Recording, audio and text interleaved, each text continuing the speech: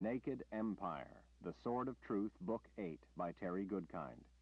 Read by Nick Sullivan. This book contains 667 pages. Chapter 1. "You knew they were there, didn't you?" Kaylin asked in a hushed tone as she leaned closer. Against the darkening sky, she could just make out the shapes of 3 black-tipped races taking to wing, beginning their nightly hunt. That was why he'd stopped. That was what he'd been watching as the rest of them waited in uneasy silence. "Yes," Richard said. He gestured over his shoulder without turning to look. "There are 2 more back there." Kaylin briefly scanned the dark jumble of rock, but she didn't see any others. Lightly grasping the silver pommel with 2 fingers, Richard lifted his sword a few inches, checking that it was clear in its scabbard. A last fleeting glimmer of amber light played across his golden cape as he let the sword drop back in place. In the gathering gloom of dusk, his familiar, tall, powerful contour seemed as if it were no more than an apparition made of shadows. Just then, 2 more of the huge birds shot by right overhead. One, wings stretched wide, let out a piercing scream as it banked into a tight gliding turn, circling once in assessment of the 5 people below, before stroking its powerful wings to catch its departing comrades in their swift journey west. This night, they would find ample food. Kaylin expected that as Richard watched them, he was thinking of the half-brother that until just recently he hadn't known existed. That brother now lay a hard day's travel to the west in a place so naked to the burning sun that few people ever ventured there. Fewer still ever returned. The searing heat, though, had not been the worst of it. Beyond those desolate lowlands, the dying light silhouetted a remote rim of mountains, making them look as if they had been charred black by the furnace of the underworld itself. As dark as those mountains, as implacable, as perilous, the flight of 5 pursued the departing light. Jensen, standing to the far side of Richard, watched in astonishment. "What in the world?" "Black-tipped races," Richard said. Jensen mulled over the unfamiliar name. "I've often watched hawks and falcons and such," she said at last, "but I've never seen any birds of prey that hunt at night, other than owls. And these aren't owls." As Richard watched the races, he idly gathered small pebbles from the crumbling jut of rock beside him, rattling them in a loose fist. "I'd never seen them before either until I came down here. People we've spoken with say they began appearing only in the last year or 2, depending on who's telling the story. Everyone agrees, though, that they never saw the races before then." "Last couple of years," Jensen wondered aloud. Almost against her will, Kaylin found herself recalling the stories they'd heard, the rumors, the whispered assertions. Richard cast the pebbles back down the hard-pan trail. "I believe they're related to falcons." Jensen finally crouched to comfort her brown goat, Betty, pressing up against her skirts. "They can't be falcons." Betty's little white twins, usually either capering, suckling, or sleeping, now huddled mute beneath their mother's round belly. "They're too big to be falcons. They're bigger than hawks, bigger than golden eagles. No falcon is that big." Richard finally withdrew his glare from the birds and bent to help console the trembling twins. One, eager for reassurance, anxiously peered up at him, licking out its little pink tongue before deciding to rest a tiny black hoof in his palm. With a thumb, Richard stroked the kid's spindly, white-haired leg. A smile softened his features as well as his voice. "Are you saying you choose not to see what you've just seen, then?" Jensen smoothed Betty's drooping ears. "I guess the hair standing on end at the back of my neck must believe what I saw." Richard rested his forearm across his knee as he glanced toward the grim horizon. "The races have sleek bodies with round heads and long pointed wings, similar to all the falcons I've seen. Their tails often fan out when they soar, but otherwise are narrow in flight." Jensen nodded, seeming to recognize his description of relevant attributes. To Kaylin, a bird was a bird. These, though, with red streaks on their chests and crimson at the base of their flight feathers, she had come to recognize. "They're fast, powerful, and aggressive," Richard added. "I saw one easily chase down a prairie falcon and snatch it out of midair in its talons." Jensen looked to be struck speechless by such an account. Richard had grown up in the vast forests of Westland and had gone on to be a woods guide. He knew a great deal about the outdoors and about animals. Such an upbringing seemed exotic to Kaylin, who had grown up in a palace in the Midlands. She loved learning about nature from Richard, loved sharing his excitement over the wonders of the world, of life. Of course, he had long since come to be more than a woods guide. It seemed a lifetime ago when she'd first met him in those woods of his, but in fact it had only been little more than 2.5 years. Now they were a long way from Richard's simple boyhood home or Kaylin's grand childhood haunts. Had they a choice, they would choose to be in either place or just about anywhere else other than where they were. But at least they were together. After all she and Richard had been through, the dangers, the anguish, the heartache of losing friends and loved ones, Kaylin jealously savored every moment with him, even if it was in the heart of enemy territory. In addition to only just finding out that he had a half-brother, they had also learned that Richard had a half-sister, Jensen. From what they had gathered since they'd met her the day before, she, too, had grown up in the woods. It was heartwarming to see her simple and sincere joy at having discovered a close relation with whom she had much in common. Only her fascination with her new big brother exceeded Jensen's wide-eyed curiosity about Kaylin and her mysterious upbringing in the Confessor's palace in the far-off city of Adendril. Jensen had a different mother than Richard, but the same brutal tyrant, Darkenral, had fathered them both. Jensen was younger, just past 20, with sky-blue eyes and ringlets of red hair down onto her shoulders. She had inherited some of Darkenral's cruelly perfect features, but her maternal heritage and guileless nature altered them into bewitching femininity. While Richard's raptor gaze attested to his raw paternity, his countenance and his bearing, so manifest in his gray eyes, were uniquely his own. "I've seen falcons rip apart small animals," Jensen said.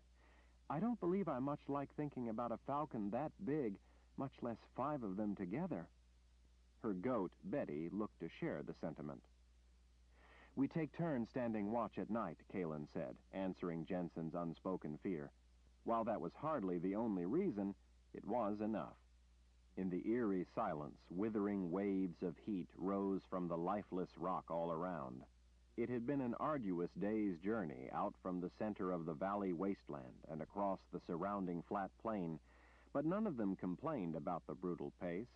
The torturous heat, though, had left Kaylin with a pounding headache. While she was dead tired, she knew that in recent days Richard had gotten far less sleep than any of the rest of them.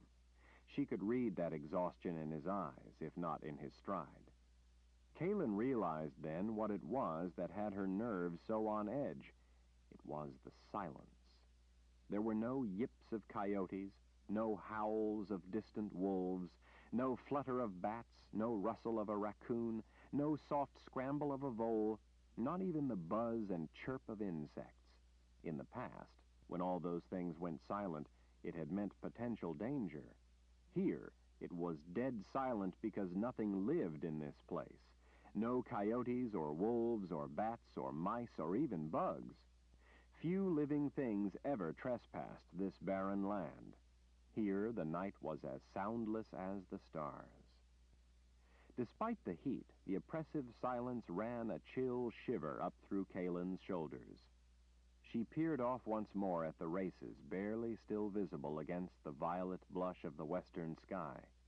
They, too, would not stay long in this wasteland where they did not belong. "Kind of unnerving to encounter such a menacing creature when you never even knew such a thing existed," Jensen said. She used her sleeve to wipe sweat from her brow as she changed the subject.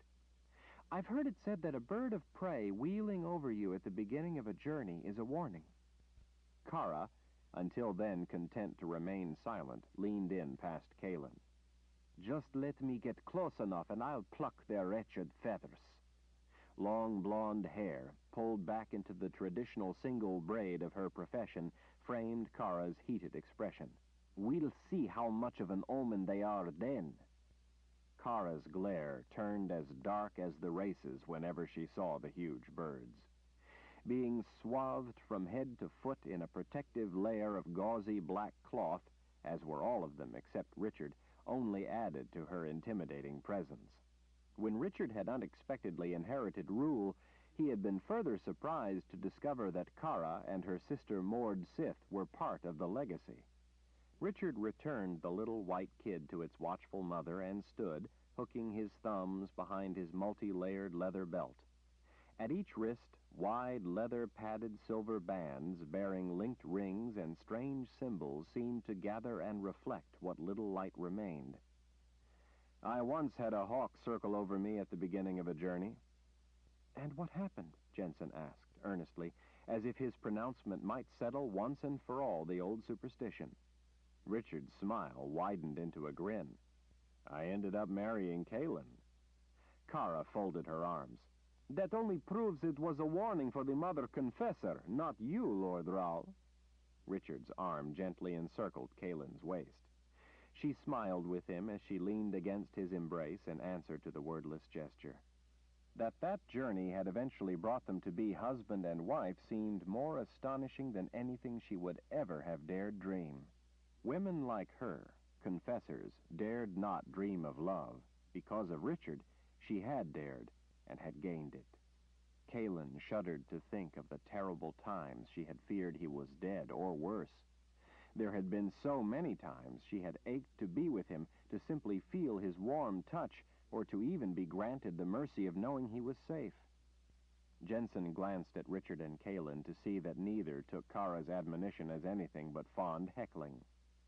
Kaelin supposed that to a stranger, especially one from the land of Dahara, as was Jensen, Kara's jibes at Richard would defy reason. Guards did not bait their masters, especially when their master was the Lord Rahl, the master of Dahara. Protecting the Lord Rahl with their lives had always been the blind duty of the Mord Sith. In a perverse way, Kara's irreverence toward Richard was a celebration of her freedom, paid in homage to the one who had granted it. By free choice, the Mord Sith had decided to be Richard's closest protectors.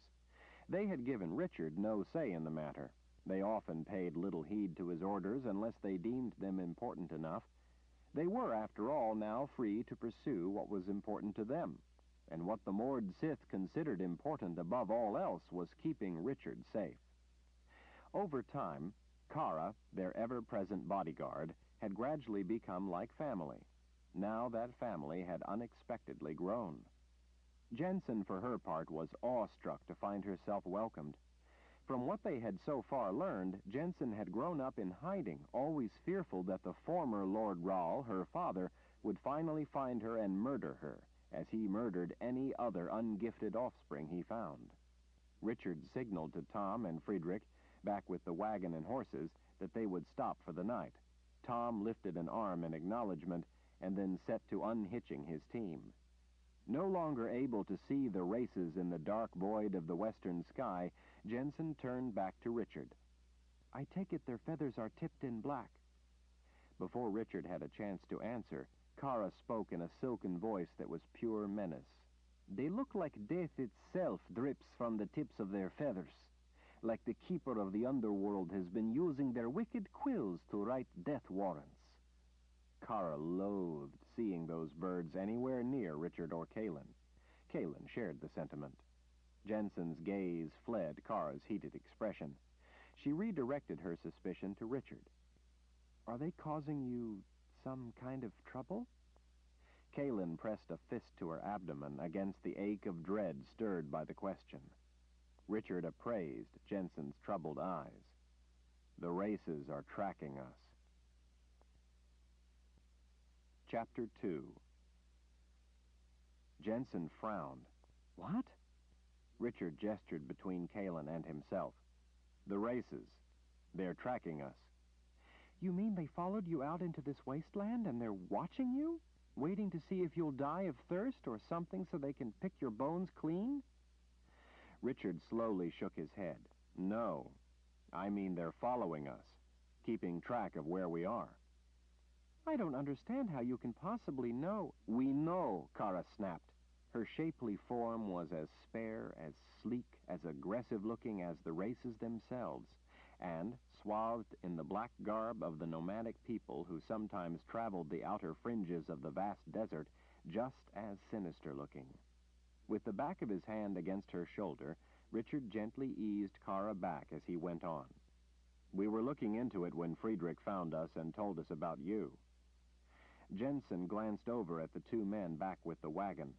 The sharp sliver of moon floating above the black drape of distant mountains provided just enough light for Calen to see that Tom was working at removing the trace chains from his big draft horses, while Friedrich unsaddled the others. Jensen's gaze returned to search Richard's eyes. What have you been able to find out so far? We never had a chance to really find out much of anything. Oba, our surprise half-brother lying dead back there, kind of diverted our attention when he tried to kill us. Richard unhooked a water skin from his belt. But the races are still watching us. He handed Calen his water skin, since she had left hers hanging on her saddle. It had been hours since they had last stopped. She was tired from riding and weary from walking when they had needed to rest the horses. Calen lifted the water skin to her lips only to be reacquainted with how bad hot water tasted. At least they had water. Without water, death came quickly in the unrelenting heat of the seemingly endless, barren expanse around the forsaken place called the Pillars of Creation. Jensen slipped the strap of her water skin off her shoulder before hesitantly starting again. I know it's easy to misconstrue things. Look at how I was tricked into thinking you wanted to kill me just like Darken Rahl had. I really believed it, and there were so many things that seemed to me to prove it, but I had it all wrong. I guess I was just so afraid it was true I believed it. Richard and Calen both knew it hadn't been Jensen's doing. She had merely been a means for others to get at Richard, but it had squandered precious time. Jensen took a long drink. Still grimacing at the taste of the water, she lifted the water skin toward the empty desert behind them. I mean, there isn't much alive out here. It might actually be that the races are hungry and are simply waiting to see if you die out here, and because they do keep watching and waiting, you've begun to think it's more. She gave Richard a demure glance, bolstered by a smile, as if hoping to cloak the admonishment as a suggestion. Maybe that's all it really is. They aren't waiting to see if we die out here, Calen said, wanting to end the discussion so they could eat and Richard could get some sleep. They were watching us before we had to come here. They've been watching us since we were back in the forests to the northeast. Now, let's have some supper and... But why? That's not the way birds behave. Why would they do that? I think they're keeping track of us for someone, Richard said. More precisely, I think someone is using them to hunt us. Calen had known various people in the Midlands, from simple people living in the wilds to nobles living in great cities, who hunted with falcons. This, though, was different. Even if she didn't fully understand Richard's meaning, much less the reasons for his conviction, she knew he hadn't meant it in the traditional sense. With abrupt realization, Jensen paused in the middle of another drink. That's why you've started scattering pebbles along the wind-blown places in the trail. Richard smiled in confirmation. He took his water skin when Calen handed it back. Kara frowned up at him as he took a long drink. You've been throwing pebbles along the trail? Why? Jensen eagerly answered in his place. The open rock gets blown clean by the wind. He's been making sure that if anyone tries to sneak up on us in the dark, the pebbles strewn across those open patches will crunch underfoot and alert us. Kara wrinkled a questioning brow at Richard. Really? He shrugged as he passed her his water skin so that she wouldn't have to dig hers out from beneath her desert garb. Just a little extra precaution in case anyone is close and careless. Sometimes people don't expect the simple things, and that catches them up. But not you, Jensen said, hooking the strap of her water skin back over her shoulder. You think of even the simple things. Richard chuckled softly. If you think I don't make mistakes, Jensen, you're wrong. While it's dangerous to assume that those who wish you harm are stupid, It can't hurt to spread out a little gravel just in case someone thinks they can sneak across wind-swept rock in the dark without being heard. Any trace of amusement faded as Richard stared off toward the western horizon where stars had yet to appear. But I fear that pebbles strewn along the ground won't do any good for eyes watching from a dark sky. He turned back to Jensen, brightening, as if remembering he had been speaking to her. Still, everyone makes mistakes. Kara wiped droplets of water from her sly smile as she handed Richard back his water skin. Lord Rahl is always making mistakes, especially simple ones. That's why he needs me around. Is that right, little Miss Perfect? Richard chided as he snatched the water skin from her hand. Maybe if you weren't helping me out of trouble, we wouldn't have black-tipped races shadowing us. What else could I do? Kara blurted out. I was trying to help, to protect you both. Her smile had withered. I'm sorry, Lord Rahl. Richard sighed. I know, he admitted as he reassuringly squeezed her shoulder. We'll figure it out. Richard turned back to Jensen. Everyone makes mistakes. How a person deals with their mistakes is a mark of their character. Jensen nodded as she thought it over. My mother was always afraid of making a mistake that would get us killed. She used to do things like you did, in case my father's men were trying to sneak up on us. We always lived in forests, though, so it was dry twigs rather than pebbles that she often scattered around us. Jensen pulled on a ringlet of her hair as she stared off into dark memories. It was raining the night they came. If those men stepped on twigs, she wouldn't have been able to hear it. She ran trembling fingers over the silver hilt of the knife at her belt. They were big, and they surprised her. But still, she got one of them before they... Darken Rahl had wanted Jensen dead because she had been born ungifted. Any ruler of that bloodline killed offspring such as she. Richard and Kaelin believed that a person's life was their own to live, and that birth did not qualify that right. Jensen's haunted eyes turned up to Richard. She got one of them before they killed her. With one arm, Richard pulled Jensen into a tender embrace.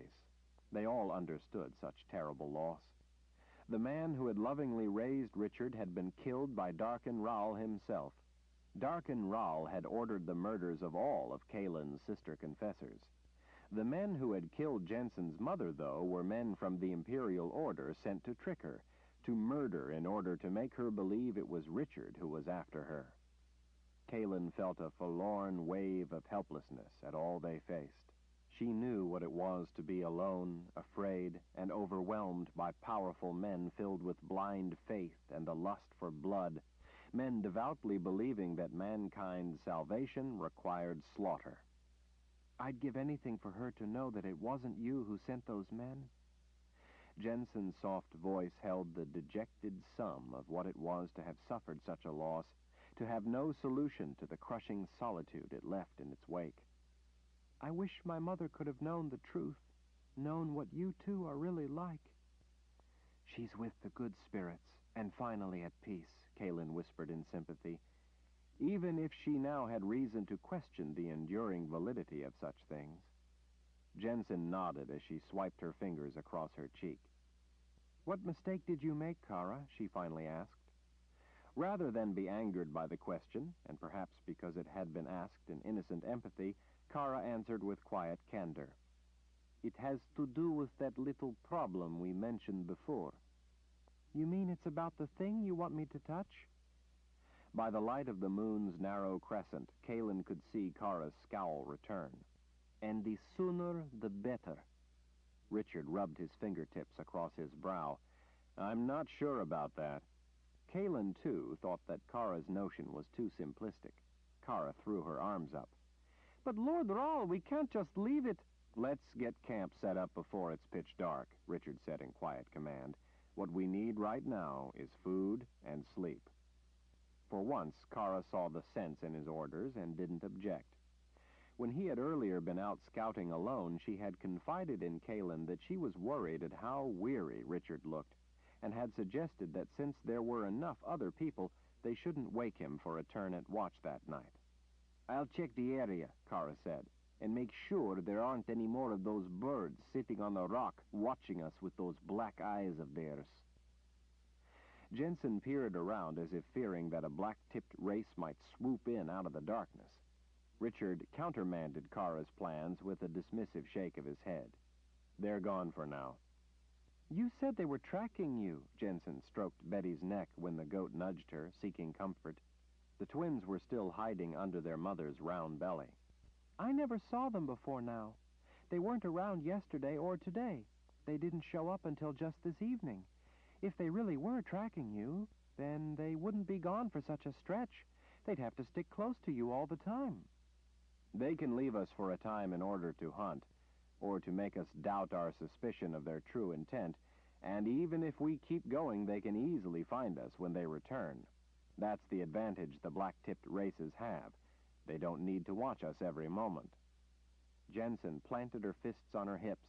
"Then how in the world could you possibly be sure they're tracking you?" She flicked a hand out toward the darkness beyond.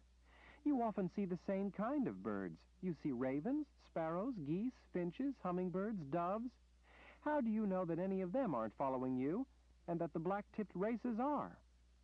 "I know," Richard said, as he turned and started back toward the wagon. "Now let's get our things out and set up camp." Kaylin caught Jensen's arm as she headed after him, about to renew her objections. "Let him be for tonight, Jensen." Kaylin lifted an eyebrow. "Please? About this, anyway." Kaylin was pretty sure that the black-tipped races really were following them, but it wasn't so much an issue of her being sure of it herself. Rather, she had confidence in Richard's word in matters such as this. Kaylin was versed in affairs of state, protocol, ceremony, and royalty. She was familiar with various cultures, the origins of ancient disputes between lands, and the history of treaties. And she was conversant in any number of languages, including the duplicitous dialect of diplomacy. In such areas, Richard trusted her word when she expressed her conviction. In matters about something so odd as strange birds following them, she knew better than to question Richard's word. Kaylin knew, too, that he didn't yet have all the answers. She had seen him like this before, distant and withdrawn, as he struggled to understand the important connections and patterns and relevant details only he perceived. She knew that he needed to be left alone about it. Pestering him for answers before he had them only served to distract him from what he needed to do. Watching Richard's back as he walked away, Jensen finally forced a smile of agreement. Then, as if struck with another thought, her eyes widened. She leaned close to Kaylin and whispered, "Is this about magic?" "We don't know what it's about." Jensen nodded. "I'll help. Whatever I can do, I want to help." For the time being, Kaylin kept her worries to herself as she circled an arm around the young woman's shoulders in an appreciative embrace and walked her back toward the wagon. Chapter 3. In the immense silent void of night, Kaylin could clearly hear Friedrich off to the side, speaking gently to the horses. He patted their shoulders or ran a hand along their flanks each time on his way by, as he went about grooming and picketing them for the night. With darkness shrouding the empty expanse beyond, the familiar task of caring for the animals made the unfamiliar surroundings seem a little less forbidding. Friedrich was an older, unassuming man of average height. Despite his age, he had undertaken a long and difficult journey to the old world to find Richard. Friedrich had undertaken that journey, carrying with him important information soon after his wife had died. The terrible sadness of that loss still haunted his gentle features. Kaylin supposed that it always would. In the dim light, she saw Jensen smile as Tom looked her way. A boyish grin momentarily overcame the big blonde-headed Daharan when he spotted her, but he quickly bent back to work, pulling bedrolls from a corner beneath the seat. He stepped over supplies in his wagon and handed a load down to Richard. "There's no wood for a fire, Lord Rahl." Tom rested a foot on the chafing rail, laying a forearm over his bent knee. "But if you like, I have a little charcoal to use for cooking." "What I'd really like is for you to stop calling me Lord Rahl." If we're anywhere near the wrong people and you slip up and call me that, we'll all be in a great deal of trouble." Tom grinned and patted the ornate letter R on the silver handle of the knife at his belt. "Not to worry, Lord Rahl. Steel against steel." Richard sighed at the oft-repeated maxim involving the bond of the Daharan people to their Lord Rahl, and he to them.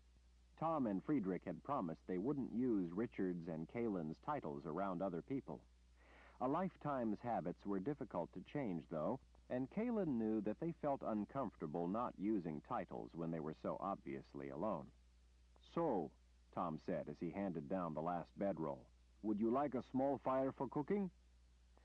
"Hot as it is, it seems to me we could do without any more heat." Richard set the bedrolls atop a sack of oats already unloaded. "Besides, I'd prefer not to take the time. I'd like to be on our way at first light, and we need to get a good rest." "Can't argue with you there," Tom said, straightening his big frame. "I don't like us being so out in the open, where we could easily be spotted." Richard swept his hand in a suggestive arc across the dark vault above. Tom cast a wary eye skyward. He nodded reluctantly before turning back to the task of digging out tools to mend the breeching and wooden buckets to water the horses. Richard put a boot on a spoke of the cargo wagon's stout rear wheel and climbed up to help. Tom, a shy but cheerful man who had appeared only the day before, right after they'd encountered Jensen, looked to be a merchant who hauled trade goods. Hauling goods in his wagon, Kalen and Richard had learned, gave him an excuse to travel where and when he needed as a member of a covert group whose true profession was to protect the Lord Rahl from unseen plots and threats. Speaking in a low voice, Jensen leaned closer to Kalen. "Vultures can tell you from a great distance where a kill lies, by the way they circle and gather, I mean. I guess I can see how the races could be like that. Birds that someone could spot from afar in order to know there was something below." Kalen didn't say anything. Her head ached, she was hungry, and she just wanted to go to sleep, not to discuss things she couldn't answer. She wondered how many times Richard had viewed her own insistent questions in the same way she now viewed Jensen's. Kalen silently vowed to try to be at least half as patient as Richard always was. "The thing is," Jensen went on matter-of-factly, "how would someone get birds to, well, you know, circle around you like vultures over a carcass in order to know where you were?" Jensen leaned in again and whispered, so as to be sure that Richard wouldn't hear. "Maybe they're sent with magic to follow specific people." Kara fixed Jensen with a murderous glare. Kalen idly wondered if the Mord Sith would clobber Richard's sister or extend her leniency because she was family. Discussions about magic, especially in the context of its danger to Richard or Kalen, made Kara testy. Mord Sith were fearless in the face of death, but they did not like magic and weren't shy about making their distaste clear. In a way, such hostility toward magic characterized the nature and purpose of Mord Sith. They were singularly able to appropriate the gifted's power and use it to destroy them. Mord Sith had been mercilessly trained to be ruthless at their task. It was from the madness of this duty that Richard had freed them. It seemed obvious enough to Kalen, though, that if the races really were tracking them, it would have to involve conjuring of some sort. It was the questions raised by that assumption that so worried her. When Kalen didn't debate the theory, Jensen asked, "Why do you think someone would be using the races to track you?" Kalen lifted an eyebrow at the young woman. "Jensen, we're in the middle of the old world. Being hunted in enemy territory is hardly surprising." "I guess you're right," Jensen admitted. "It just seems that there would have to be more to it." Despite the heat, she rubbed her arms as if a chill had just run through her. "You have no idea how much Emperor Jagang wants to catch you." Kalen smiled to herself. "Oh, I think I do." Jensen watched Richard a moment as he filled the buckets with water from barrels carried in the wagon. Richard leaned down and handed one to Friedrich. Ears turned attentively ahead, the horses all watched, eager for a drink. Betty, also watching as her twins suckled, bleated her longing for a drink. After filling the buckets, Richard submerged his water skin to fill it, too. Jensen shook her head and looked again into Kalen's eyes. Emperor Jagang tricked me into thinking Richard wanted me dead. She glanced briefly over at the men engaged in their work before she went on. I was there with Jagang when he attacked Adendril. Kalen felt as if her heart came up in her throat at hearing first-hand confirmation of that brute invading the place where she'd grown up. She didn't think she could bear to hear the answer, but she had to ask. Did he destroy the city? After Richard had been captured and taken from her, Kalen, with Kara at her side, had led the Daharan army against Jagang's vast invading horde from the old world. Month after month, Kalen and the army fought against impossible odds, retreating all the way up through the Midlands. By the time they lost the battle for the Midlands, it had been over a year since Kalen had seen Richard. He had seemingly been cast into oblivion. When at last she learned where he was being held, Kalen and Kara had raced south to the old world only to arrive just as Richard ignited a firestorm of revolution in the heart of Jagang's homeland. Before she'd left, Kalen had evacuated Adendril and left the Confessor's palace empty of all those who called it home. Life, not a place, was what mattered. He never got a chance to destroy the city, Jensen said. When we arrived at the Confessor's palace, Emperor Jagang thought he had you and Richard cornered. But out in front waited a spear holding the head of the Emperor's revered spiritual leader, Brother Narav. Her voice lowered meaningfully. Jagang found the message left with the head. Kalen remembered well the day Richard had sent the head of that evil man, along with a message for Jagang on the long journey north. Compliments of Richard Rahl. That's right, Jensen said. You can't imagine Jagang's rage. She paused to be certain Kalen heeded her warning. He'll do anything to get his hands on you and Richard. Kalen hardly needed Jensen to tell her how much Jagang wanted them. All the more reason to get away. Hide somewhere, Kara said. And the races? Kalen reminded her. Kara cast a suggestive look at Jensen before speaking in a quiet voice to Kalen. If we do something about the rest of it, maybe that problem would go away, too. Kara's goal was to protect Richard. She would be perfectly happy to put him in a hole somewhere and board him over if she thought doing so would keep harm from reaching him. Jensen waited, watching the two of them. Kalen wasn't at all sure there was anything Jensen could do. Richard had thought it over and had come to have serious doubts. Kalen had been amply skeptical without Richard's doubts. Still, maybe, was all she said. If there's anything I can do, I want to try it. Jensen fussed with a button on the front of her dress. Richard doesn't think I can help. If it involves magic, wouldn't he know? Richard is a wizard. He would know about magic. Kalen sighed. There was so much more to it. Richard was raised in Westland, far from the Midlands, even farther from Dahara. He grew up in isolation from the rest of the New World, never knowing anything at all about the gift. Despite all he's so far learned and some of the remarkable things he's accomplished, he still knows very little of his birthright. They had already told Jensen this, but she seemed skeptical, as if she suspected there was a certain amount of exaggeration in what they were telling her about Richard's unfamiliarity with his own gift. Her big brother had, after all, in one day rescued her from a lifetime of terror. Such a profound awakening probably seemed tangled in magic to one so devoid of it. Perhaps it was. Well, if Richard is as ignorant of magic as you say, Jensen pressed in a meaningful voice, finally having arrived at the heart of her purpose, then maybe we shouldn't worry so much about what he thinks. Maybe we should just not tell him and go ahead and do whatever it is Kara wants me to do to fix your problem and get the races off your backs. Nearby, Betty contentedly licked clean her little white twins. The sweltering darkness and vast weight of the surrounding silence seemed as eternal as death itself. Kalen gently took a hold of Jensen's collar. I grew up walking the corridors of the Wizard's Keep and the Confessor's Palace. I know a lot about magic. She pulled the young woman closer. I can tell you that such naive notions, when applied to ominous matters like this, can easily get people killed. There is always the possibility that it's as simple as you fancy, but most likely it's complex beyond your imagination, and any rash attempt at a remedy could ignite a conflagration that would consume us all. Added to all that is the grave peril of not knowing how someone such as yourself, someone so pristinely ungifted as to be forewarned of in that ancient book Richard has, might affect the equation. There are times when there is no choice but to act immediately. Even then it must be with your best judgment, using all your experience and everything you do know.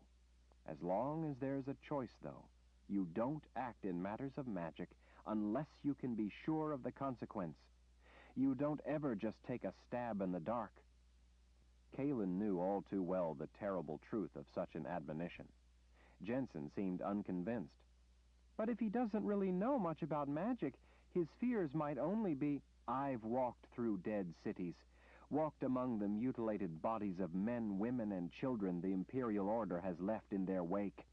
I've seen young women not as old as you make thoughtless, innocent mistakes and end up chained to a stake to be used by gangs of soldiers for days before being tortured to death just for the amusement of men who get sick pleasure out of raping a woman as she's in the throes of death. Calen gritted her teeth as memories flashed mercilessly before her mind's eye. She tightened her grip on Jensen's collar. All of my sister confessors died in such a fashion, and they knew about their power and how to use it. The men who caught them knew, too, and used that knowledge against them. My closest girlhood friend died in my arms after such men were finished with her. Life means nothing to people like that. They worship death. Those are the kind of people who butchered your mother. Those are the kind of people who will have us, too, if we make a mistake. Those are the kind of people laying traps for us, including traps constructed of magic. As for Richard not knowing about magic, there are times when he is so ignorant of the simplest things that I can scarcely believe it, and must remind myself that he grew up not being taught anything at all about his gift. In those things I try to be patient, and to guide him as best I can. He takes very seriously what I tell him.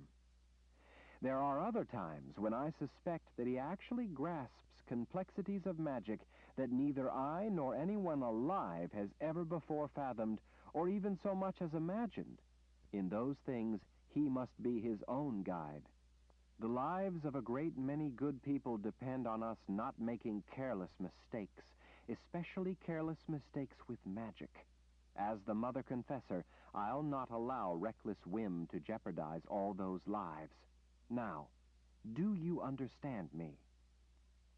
Calen had nightmares about the things she had seen, about those who had been caught, about those who had made a simple mistake and paid the price with their life.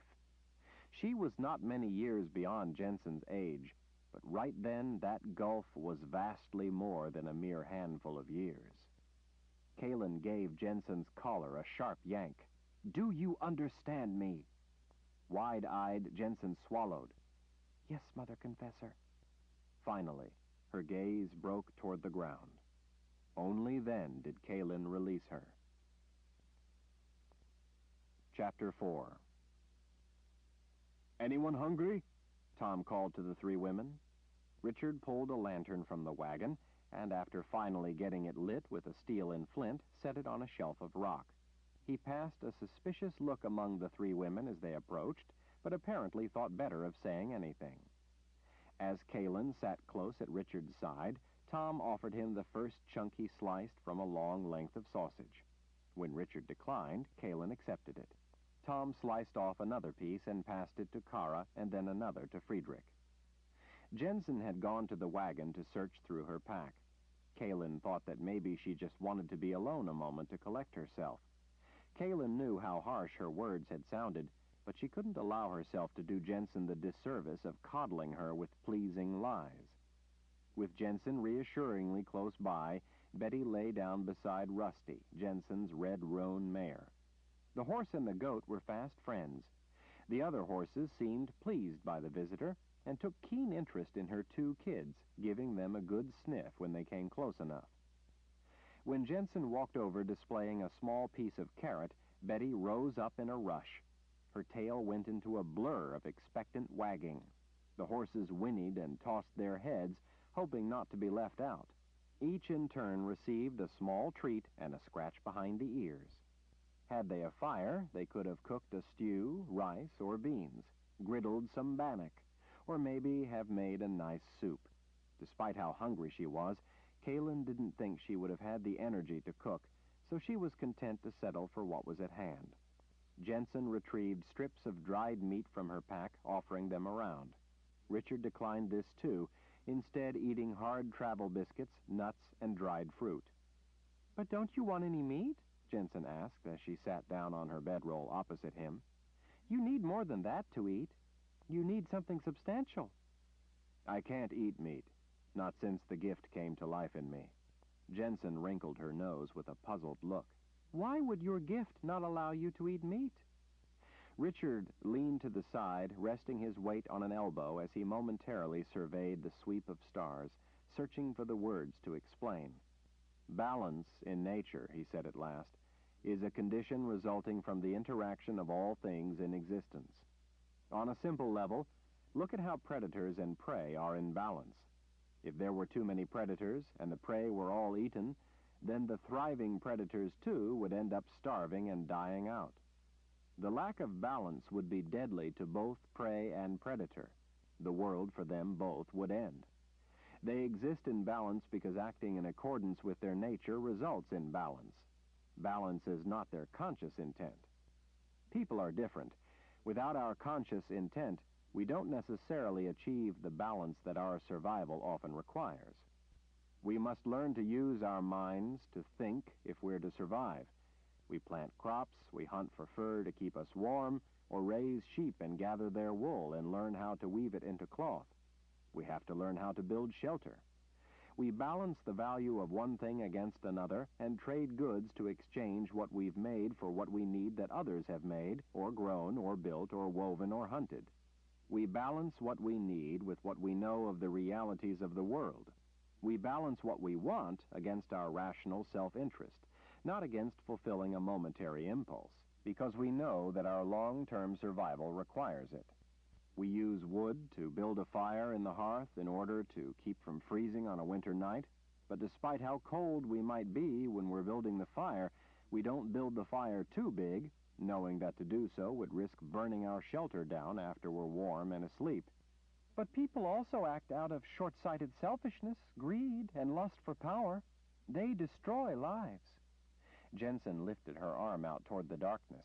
"Look at what the Imperial Order is doing, and succeeding at. They don't care about weaving wool or building houses or trading goods. They slaughter people just for conquest. They take what they want." And we resist them. We've learned to understand the value of life, so we fight to reestablish reason. We are the balance.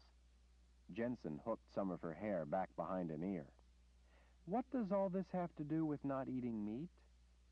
"I was told that wizards, too, must balance themselves, their gift, their power, in the things they do. I fight against those, like the Imperial Order, who would destroy life because it has no value to them, but that requires that I do the same terrible thing by destroying what is my highest value, life. Since my gift has to do with being a warrior, abstinence from eating meat is believed to be the balance for the killing I'm forced to do." "What happens if you eat meat?" Kaylin knew that Richard had cause, from only the day before, to need the balance of not eating meat. "Even the idea of eating meat nauseates me.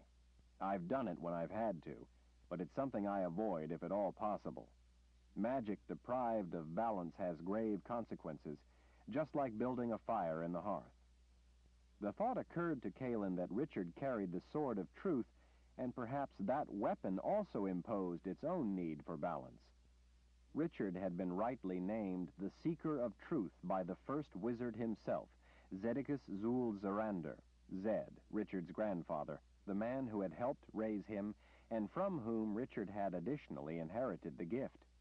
Richard's gift had been passed down not only from the Rahl bloodline, but the Zarander as well. Balance indeed. Rightly named Seekers had been carrying that very same sword for nearly 3,000 years. Perhaps Richard's understanding of the need for balance had helped him to survive the things he'd faced. With her teeth, Jensen tugged off a strip of dried meat as she thought it over.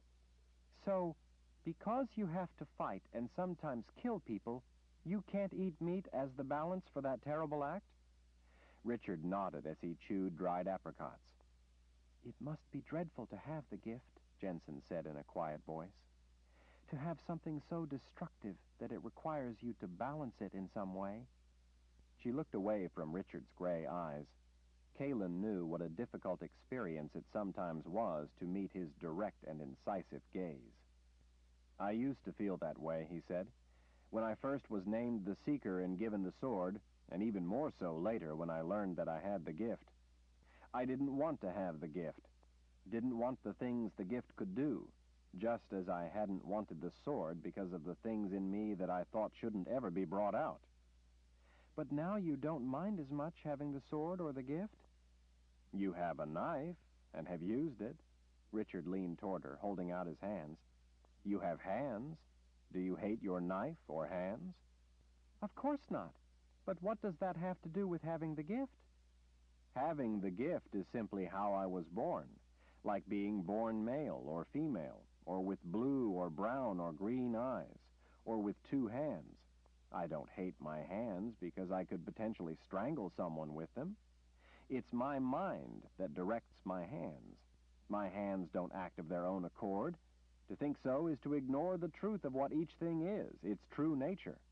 You have to recognize the truth of things if you're to achieve balance, or come to truly understand anything for that matter. Kaylin wondered why she didn't require balance the way Richard did. Why was it so vital for him but not for her? Despite how much she wanted to go to sleep, she couldn't keep silent. I often use my confessor's power for that same end, to kill, and I don't have to keep in balance by not eating meat. The Sisters of the Light claim that the veil that separates the world of the living from the world of the dead is maintained through magic. More precisely, they claim that the veil is here, Richard said, tapping the side of his temple, in those of us who have the gift, wizards and to a lesser extent sorceresses. They claim that balance for those of us with the gift is essential because in us, within our gift, resides the veil, making us, in essence, the guardians of the veil, the balance between worlds. Maybe they're right. I have both sides of the gift, additive and subtractive. Maybe that makes it different for me. Maybe having both sides makes it more important than usual for me to keep my gift in balance. Kaylin wondered just how much of that might be true. She feared to think how extensively the balance of magic itself had been altered by her doing. The world was unraveling in more ways than one, but there had been no choice. Kara dismissively waggled a piece of dried meat before them. All this balance business is just a message from the good spirits in that other world telling Lord Rahl to leave such fighting to us. If he did, then he wouldn't have to worry about balance or what he can and can't eat. If he would stop putting himself in mortal danger, then his balance would be just fine and he could eat a whole goat. Jensen's eyebrows went up. You know what I mean, Kara grumbled. Tom leaned in. Maybe Mistress Kara is right, Lord Rahl. You have people to protect you. You should let them do it, and you could better put your abilities to the task of being the Lord Rahl. Richard closed his eyes and rubbed his temples with his fingertips. If I had to wait for Kara to save me all the time, I'm afraid I'd have to do without a head. Kara rolled her eyes at his wisp of a smile and went back to her sausage. Studying his face in the dim light as he sucked on a small bite of dried biscuit, Kaylin thought that Richard didn't look well, and that it was more than simply being exhausted. The soft glow of light from the lantern lit one side of his face, leaving the rest in darkness, as if he were only half there, half in this world and half in the world of darkness, as if he were the veil between. She leaned close and brushed back the hair that had fallen across his forehead, using the excuse to feel his brow. He felt hot, but they were all hot and sweating, so she couldn't really tell if he had a fever, but she didn't think so. Her hand slipped down to cup his face, kindling his smile. She thought she could lose herself in the pleasure of just looking into his eyes. It made her heart ache with joy to see his smile. She smiled back, a smile she gave no one but him. Kalin had an urge to kiss him, too, but there always seemed to be people around, and the kind of kiss she really wanted to give him wasn't the kind of kiss you gave in front of others. "It seems so hard to imagine," Friedrich said to Richard. "I mean the Lord Rahl himself not knowing about the gift as he grew up." Friedrich shook his head. "It seems so hard to believe." "My grandfather, Zed, has the gift," Richard said as he leaned back. "He wanted to help raise me away from magic, much like Jensen, hidden away where Darken Rahl couldn't get at me. That's why he wanted me raised in Westland, on the other side of the boundary from magic." "And even your grandfather, a wizard, never let on that he was gifted?" Tom asked. "No, not until Kalin came to Westland. Looking back on it, I realized that there were a lot of little things that told me he was more than he seemed, but growing up I never knew. He just always seemed wizardly to me in the sense that he seemed to know about everything in the world around us. He opened up that world for me, making me want to all the time know more. But the gift wasn't ever the magic he showed me. Life was what he showed me." "It's really true, then," Friedrich said, "that Westland was set aside to be a place without magic." Richard smiled at the mention of his home of Westland. "It is. I grew up in the Heartland Woods, right near the boundary, and I never saw magic. Except maybe for Chase." "Chase?" Tom asked. "A friend of mine, a boundary warden. Fellow about your size, Tom. Whereas you served to protect the Lord Rahl, Chase's charge was the boundary, or rather keeping people away from it. He told me that his job was keeping away the prey, people, so that the things that come out of the boundary wouldn't get any stronger. He worked to maintain balance." Richard smiled to himself. "He didn't have the gift, but I often thought that the things that man could pull off had to be magic." Friedrich, too, was smiling at Richard's story. "I lived in Dahara all my life. When I was young, those men who guarded the boundary were my heroes, and I wanted to join them." "Why didn't you?" Richard asked. "When the boundary went up, I was too young." Friedrich stared off into memories, then sought to change the subject. "How much longer until we get out of this wasteland, Lord Rahl?" Richard looked east, as if he could see off into the black of night beyond the dim circle of lantern light. "If we keep up our pace, a few more days and we'll be out of the worst of it, I'd say. It gets rockier now as the ground continues to rise up toward the distant mountains. The traveling will be more difficult, but at least as we get higher, it shouldn't be quite so hot." "How far is this thing that Kara thinks I should touch?" Jensen asked. Richard studied her face a moment. "I'm not so sure that's a good idea." "But we are going there?" "Yes." Jensen picked at the strip of dried meat. "What is this thing that Kara touched anyway? Kara and Kalin don't seem to want to tell me." "I asked them not to tell you," Richard said. "But why? If we're going to see it, then why wouldn't you want to tell me what it is?" "Because you don't have the gift," Richard said. "I don't want to influence what you see." Jensen blinked. "What difference could that make?" "I haven't had time to translate much of it yet, but from what I gather from the book Friedrich brought me, even those who don't have the gift in the common sense have at least some tiny spark of it. In that way, they are able to interact with the magic in the world, much like you must be born with eyes to see color. Being born with eyes, you can see and understand a grand painting, even though you may not have the ability to create such a painting yourself. The gifted Lord Rahl gives birth to only one gifted heir. He may have other children, but rarely are any of them ever also gifted. Still, they do have this infinitesimal spark, as does everyone else. Even they, so to speak, can see color. The book says, though, that there are rare offspring of a gifted Lord Rahl like you who are born devoid of any trace whatsoever of the gift. The book calls them pillars of creation. Much like those born without eyes can't perceive color, Those born like you can't perceive magic. But even that is imprecise, because with you it's more than simply not perceiving magic. For someone born blind, color exists, they just aren't able to see it. For you, though, it isn't that you simply can't perceive magic. For you, magic does not exist. It isn't a reality. How is such a thing possible? Jensen asked. I don't know, Richard said. When our ancestors created the bond of the Lord Rahl to the Daharan people, it carried the unique ability to consistently bear a gifted heir. Magic needs balance. Maybe they had to make it work like this, have this counter of those born like you in order for the magic they created to work. Maybe they didn't realize what would happen and inadvertently created the balance. Jensen cleared her throat. What would happen if I were to have children?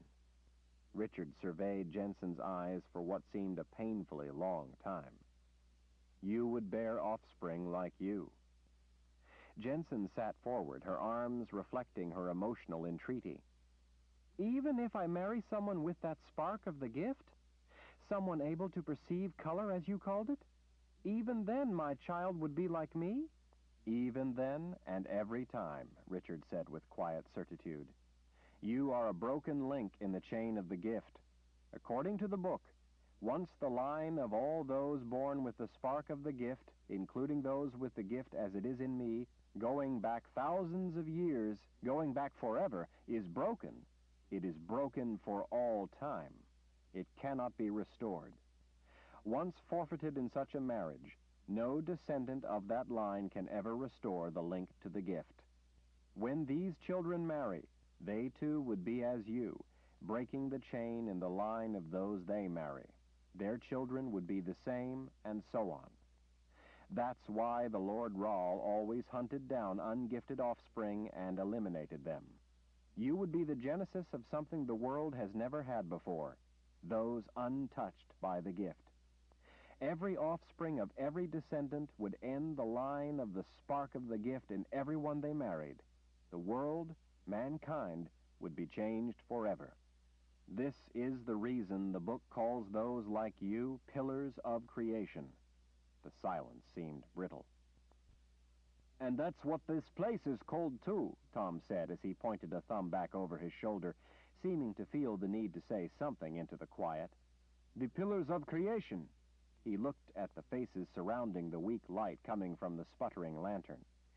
Seems a strange coincidence that both those like Jensen and this place would be called the same thing.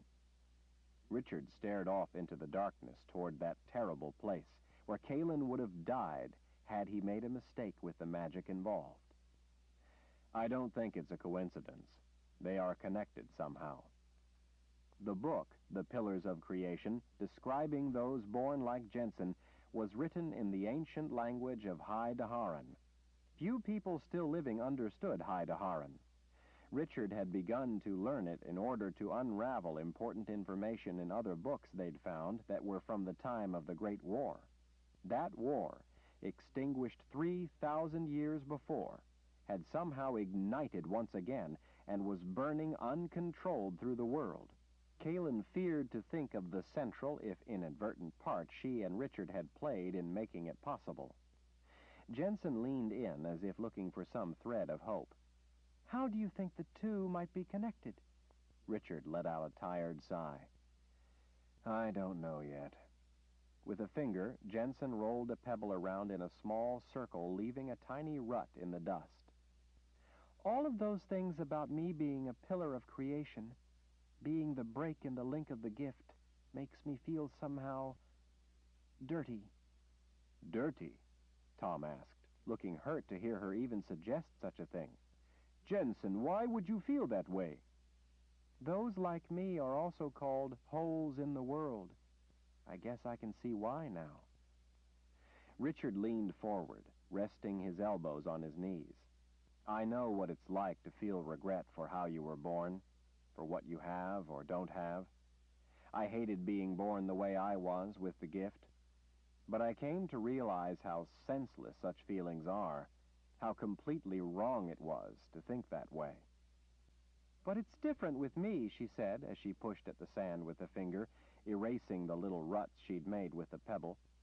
There are others like you, wizards or sorceresses, with the gift. Everyone else can at least see colors, as you put it.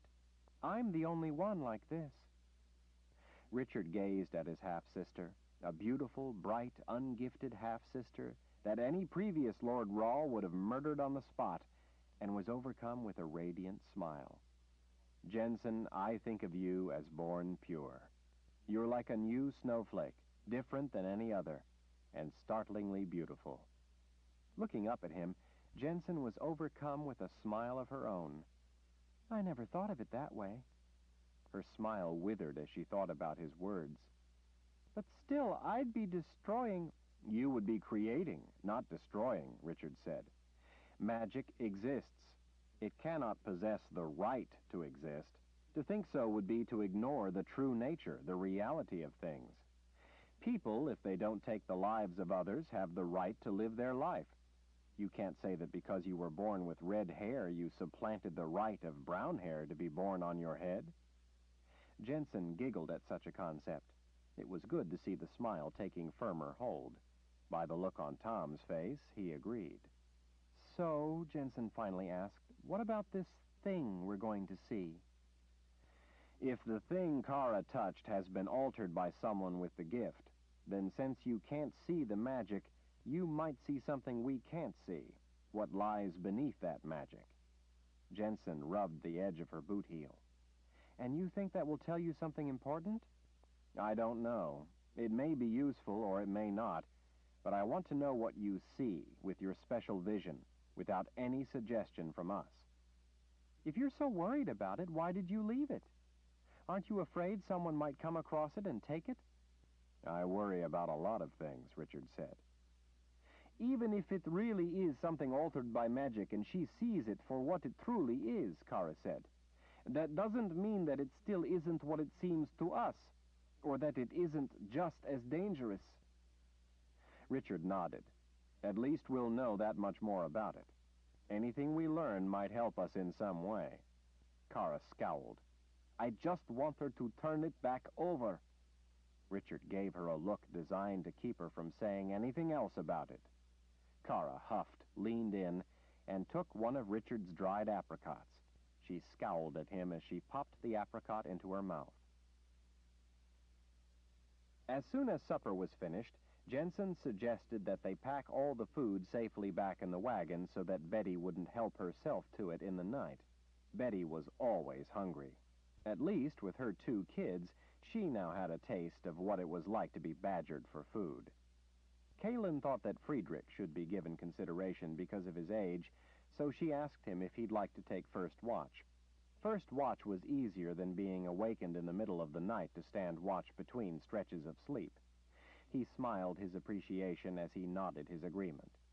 After opening his and Kalin's bedroll, Richard doused the lantern. The light was sweltering but crystal clear, so that after Kalin's eyes adjusted, the sweep of stars was enough to see by, if not very well. One of the White twins thought the newly unfurled bedrolls would be a perfect place to romp. Kalin scooped up the leggy bundle and returned it to its tail-wagging mother.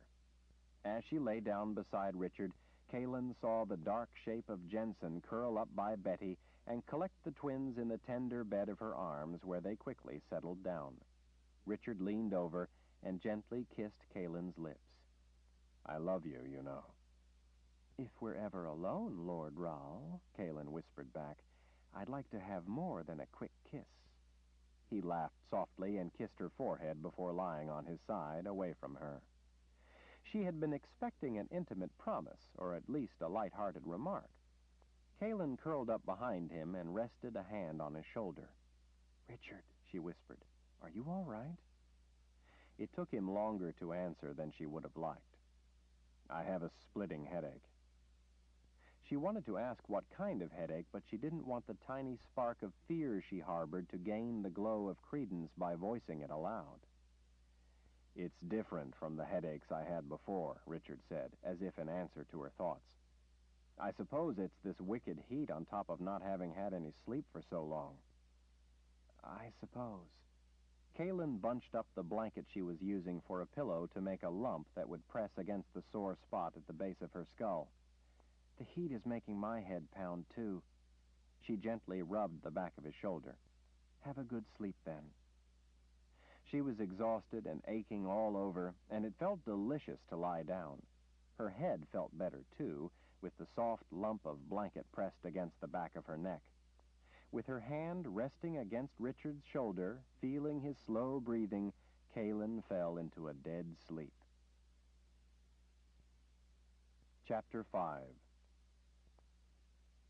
As tired as she was, it was a marvelous sensation being beside Richard and letting herself go, letting her concerns and worries go for the time being, and so effortlessly sinking into sleep.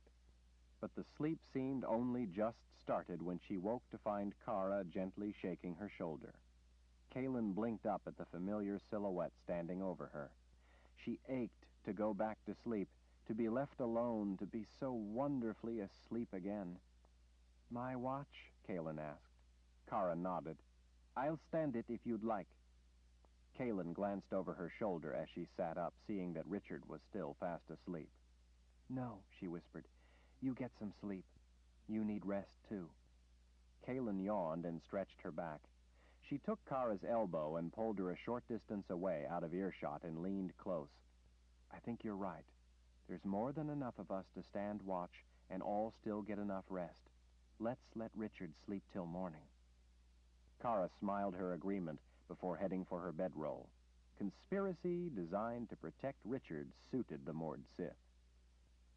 Kaylin yawned and stretched again, at the same time forcing herself to shake the lingering haze of sleep from her mind to be alert. Pulling her hair back from her face and flipping it over her shoulder, she scanned the wasteland all around, looking for anything out of the ordinary. Everything beyond their camp was as still as death. Mountains blacked out the glittering sweep of stars in a jagged line all the way around the horizon. Kaylin took careful assessment of everyone, making sure they were all accounted for. Kara already looked comfortable. Tom slept not far from the horses. Friedrich was asleep on the other side of the horses. Jensen was curled up beside Betty, but by her movements, the way she turned from her side to her back, didn't look asleep. The babies had moved and now lay sprawled with their heads butted up tight against their mother. Kaylin was always especially vigilant right at change of watch. Change of watch was a prime time for attack. She knew, for she had often initiated raids around change of watch. Those just going off watch were often tired and already thinking of other things, considering watch the duty of the next guard. Those just coming on watch were often not mentally prepared for a sudden attack. People tended to think that the enemy would not come until they were properly settled in and on the lookout. Victory favored those who were ready. Defeat stalked those who were unwary. Kaylin made her way to a formation of rock not far from Richard. She scooted back, sitting atop a high spot in order to get a better view of the lifeless surroundings. Even in the middle of the night, the rough rock still radiated the fierce heat of the previous day. Kaylin pulled a skein of damp hair away from her neck, wishing there were a breeze. There had been times in winter when she had nearly frozen to death. Try as she might, she couldn't seem to recall what it felt like to be truly cold. It wasn't long after Kaylin had gotten herself situated before she saw Jensen get up and step quietly through their camp, trying not to wake the others. All right if I sit with you? She asked when she finally reached Kaylin. Of course. Jensen pushed her bottom back up onto the rock beside Kaylin, pulled her knees up, and wrapped her arms around them, hugging them close to her body.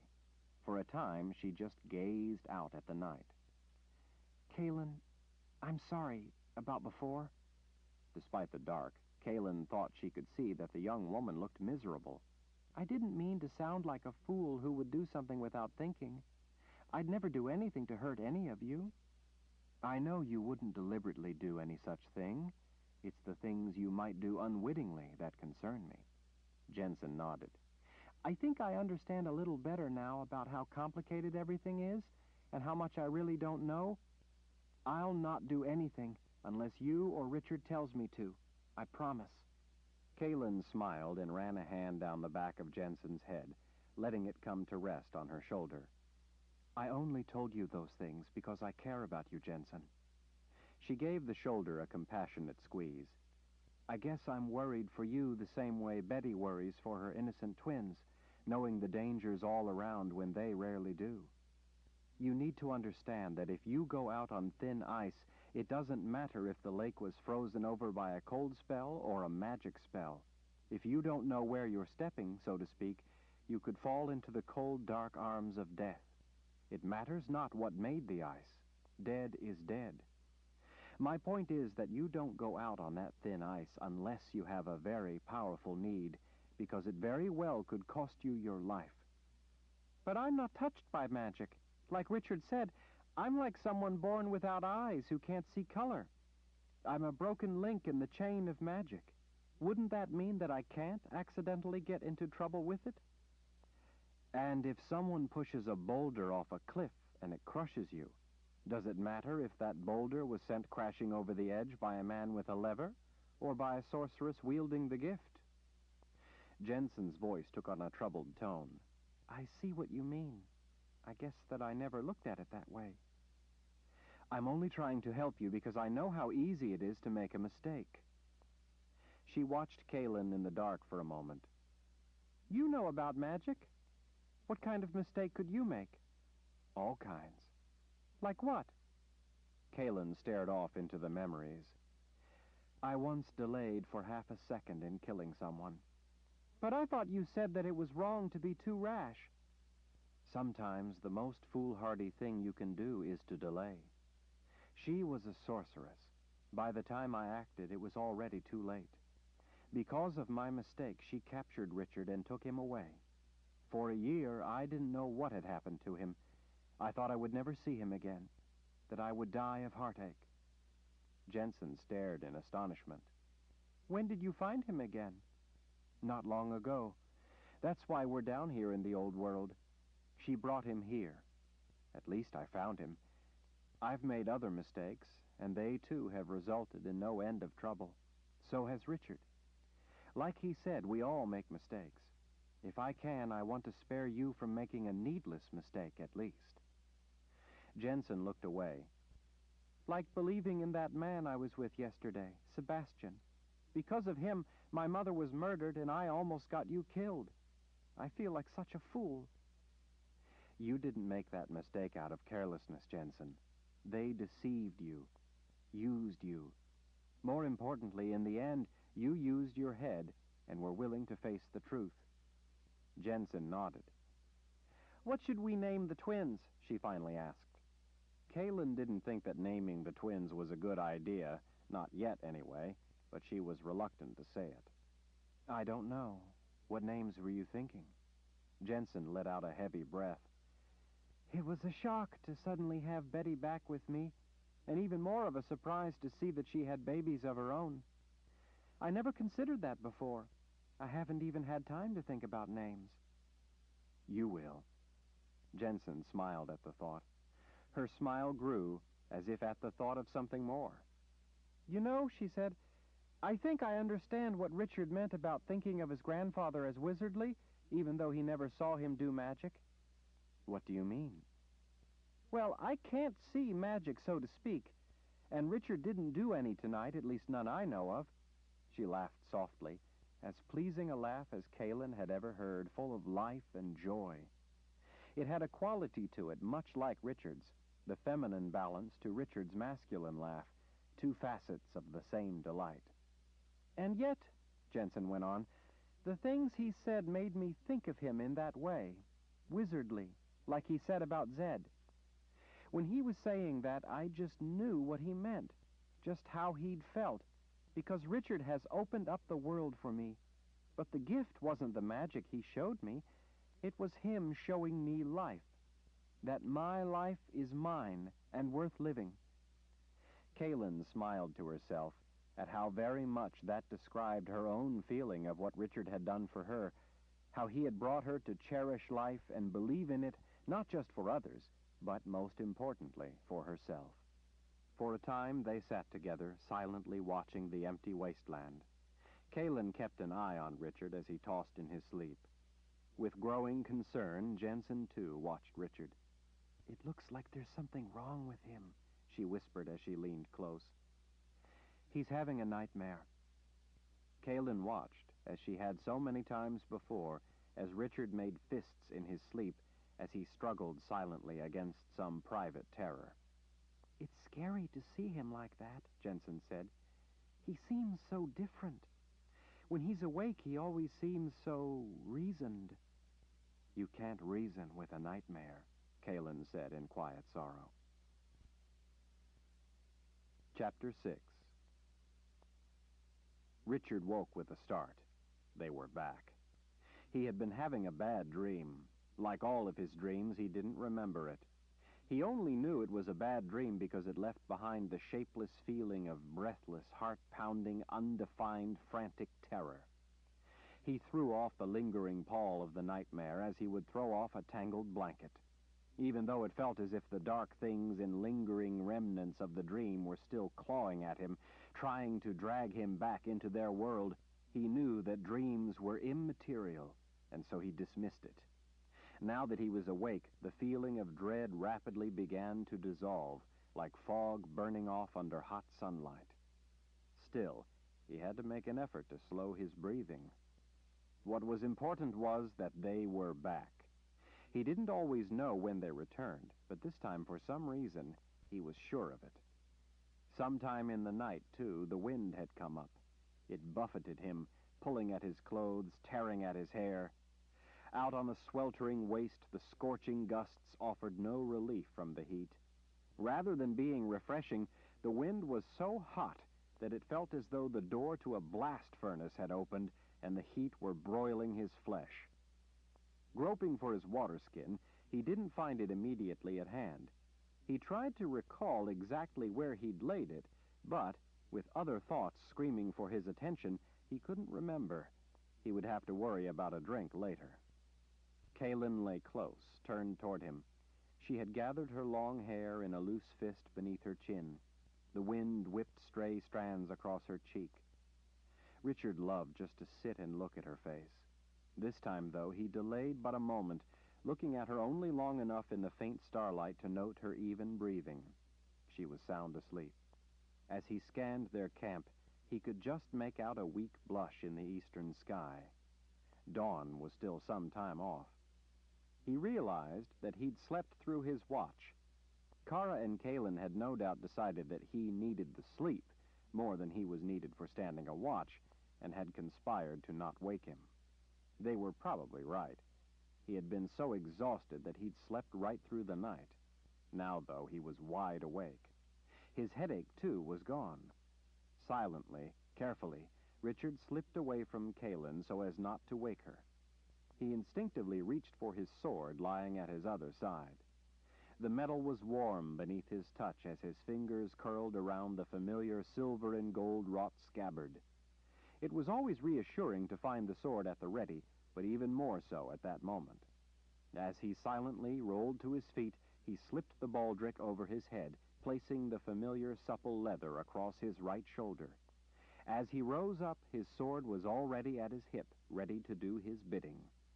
Despite how reassuring it was to have the weapon at his side, after the carnage back at the place called the Pillars of Creation, the thought of drawing it sickened him.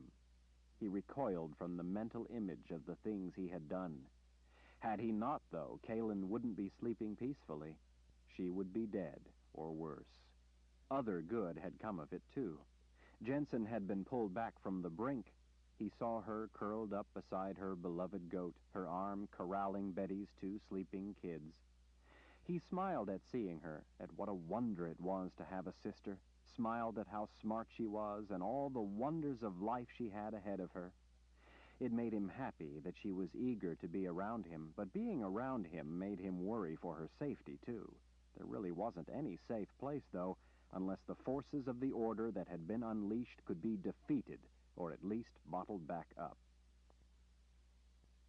Page 53.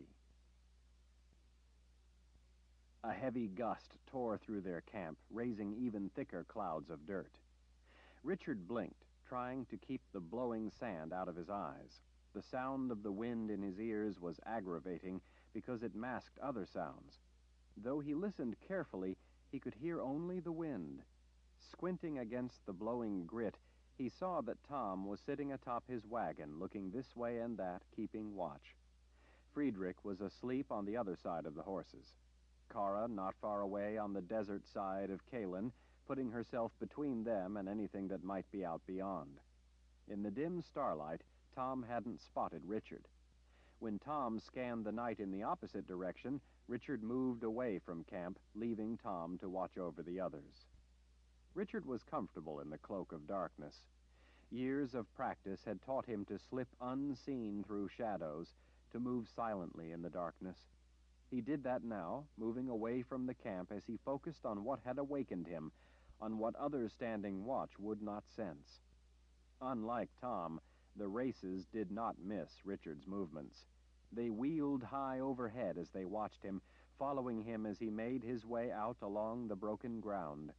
They were almost invisible against the dark sky, but Richard could make them out as they blacked out stars like telltale shadows against the sparkling black curtain of night, shadows that he thought he could feel as well as he could see. That the crushing headache was gone was a great relief, but that it had vanished in the manner that it had was also a cause for concern. The torment often vanished when he was distracted by something important, something dangerous. At the same time, even though the pain was gone, it felt as if it were simply hiding in the shadows of his mind, waiting for him to relax so that it could pounce. When the headaches surged through him, the nauseating pain was so intense that it made him feel sick in every fiber of his being. Even though the crushing pain at times made it difficult for him to stand, to put one foot in front of the other, he had known that to remain behind where they were would have meant certain death. While the headaches were bad in and of themselves, Richard wasn't so much concerned about the pain as he was about the nature of the headaches, their cause. They weren't the same as the headaches he'd had before that he so feared, the headaches brought on by the gift. But they weren't like those he considered to be normal headaches either. Throughout his life, he'd occasionally had terrible headaches, the same as his mother used to have on a more regular basis. She'd called them my grim headaches. Richard thoroughly understood her meaning. These, however grim, were not like those. He worried that they might be caused by the gift. He'd had the headaches brought on by the gift before. He had been told that as he grew older, as his ability grew, as he came to understand more, he would, at times later in his life, be confronted with headaches brought on by the gift. The remedy was supposedly simple. He had only to seek the help of another wizard and have him assist with the necessary next level of awareness and comprehension of the nature of the gift within himself. That mental awareness and understanding would enable him to control and thereby eliminate the pain, to douse the flare-up.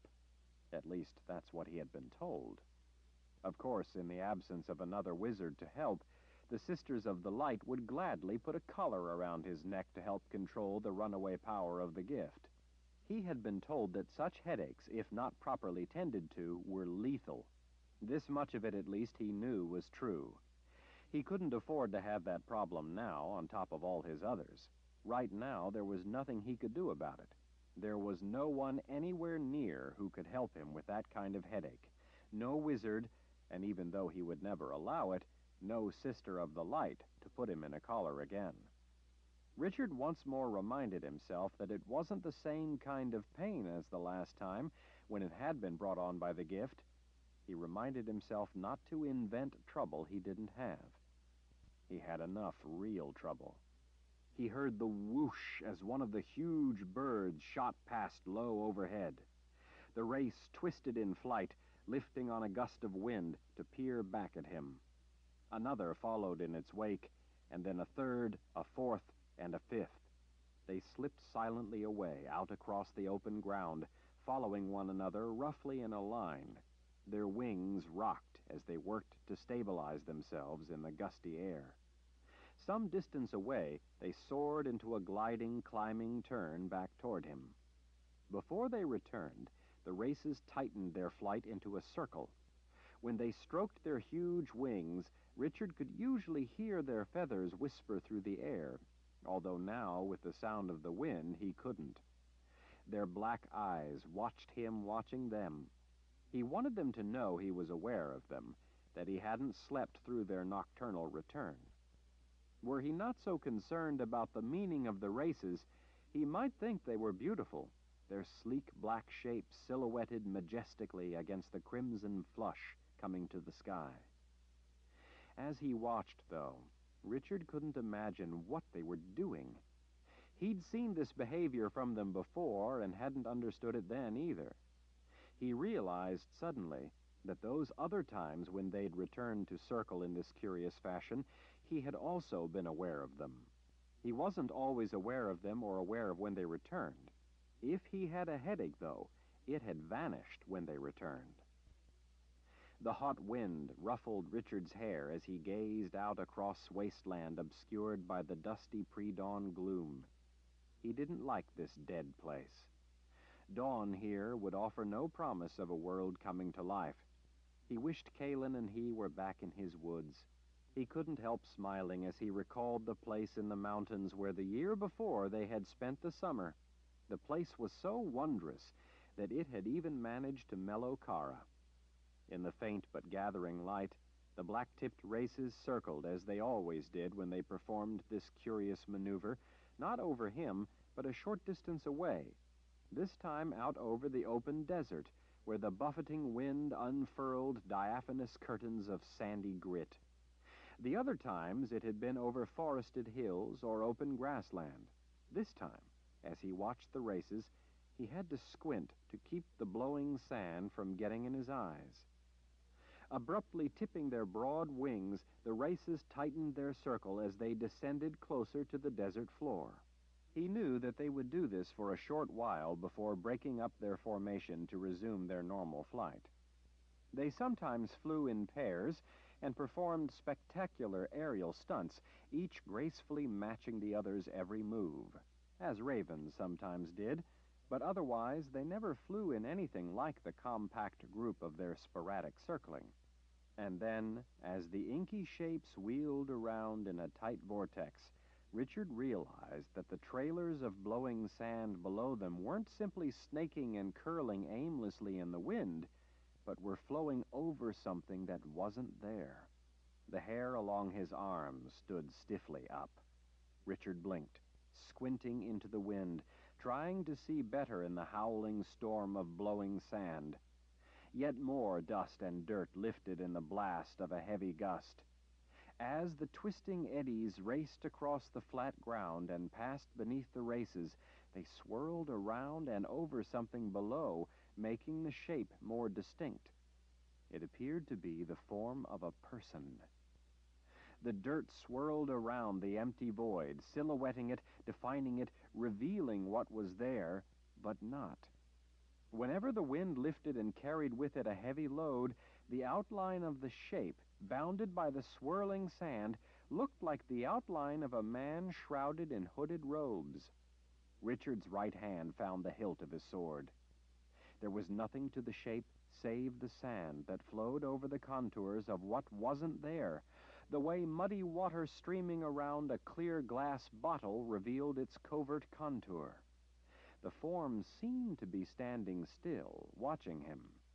There were, of course, no eyes in the empty sockets of blowing sand, but Richard could feel them on him.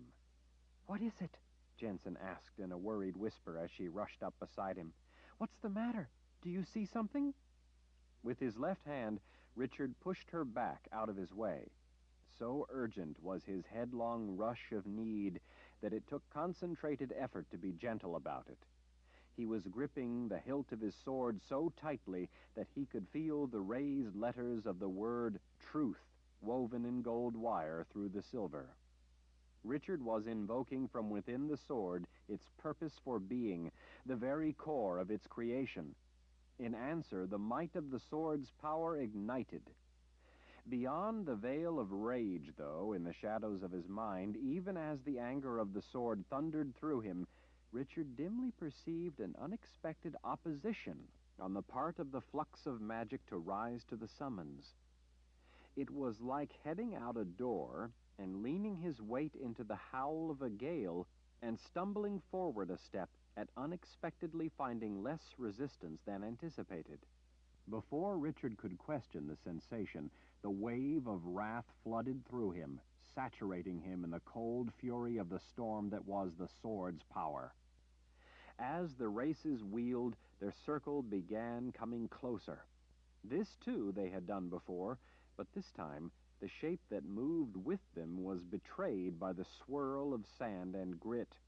It appeared that the intangible hooded man was being pulled closer by the black-tipped races. The distinctive ring of steel announced the arrival of the Sword of Truth in the hot dawn air. Jensen squeaked at his sudden movement and jumped back. The races answered with piercing, mocking cries that carried on the howling wind. The unmistakable sound of Richard's sword being drawn brought Kalin and Kara at a dead run. Kara would have leapt protectively ahead, but she knew better than to get in front of him when he had the sword out. Agile clenched in her fist, she skidded to a halt off to the side, crouched and at the ready, a powerful cat ready to spring. "What is it?" Kalin asked as she ran up behind him, gaping out at the pattern in the wind. "It's the races," came Jensen's worried voice. "They've come back." Kalin stared incredulously at her. "The races don't look like the worst of it." Sword in hand, Richard watched the thing below the wheeling races. Feeling the sword in his grip, its power sizzling through the very marrow of his bones, he felt a flash of hesitation, of doubt.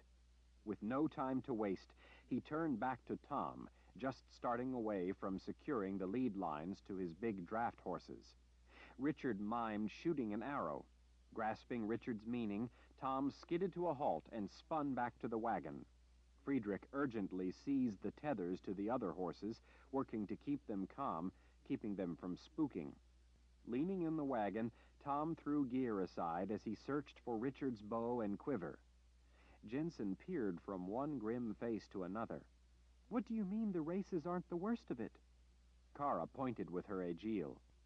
That figure, that man." Frowning in confusion, Jensen looked back and forth between Kara and the blowing sand. "What do you see?" Richard asked. Jensen threw her hands up in a gesture of frustration. "Black-tipped races, 5 of them. That and the blinding blowing sand is all. Is there someone out there? Do you see people coming?"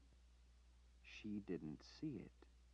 Tom pulled the bow and quiver from the wagon and ran for the rest of them. 2 of the races, as if noting Tom running in with the bow, lifted a wing and circled wider. They swept around him once before disappearing into the darkness. The other 3, though, continued to circle, as if bearing the floating form in the blowing sand beneath them. Closer still the races came, and the form with them. Richard couldn't imagine what it was, but the sense of dread it engendered rivaled any nightmare. The power from the sword surging through him had no such fear or doubt. Then why did he? Storms of magic within, beyond anything storming across the wasteland, spiraled up through him, fighting for release. With grim effort, Richard contained the need, focused it on the task of doing his bidding should he choose to release it.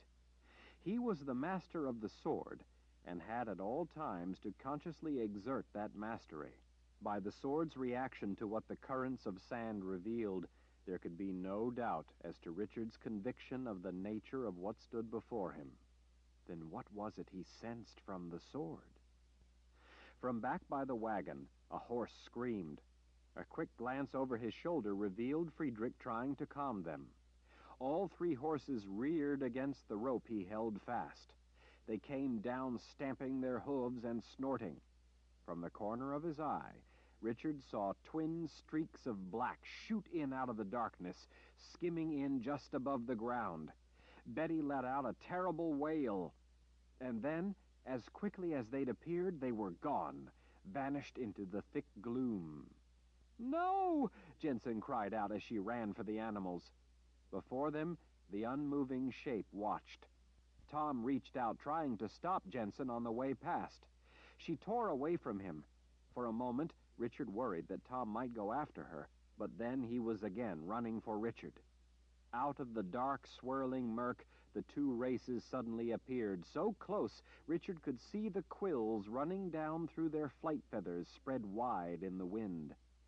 Swooping in out of the swirling storm of dust to rejoin the circle, each carried a small, limp, white form in its powerful talons. Tom ran up, holding the bow out in one hand and the quiver in the other.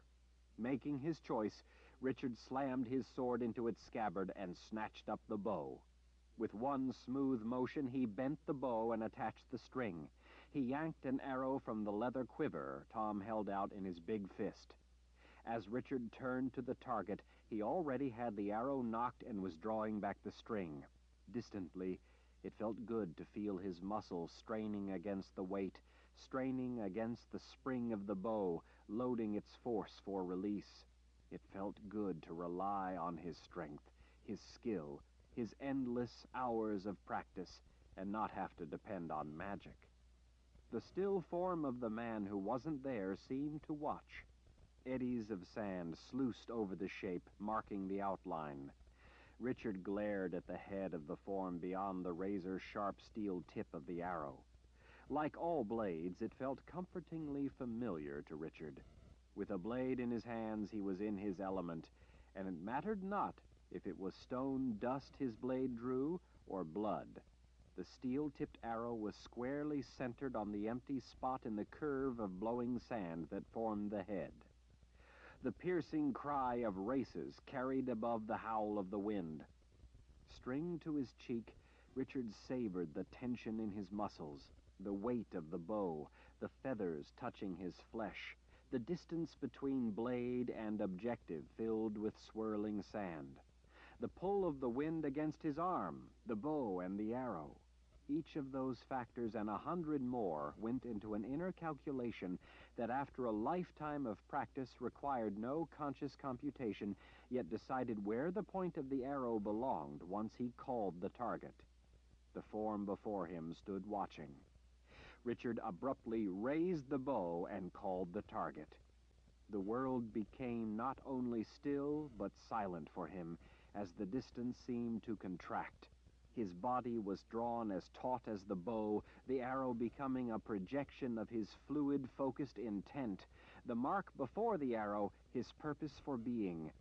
His conscious intent invoked the instant sum of the calculation needed to connect arrow and target. The swirling sand seemed to slow as the race's wings spread wide, dragged through the thick air. There was no doubt in Richard's mind what the arrow would find at the end of a journey only just begun. He felt the string hit his wrist. He saw the feathers clear the bow above his fist. The arrow's shaft flexed slightly as it sprang away and took flight. Richard was already drawing the second arrow from the quiver in Tom's fist as the first found its target. Black feathers exploded in the crimson dawn. The bird tumbled gracelessly through the air, and with a hard thud hit the ground not far from the shape floating just above the ground. The bloody white form was free of the talons, but it was too late. The 4 remaining races screamed in fury. As the birds pumped their wings, clawing for height, one railed at Richard with a shrill scream. Richard called the target. The second arrow was off. The arrow ripped right into the race's open throat and out the back of the head, cutting off the angry cry. The flightless weight plummeted to the ground. The form below the remaining 3 races began to dissolve in the swirling sand. The 3 remaining birds, as if abandoning their charge, wheeled around, racing toward Richard with angry intent. He calmly considered them from behind feathers of his own. The third arrow was away. The race in the center lifted its right wing, trying to change direction, but took the arrow through its heart. Rolling wing over wing, it spiraled down through the blowing sand, crashing to the hardpan out ahead of Richard. The remaining 2 birds, screeching defiant cries, plunged toward him. Richard pulled string to cheek, placing the fourth arrow on target. The range was swiftly closing. The arrow was away in an instant. It tore through the body of the black-tipped race, still clutching in its talons the bloody corpse of the tiny kid. Wings raked back, the last angry race dove toward Richard. As soon as Richard snatched an arrow from the quiver an impatient Tom held out, the big Daharan heaved his knife. Before Richard could knock the arrow, the whirling knife ripped into the raptor. Richard stepped aside as the huge bird shot past in a lifeless drop and slammed into the ground right behind him. As it tumbled, blood sprayed across the wind-swept rock, and black-tipped feathers flew everywhere. The dawn, only moments ago filled with the blood-curdling screams of the black-tipped races, was suddenly quiet, but for the low moan of the wind. Black feathers lifted in that wind, floating out across the open expanse beneath a yellow-orange sky. At that moment, the sun broke the horizon, throwing long shadows out over the wasteland. Jensen clutched one of the limp white twins to her breast. Betty, bleating plaintively, blood running from a gash on her side, stood on her hind legs, trying to arouse her still kid in Jensen's arms. Jensen bent to the other twin sprawled on the ground and laid her lifeless charge beside it. Betty urgently licked at the bloody carcasses. Jensen hugged Betty's neck a moment before trying to pull the goat away. Betty dug in her hooves, not wanting to leave her stricken kids. Jensen could do no more than to offer her friend consoling words choked with tears. When she stood, unable to turn Betty from her dead offspring, Richard sheltered Jensen under his arm. Why would the races suddenly do that? I don't know, Richard said. You didn't see anything other than the races then? Jensen leaned against Richard, holding her face in her hands, giving in briefly to the tears. I just saw the birds, she said, as she used the back of her sleeve to wipe her cheeks. What about the shape defined by the blowing sand? Kaelin asked, as she placed a comforting hand on Jensen's shoulder. Shape? She looked from Kaelin to Richard. What shape? It looked like a man's shape. Kaelin drew the curves of an outline in the air before her with both hands.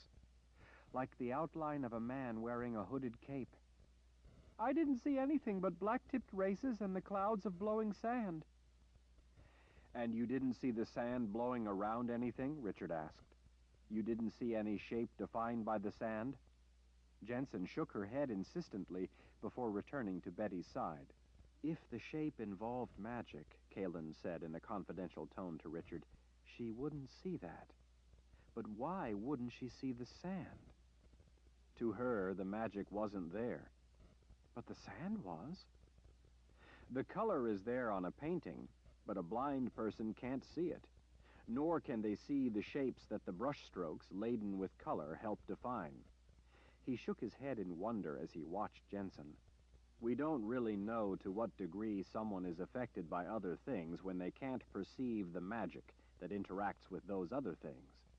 For all we know, it could be that her mind simply fails to recognize the pattern caused by magic and just reads it as blowing sand.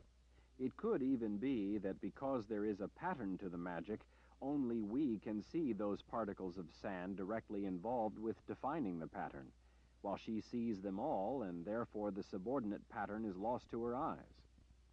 It could even be that it's something like the boundaries were, two worlds existing in the same place at the same time.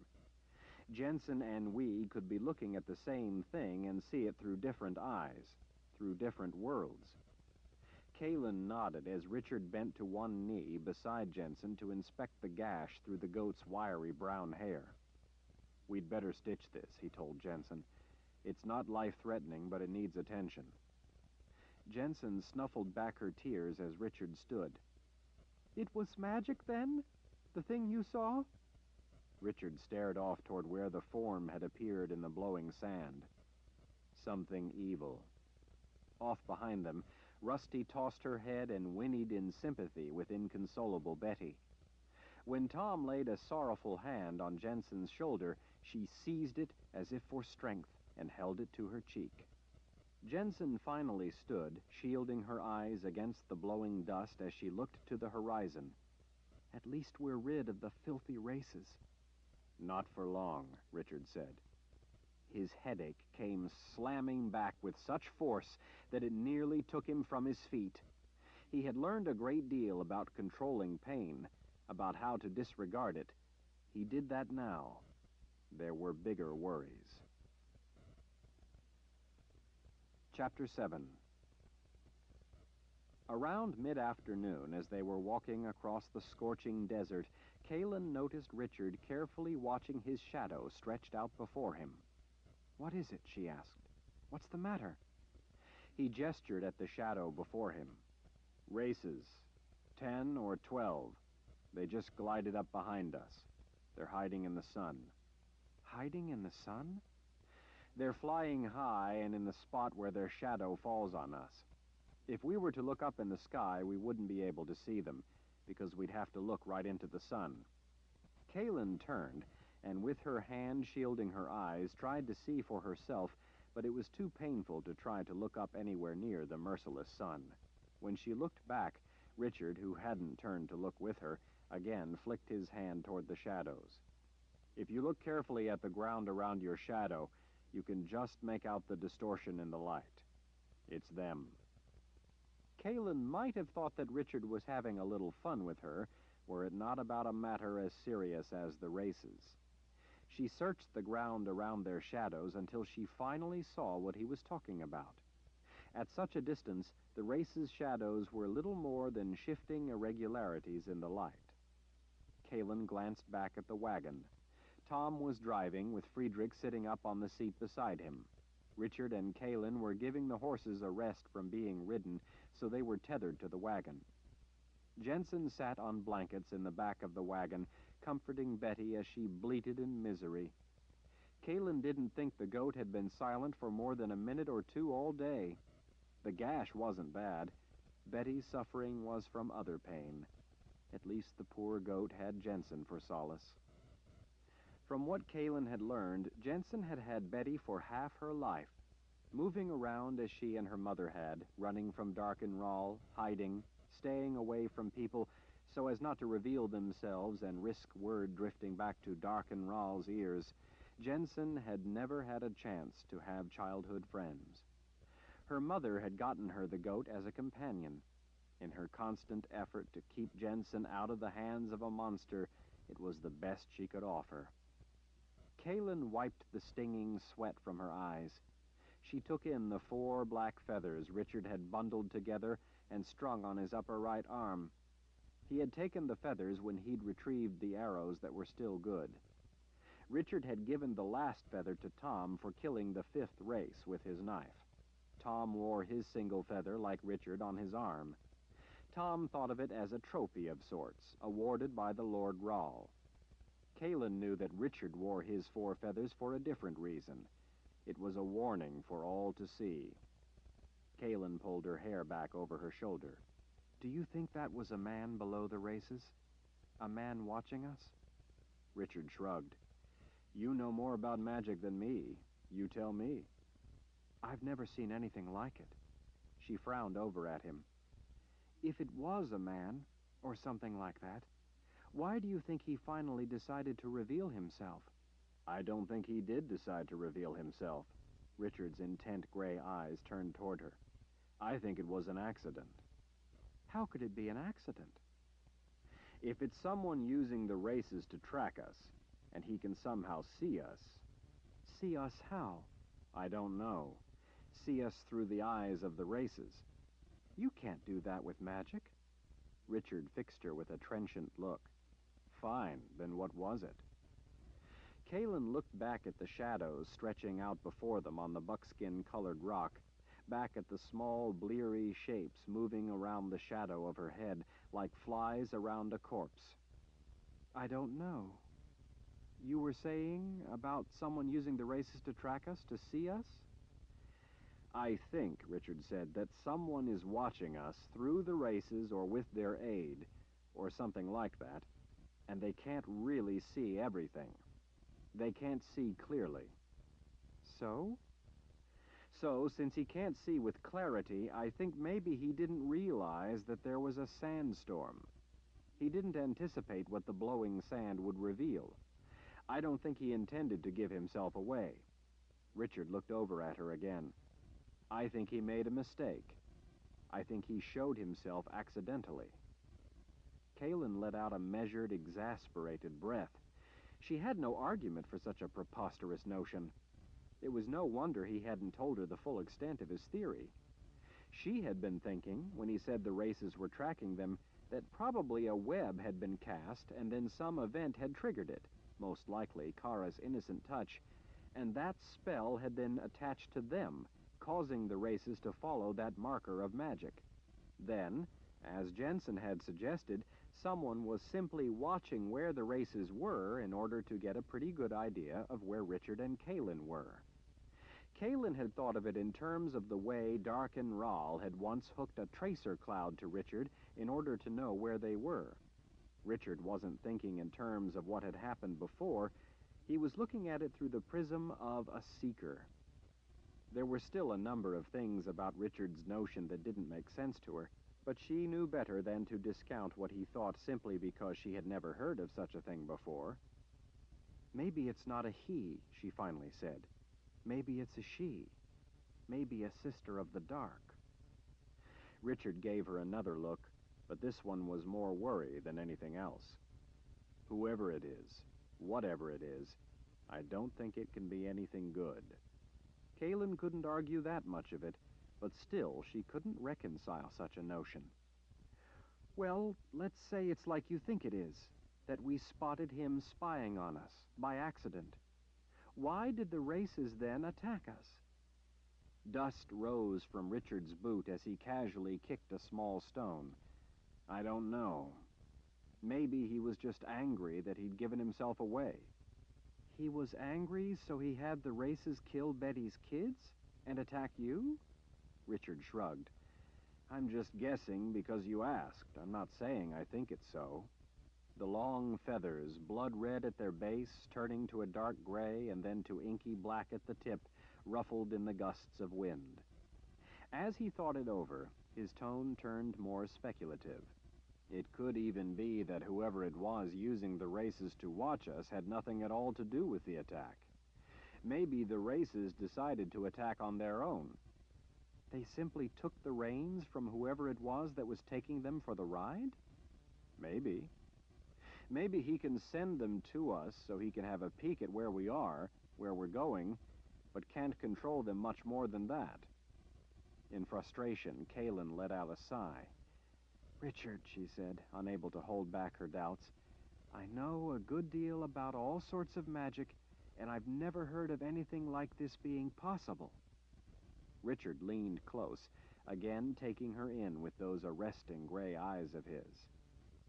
You know about all sorts of things magic from the Midlands. Maybe down here they have something you never encountered before. After all, had you ever heard of a dream walker before we encountered Jagang? Or even thought such a thing was possible? Kaelin pulled her lower lip through her teeth as she studied his grim expression for a long moment. Richard hadn't grown up around magic. It was all new to him. In some ways, though, that was a strength, because he didn't have preconceived notions about what was possible and what wasn't. Sometimes, the things they'd encountered were unprecedented. To Richard, just about all magic was unprecedented. So, what do you think we should do? She finally asked in a confidential tone. What we planned. He glanced over his shoulder to see Kara scouting a goodly distance off to their left side. It has to be connected to the rest of it. Kara only meant to protect us. I know. And who knows, maybe it would have been worse if she hadn't touched it. It could even be that by doing what she did, she actually bought us time. Kaelin swallowed at the feeling of dread churning in her. Do you think we still have enough time? We'll think of something. We don't even know yet for sure what it could mean. When the sand finally runs out of an hourglass, it usually means the goose is cooked. We'll find an answer. Promise? Richard reached over and gently caressed the back of her neck. promise. Kaylin loved his smile, the way it sparkled in his eyes. Somewhere in the back of her mind, she knew that he always kept his promises. His eyes held something else, though, and that distracted her from asking if he believed the answer he promised would come in time, or even if it would be an answer that could help them. "You have a headache, don't you?" she said. "Yes." His smile had vanished. "It's different than before, but I'm pretty sure it's caused by the same thing. The gift, that's what he meant." "What do you mean it's different? And if it's different, then what makes you think the cause is the same?" He thought about it a moment. "Remember when I was explaining to Jensen about how the gift needs to be balanced? How I have to balance the fighting I do by not eating meat?" When she nodded, he went on. "It got worse right then." "Headaches, even those kind, vary." "No," he said, frowning as he tried to find the words. "No, it was almost as if thinking about the need not to eat meat in order to balance the gift somehow brought it more to the fore and made the headaches worse." Kaylin didn't at all like that concept. "You mean like maybe the gift within you, that is the cause of the headaches, is trying to impress upon you the importance of balance in what you do with the gift?" Richard raked his fingers back through his hair. "I don't know. There's more to it. I just can't seem to get it all worked out. Sometimes when I go down that line of reasoning about how I need to balance the fighting I do, the pain starts to get so bad I can't dwell on it. And something else," he added. "There might be a problem with my connection to the magic of the sword." "What? How can that be?" "I don't know." Kaylin tried to keep the alarm out of her voice. "Are you sure?" He shook his head in frustration. "No, I'm not sure. It just seemed different when I felt the need of it and drew the sword this morning. It was as if the sword's magic was reluctant to rise to the need." Kaylin thought it over a moment. "Maybe that means that the headaches are something different this time. Maybe they aren't really caused by the gift." "Even if some of it is different, I still think its cause is the gift," he said. "One thing they do have in common with the last time is that they're gradually getting worse." "What do you want to do?"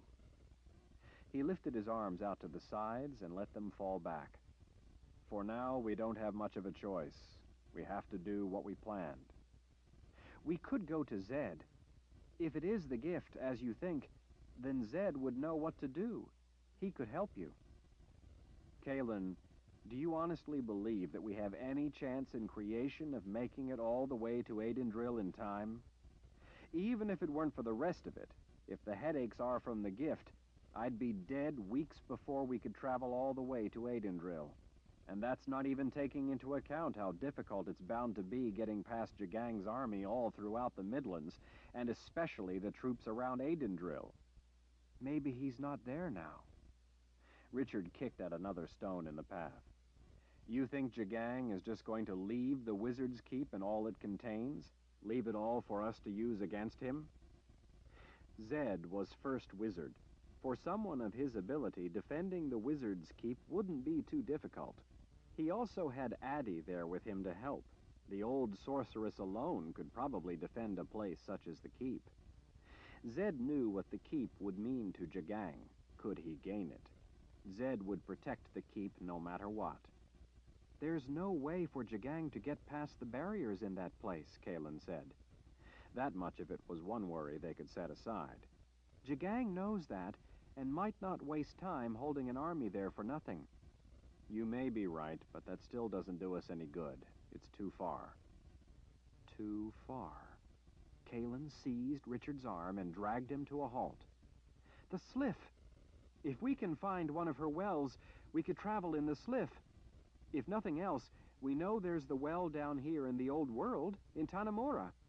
Even that's a lot closer than a journey overland all the way to Adendril." Richard looked north. "That might work. We wouldn't have to make it past Jagang's army. We could come right up inside the Keep." He put his arm around her shoulders. First, though, we have to see to this other business.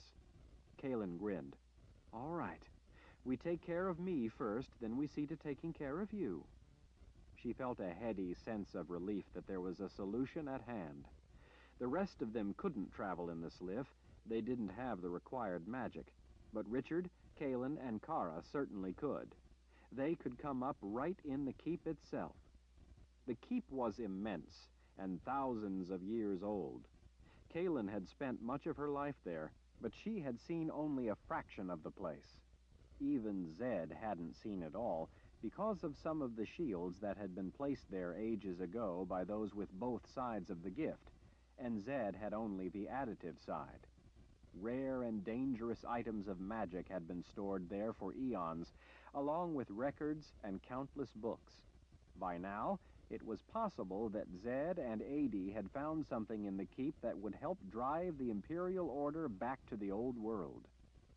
Not only would going to the keep be a way to solve Richard's problem with the gift, but it might provide them with something they needed to swing the tide of the war back to their side. Suddenly, seeing Zed, Adendril, and the keep seemed only a short time away. With a renewed sense of optimism, Kalen squeezed Richard's hand. She knew that he wanted to keep scouting ahead. I'm going to go back and see how Jensen is doing. As Richard moved on and Kalen slowed, letting the wagon catch up with her, another dozen black-tipped races drifted in on the air currents high above the burning plain. They stayed close to the sun and well out of range of Richard's arrows, but they stayed within sight. Tom handed a water skin down to Kalen when the bouncing wagon rattled up beside her. She was so dry that she gulped the hot water without caring how bad it tasted. As she let the wagon roll past, she put a boot in the iron rung and boosted herself up and over the side. Jensen looked to be happy for the company as Kalen climbed in. Kalen returned the smile before sitting beside Richard's sister and the puling Betty. How is she? Kalen asked, gently stroking Betty's floppy ears. Jensen shook her head. I've never seen her like this. It's breaking my heart. It reminds me of how hard it was for me when I lost my mother. It's breaking my heart. As she sat back on her heels, Kalen squeezed Jensen's hand sympathetically. I know it's hard, but it's easier for an animal to get over something like this than for people to do the same. Don't compare it to you and your mother. Sad as this is, it's different. Betty can have more kids, and she'll forget all about this. You or I never could. Before the words were out, Kalen felt a sudden stab of pain for the unborn child she had lost. How could she ever get over losing her and Richard's child? Even if she ever had others, she would never be able to forget what was lost at the hands of brutes. She idly turned the small dark stone on the necklace she wore, wondering if she ever would have a child, wondering if there would ever be a world safe for a child of theirs. Are you all right? Kalen realized that Jensen was watching her face. Kalen forced herself to put on a smile. I'm just sad for Betty. Jensen ran a tender hand over the top of Betty's head. Me too, but I know that she'll be all right. Kalen watched the endless expanse of ground slowly slide by to either side of the wagon. Waves of heat made the horizon liquid with detached pools of ground floating up into the sky. Still, they saw nothing growing. The land was slowly rising, though, as they came ever closer to distant mountains. She knew that it was only a matter of time until they reached life again, but right then it felt like they never would. I don't understand about something, Jensen said. You told me how I shouldn't do anything rash when it came to magic, unless I was sure of what would happen. You said it was dangerous. You said not to act in matters of magic until you can be sure of the consequence. Kalen knew what Jensen was driving at. That's right. Well, that back there pretty much seemed like one of those stabs in the dark you warned me about. I also told you that sometimes you had no choice but to act immediately. That's what Richard did. I know him. He used his best judgment. Jensen looked to be satisfied. I'm not suggesting that he was wrong. I'm just saying that I don't understand. It seemed pretty reckless to me. How am I supposed to know what you mean when you tell me not to do anything reckless if it involves magic? Kalen smiled. Welcome to life with Richard. Half the time I don't know what's in his head. I've often thought he was acting recklessly, and it turned out to be the right thing, the only thing he could have done. That's part of the reason he was named Seeker. I'm sure he took into account things he sensed that even I couldn't. But how does he know those things? How can he know what to do? Oftentimes he's just as confused as you or even me. But he's different, too, and he's sure when we wouldn't be. Different? Kalen looked over at the young woman, at her red hair shining in the afternoon sunlight. He was born with both sides of the gift. All those born with the gift in the last 3,000 years have been born with additive magic only. Some, like Darkenral and the Sisters of the Dark, have been able to use subtractive magic, but only through the Keeper's help, not on their own. Richard alone has been born with subtractive magic. That's what you mentioned last night, but I don't know anything about magic, so I don't know what that means. We're not exactly sure of everything it means ourselves. Additive magic uses what is there and adds to it, or changes it somehow. The magic of the Sword of Truth, for example, uses anger and adds to it, takes power from it, adds to it until it's something else. With additive, for example, the gifted can heal. Subtractive magic is the undoing of things. It can take things and make them nothing. According to Zed, subtractive magic is the counter to additive, as night is to day. Yet it is all part of the same thing. Commanding subtractive, as Darkenral did, is one thing, but to be born with it is quite another. Long ago, unlike now, being born with the gift, both sides of the gift, was common. The Great War then resulted in a barrier sealing the new world off from the old. That's kept the peace all this time, but things have changed since then. After that time, not only have those born with the gift gradually become exceedingly rare, but those who have been born with the gift haven't been born with the subtractive side of it. Richard was born of two lines of wizards, Darkenral and his grandfather Zed. He's also the first in thousands of years to be born with both sides of the gift. All of our abilities contribute to how we're able to react to situations. We don't know how having both sides contributes to Richard's ability to read a situation and do what's necessary. I suspect he may be guided by his gift, perhaps more than he believes. Jensen let out a troubled sigh. After all this time, how did this barrier come to be down anyway? Richard destroyed it. Jensen looked up in astonishment. Then it's true. Sebastian told me that the Lord Rahl, Richard, had brought the barrier down. Sebastian said it was so that Richard could invade and conquer the old world. Kalen smiled at such a grandiose lie. You don't believe that part of it, do you? No, not now. Now that the barrier is down, the Imperial Order is flooding up into the new world, destroying or enslaving everything before them. Where can people live that's safe? Where can we? Until they're stopped or driven back, there is no safe place to live. Jensen thought it over a moment. If the barrier coming down let the Imperial Order flood in to conquer the new world, why would Richard have destroyed it? With one hand, Kalen held on to the side of the wagon as it rocked over a rough patch of ground. She stared ahead, watching Richard walking through the glaring light of the wasteland. Because of me, Kalen said in a quiet voice. One of those mistakes I told you about. She let out a tired sigh. One of those stabs in the dark. Chapter 8. Richard squatted down, resting his forearms across his thighs as he studied the curious patch of rock. His head was pounding with pain. He was doing his best to ignore it. The headache had come and gone seemingly without reason. At times, he had begun to think that it just might be the heat after all and not the gift. As he considered the signs on the ground, he forgot about his headache. Something about the rock seemed familiar. Not simply familiar, but unsettlingly familiar. Hooves partially covered by long wisps of wiry brown hair came to an expectant halt beside him.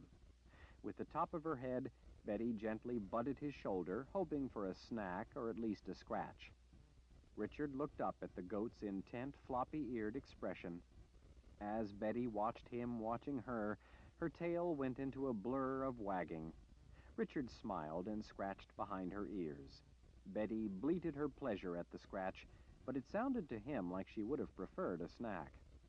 After not eating for 2 days, as she lay in misery in the wagon, the goat seemed to come back to life and begin to recover from the loss of her 2 kids. Along with her appetite, Betty's curiosity had returned. She especially enjoyed scouting with Richard when he would let her come along. It made Jensen laugh to watch the goat trotting after him like a puppy. Maybe what really made her laugh was that Betty was getting back to her old self. In recent days, the land had changed, too. They had begun to see the return of life. At first, it had simply been the rusty discoloration of lichen growing on the fragmented rock. Soon after, they spotted a small thorny bush growing in a low place. Now the rugged plants grew at widely spaced intervals, dotting the landscape. Betty appreciated the tough bushes, dining on them as if they were the finest salad greens. On occasion, the horses sampled the brush, then turned away, never finding it to their liking. Lichen that had begun to grow on the rock appeared as crusty splotches streaked with color.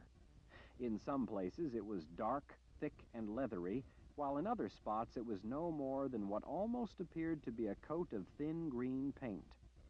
The greenish discoloration filled cracks and crevices and coated the underside of stones where the sun didn't bleach it out. Rock sticking partway out of the crumbly ground could be pulled up to reveal thin tendrils of dark brown subterranean fungal growth. Tiny insects with long feelers skittered from rock to rock or hid in holes in the scattering of rocks lying about on the ground that looked as if they had once been boiling and bubbling and had suddenly turned to stone, leaving the bubbles forever set in place.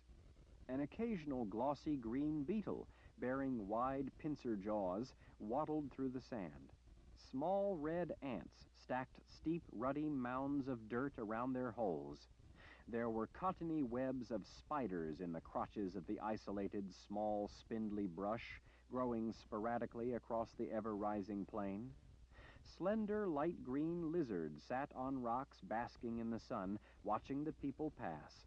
If they came too close, the little creatures, lightning quick, darted for cover. The signs of life Richard had so far seen were still a long way from being anything substantial enough to support people, but it was at least a relief to once again feel like he was rejoining the world of the living. He knew, too, that up beyond the first wall of mountains they would at last encounter life in abundance. He also knew that there they would again begin to encounter people. Birds, as well, were just beginning to become a common sight. Most were small: strawberry-colored finches, ash-colored gnatcatchers, rock wrens, and black-throated sparrows. In the distance, Richard saw single birds winging through the blue sky, while sparrows congregated in small, skittish flocks. Here and there, birds lit on the scraggly brush, flitting about looking for seeds and bugs. The birds disappeared instantly whenever the races glided into sight. Staring at the expanse of rock and open ground before him, Richard rose up, startled, as the reason it looked unsettlingly familiar came to him. At the same time as the realization came to him, his headache vanished. Off to his right, Richard saw Kaylin with Kara at her side, making their way out to where Richard stood staring down at the astonishing stretch of rock. The wagon, with Tom, Friedrich, and Jensen, rumbled on in the distance to the south. The dust raised by the wagon and horses hung in the dead air and could be seen for miles. Richard supposed that with the races periodically paying them a visit, the telltale of the dust didn't much matter. Still, he would be glad when they reached ground where they could at least have a chance to try to remain a little more inconspicuous. "Find anything interesting?" Kaylin asked as she wiped her sleeve across her forehead. Richard cast a few small pebbles down at the stretch of rock he'd been studying. "Tell me what you think of that." "I think you look like you feel better," Kaylin said. Her eyes on his, she gave him her special smile, the smile she gave no one but him. He couldn't help grinning. Kara, ignoring the smiles that passed between Richard and Kaylin, leaned in for a gander. "I think Lord Rahl has been looking at too many rocks. This is more rock, just like all the rest." "Is it?" Richard asked. He gestured at the area he'd been scrutinizing, and then pointed at another place by where Kaylin and Kara stood. "Is it the same as that?" Kara peered at both areas briefly before she folded her arms. "The rock over there that you've been looking at is just a paler brown, that's all." Kaylin shrugged. "I think she's right, Richard. It looks like the same kind of rock, maybe just a little more of a tan color." She thought it over a moment as she scanned the ground, then added to her assessment. "I guess it looks more like the rock we've been walking across for days, until we started encountering a little bit of grass and brush." Richard put his hands on his hips as he stared back at the remarkable stretch of rock he'd found. "Tell me then, what characterized the rock in the place where we were before, a few days ago, back closer to the Pillars of Creation?" Kaylin looked over at an expressionless Kara and then frowned at Richard. "Characterized it? Nothing. It was a dead place. Nothing grew there."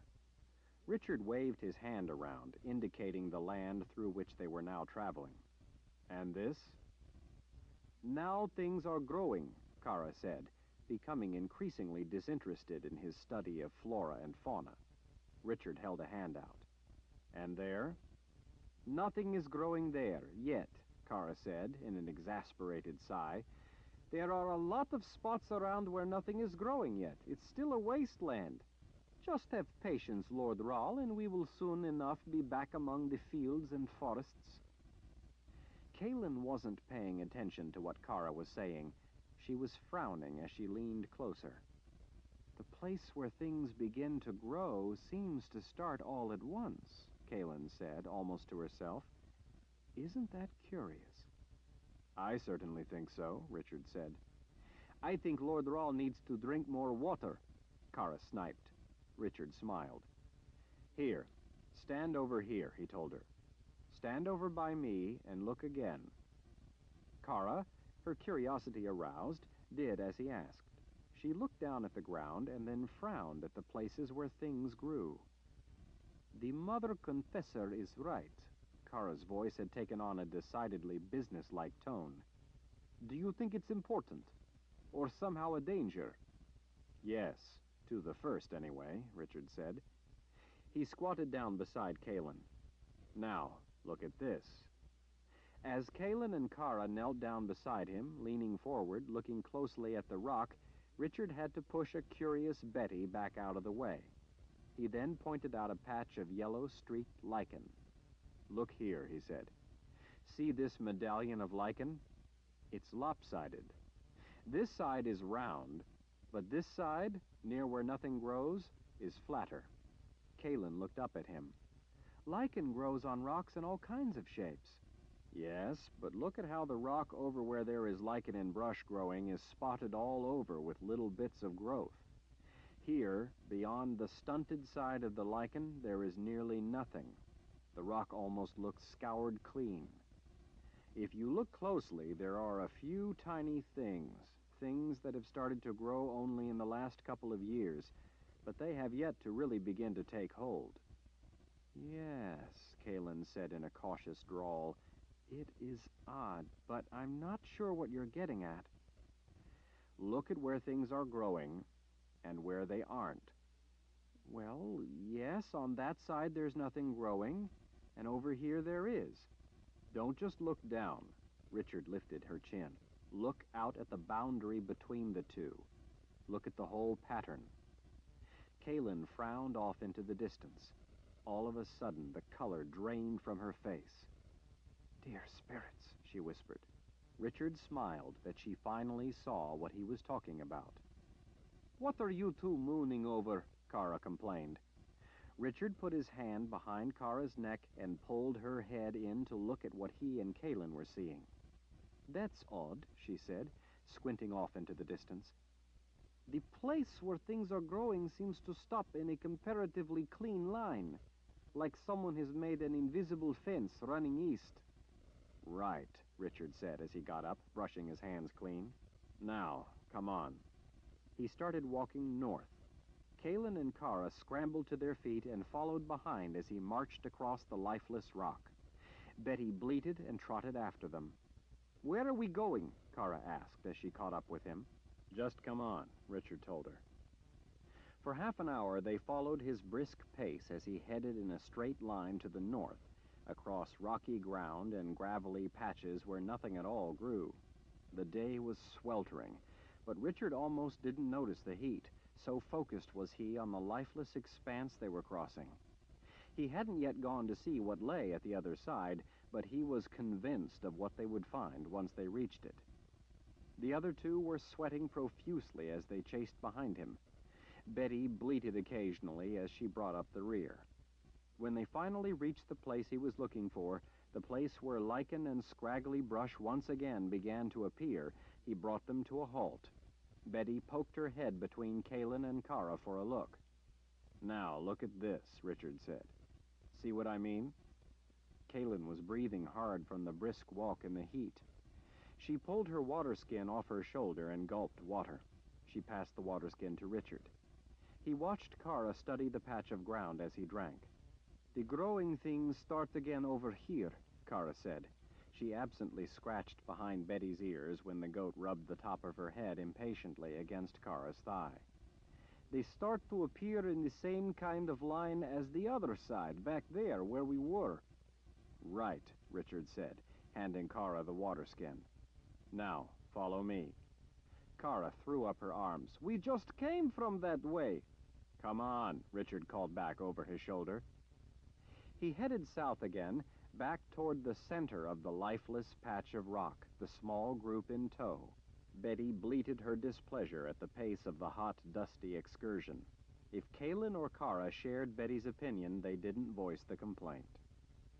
When Richard judged they were back somewhere in the middle, he stood with his feet spread, his fists on his hips, and looked east again. From where they stood, they couldn't make out the sides of the lifeless stretch, the places where growth began. Looking to the east, though, the pattern was evident. A clearly defined strip, miles wide, ran off into the distance. Nothing grew within the bounds of the straight strip of lifeless desert, whether going over rock or sandy ground. To either side, the ground with widely spaced brush and lichen growing on the rock was darker. The place where nothing grew was a lighter tan. In the distance, the discrepancy in the color was even more apparent. The lifeless strip ran straight for mile after mile toward the far mountains, gradually becoming but a faint line following the rise of the ground until, finally, in the hazy distance, it could no longer be seen.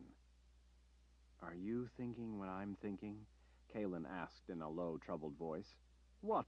Kara asked. "What are you thinking?" Richard studied the confused concern on the Mord Sith's face. What kept Darkenral's armies in Dahara? What prevented him for so many years from invading the Midlands and taking it, even though he wanted it? "He couldn't cross the boundary," Kara said, as if he must be having heat stroke. "And what made up the boundary?" At last, Kara's face, framed by the black desert garb, went white, too. "The boundary was the underworld?" Richard nodded. "It was like a rip in the veil, where the underworld existed in this world. Zed told us about it. He put the boundary up with a spell he found in the keep, a spell from those ancient times of the Great War. Once up, the boundary was a place in this world where the world of the dead also existed. In that place where both worlds touched, nothing could grow. But are you so sure things wouldn't still grow there? Kara asked. It was still our world, after all. The world of life. It would be impossible for anything to grow there. The world of life was there in that spot. The ground was there, but life couldn't exist there on that ground because it shared that same space with the world of the dead. Anything there would be touched by death. Kara looked out at the straight, lifeless strip running off into the wavering distance. So you think what? This is a boundary? Was. Kara looked from his face to Kalin and again out to the distance. Dividing what? Overhead, a flight of black-tipped races came into sight, riding the high currents, turning lazy circles as they watched. I don't know, Richard admitted. He looked west again, back down the gradual slope running away from the mountains, back to where they had been. But look, Richard said, gesturing out into the burning wasteland from where they had come. It runs back toward the pillars of creation. As the things growing thinned and eventually ceased to be back that way, so too did the lifeless strip. It became indistinguishable from the surrounding wasteland because there was no life to mark where the line had been. There's no telling how far it runs. For all I know, Richard said, it's possible that it runs all the way back to the valley itself. That part makes no sense to me, Kalin said. I can see what you mean about it maybe being like the boundaries up in the New World, the boundaries between Westland, the Midlands, and Ahara. That much I follow. But the spirits take me, I don't get why it would run to the pillars of creation. That part just strikes me as more than odd. Richard turned and gazed back to the east where they were headed, to the rumpled gray wall of mountains rising steeply up from the broad desert floor, studying the distant notch that sat a little north of where the boundary line ran toward those mountains. He looked south to the wagon making its way toward those mountains. We better catch up with the others, Richard finally said. I need to get back to translating the book. Chapter 9. The spectral spires around Richard glowed under the lingering caress of the low sun. In the amber light, as he scouted the forsaken brink of the towering mountains beyond, long pools of shadow were darkening to the blue-black color of bruises. The pinnacles of reddish rock stood like stony guardians along the lower reaches of the desolate foothills, as if listening for the echoing crunch of his footsteps along the meandering gravel beds. Richard had felt like being alone to think, so he had set out to scout by himself. It was hard to think when people were constantly asking questions. He was frustrated that the book hadn't yet told him anything that would in any way help explain the presence of the strange boundary line, much less the connection of the book's title, the place called the Pillars of Creation, and those ungifted people like Jensen. The book, in the beginning that he'd so far translated anyway, appeared mostly to be an historical record dealing with unanticipated matters involving occurrences of Pillars of Creation, as those like Jensen were called, and the unsuccessful attempts at curing those unfortunates. Richard was beginning to get the clear sense that the book was laying a careful foundation of early details in preparation for something calamitous. The nearly quaking care of the recounting of every possible course of action that had been investigated gave him the feeling that whoever wrote the book was being painstaking for reasons of consequence. Not daring to slow their pace, Richard had been translating while riding in the wagon. The dialect was slightly different from the High Daharan he was used to reading, so working out the translation was slow going, especially sitting in the back of the bouncing wagon. He had no way of knowing if the book would eventually offer any answers, but he felt a gnawing worry over what the unfolding account was working up to. He would have jumped ahead, but he'd learned in the past that doing so often wasted more time than it saved, since it interfered with accurately grasping the whole picture, which sometimes led to dangerously erroneous conclusions. He would just have to keep at it. After working all day, focused intently on the book, he'd ended up with a fierce headache. He'd had days without them, but now when they came, it seemed they were worse each time. He didn't tell Kalin how concerned he was that he wouldn't make it to the Sliff's well in Tanamura. Besides working at translating, he racked his brain trying to find a solution. While he had no idea what the key to the headaches brought on by the gift was, he had the nagging feeling that it was within himself. He feared it was a matter of balance he was failing to see. He had even resorted, when out alone once, to sitting and meditating as the sisters had once taught him, in order to try to focus on the gift within. It had been to no avail. It would be dark soon, and they would need to stop for the night. Since the terrain had changed, it was no longer a simple task to see if the area all around them was clear. Now there were places where an army could lie in wait. With the races shadowing them, there was no telling who might know where to find them. Besides simply wanting a break to think about what he'd read and what he might find within himself to answer the problem of his headaches, Richard wanted to check the surrounding area himself. Richard paused for a moment to watch a family of quail, the juveniles fully grown, hurry across an open patch of ground. They trotted across the exposed gravel in a line while the father, perched atop a rock, stood lookout. As soon as they melted into the brush, they were again invisible. Small, scraggly pine trees dotted the sweep of irregular hills, gullies, and rocky outcroppings at the fringe of the mountains. Up higher, on the nearby slopes, larger conifers grew in greater abundance.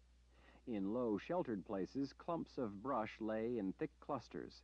Thin grasses covered some of the open ground. Richard wiped sweat from his eyes. He hoped that with the sun going down, the air might cool a little. As he made his way along the concealment of the base of a runoff channel in a fold of 2 hills, he reached for the strap of his waterskin, about to take a long drink, when movement on a far hillside caught his attention. He slipped behind the screen of a long shelf of rock to stay out of sight. Taking a careful peek, he saw a man making his way down the loose scree on the side of the hill. The sound of the rock crunching underfoot and sliding down the slope sent a distant echo through the rocky canyons.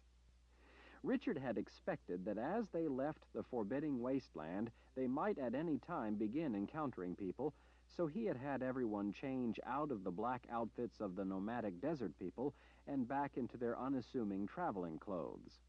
While he was in black trousers and simple shirt, his sword was hardly inconspicuous. Kalin, as well, had put on simple clothes that were more in keeping with the impoverished people of the old world, but on Kalin they didn't seem to make much difference. It was hard to hide her figure and her hair, but most of all her presence. Once those green eyes of hers fixed on people, they usually had an urge to drop to a knee and bow their head. Her clothes made little difference. No doubt Emperor Jagang had spread their description far and wide, and had offered a reward large enough that even his enemies would find it hard to resist. For many in the old world, though, the price of continued life under the brutal rule of the imperial order was too high. Despite the reward, there were many who hungered to live free and were willing to act to gain that goal. There was also the problem of the bond the Lord Rahl had with the Daharan people. Through that ancient bond forged by Richard's ancestors, Daharans could sense where the Lord Rahl was. The Imperial Order could discover where Richard was by that bond, too. All they had to do was torture the information out of a Daharan. If one person failed to talk under torture, they would not be shy about trying others until they learned what they wanted. As Richard watched, the lone man, once he reached the bottom of the hill, made his way along the gravel beds lining the bottom of the rocky gullies. Off to Richard's right, the wagon and horses were lifting a long trail of dust. That was where the man seemed to be headed. At such a distance, it was hard to tell for sure, but Richard doubted that the man was a soldier. He wouldn't likely be a scout, not in his own homeland, and they weren't near the hotbeds of the revolt against the rule of the Imperial Order. Richard didn't think there would be any reason for soldiers to be going this way, through such uninhabited areas. That was, after all, why he had picked this route. heading east to the shadow of the mountains before turning to a more northerly route back to where they had been. There was also the possibility that the bond had inadvertently revealed Richard's whereabouts and an army was out looking for him. If the man was a soldier, there could shortly be many more, like ants, swarming down out of the hills. Richard climbed the backside of a short rocky prominence and lay on his stomach, watching over the top. As the man got closer, Richard could see that he looked young, under 30 years, a bit scrawny, and was dressed nothing at all like a soldier. By the way he stumbled, he was not used to the terrain, or maybe just not used to traveling. It was tiring walking over ground of loose, sharp, broken rock, especially if it was on a slope, since it never provided any solid place for a steady stride. The man stopped, stretching his neck to peer at the wagon. Panting from the effort of making it down the slope, he combed his fine blonde hair back repeatedly with his fingers, then bent at the waist and rested a hand on a knee while he caught his breath. When the man straightened and started out once more, crunching through the gravel at the bottom of the wash, Richard slid back down the rock. He used the intervening lay of the land and patches of scraggly pine to screen himself from sight. He paused from time to time as he moved closer to listen for the heavy footsteps and labored breathing, checking his dead-reckoning estimation of where the man would be. From behind a freestanding wall of rock a good 60 feet tall, Richard carefully peered out for a look. He had managed to close most of the distance without the man being aware of his presence. Richard moved silently from tree to rock to the backside of slopes until he was out ahead of the man and in his line of travel. Still as stone behind a twisted reddish spire of rock jutting from the broken ground, Richard listened to the crunch of footfalls approaching, listened to the man gulping for breath as he climbed over fingers of rock that lay in his way. When the man was not 6 feet away, Richard stepped out right in front of him. The man gasped, clutching his light travel coat beneath his chin as he cringed back a step. Richard regarded the man without outward emotion, but inside the sword's power churned with the menace of rage restrained. For an instant, Richard felt the power falter. The magic of the sword keyed off its master's perception of danger, so such hesitation could be because the smaller man didn't appear to be an immediate threat. The man's clothes, brown trousers, flaxen shirt, and a light, frayed fustian coat had seen better days. He looked to have had a rough time of his journey, but then Richard, too, had put on unassuming clothes in order not to raise suspicion. The man's backpack looked to hold precious little. 2 water skins, their straps crisscrossed across his chest, bunching the light coat, were flat and empty. He carried no weapons that Richard saw, not even a knife. The man waited expectantly, as if he feared to be the first to speak. "You appear to be headed for my friends," Richard said, tipping his head toward the thin golden plume of dust hanging like a beacon in the sunlight above the darkening plain, giving the man a chance to explain himself. The man, wide-eyed, shoulders hunched, raked back his hair several times. Richard stood before him like a stone pillar, blocking his way. The man's blue eyes turned to each side, apparently checking to see if he had an escape route should he decide to bolt. "I mean you no harm," Richard said. "I just want to know what you're up to." "Up to?" "Why you're headed for the wagon." The man glanced toward the wagon, not visible beyond the craggy folds of rock, then down at Richard's sword, and finally up into his eyes. "I'm looking for help," he finally said. "Help?" The man nodded. "Yes. I'm searching for the one whose craft is fighting." Richard cocked his head. "You're looking for a soldier of some kind?" He swallowed at the frown on Richard's face. "Yes, that's right." Richard shrugged. "The Imperial Order has lots of soldiers. I'm sure that if you keep looking, you will come across some." The man shook his head. "No, I seek the man from far away, from far to the north. The man who came to bring freedom to many of the oppressed people of the old world.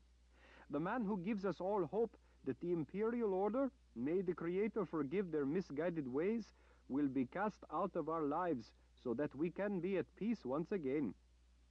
"Sorry," Richard said. "I don't know anyone like that." The man didn't look disappointed by Richard's words. He looked more like he simply didn't believe them. His fine features were pleasant-looking, even though he appeared unconvinced. "Do you think you could—" The man hesitantly lifted an arm out, pointing. "At least let me have a drink?" Richard relaxed a bit. "Sure." He pulled the strap off his shoulder and tossed his water skin to the man. He caught it as if it were precious glass he feared to drop. He pried at the stopper, finally getting it free, and started gulping the water. He stopped abruptly, lowering the water skin. "I'm sorry. I didn't mean to start drinking all of your water right down." "It's all right." Richard gestured for him to drink up. "I have more back at the wagon. You look to need it." As Richard hooked a thumb behind his wide leather belt, the man bowed his head in thanks before tipping the water skin up for a long drink. "Where did you hear about this man who fights for freedom?" Richard asked. The man brought the water skin down again, his eyes never leaving Richard as he paused to catch his breath. "From many a tongue. The freedom he has spread down here in the old world has brought hope to us all." Richard smiled inwardly at how the bright hope of freedom burned even in a dark place like the heart of the old world. There were people everywhere who hungered for the same things in life, for a chance to live their life free and by their own labor to better themselves. Overhead, a black-tipped race, wings spread wide, popped into sight as it glided across the open swath of sky above the rise of rock to each side. Richard didn't have his bow, but the race stayed out of range anyway. The man shrank at seeing the race the way a rabbit would shrink when it saw a hawk. "Sorry I can't help you," Richard said when the race had disappeared. He checked behind in the direction of the wagon out beyond the nearby hill. "I'm traveling with my wife and family, looking for work, for a place to mind our own business." Richard's business was the revolution, if he was to have a chance for his plan to work, and there were a number of people waiting on him in that regard. He had more urgent problems first, though. "But Lord Rahl, my people need—" Richard spun back around. "Why would you call me that?" I'm sorry," the man swallowed. "I didn't mean to anger you." "What makes you think I'm this Lord Rahl?" The man painted his hand up and down in front of Richard as he sputtered, trying to find words. You just are. I can't imagine what else you want me to say. I'm sorry if I have offended you by being so forward, Lord Rahl." Kara stalked out from behind a rocky spire. "What have we here?" The man gasped in surprise at seeing her as he flinched back yet another step, clutching the water skin to his chest as if it were a shield of steel. Tom, his silver knife to hand, stepped up out of a gully behind the man, blocking the way should the man decide to run back the way he'd come.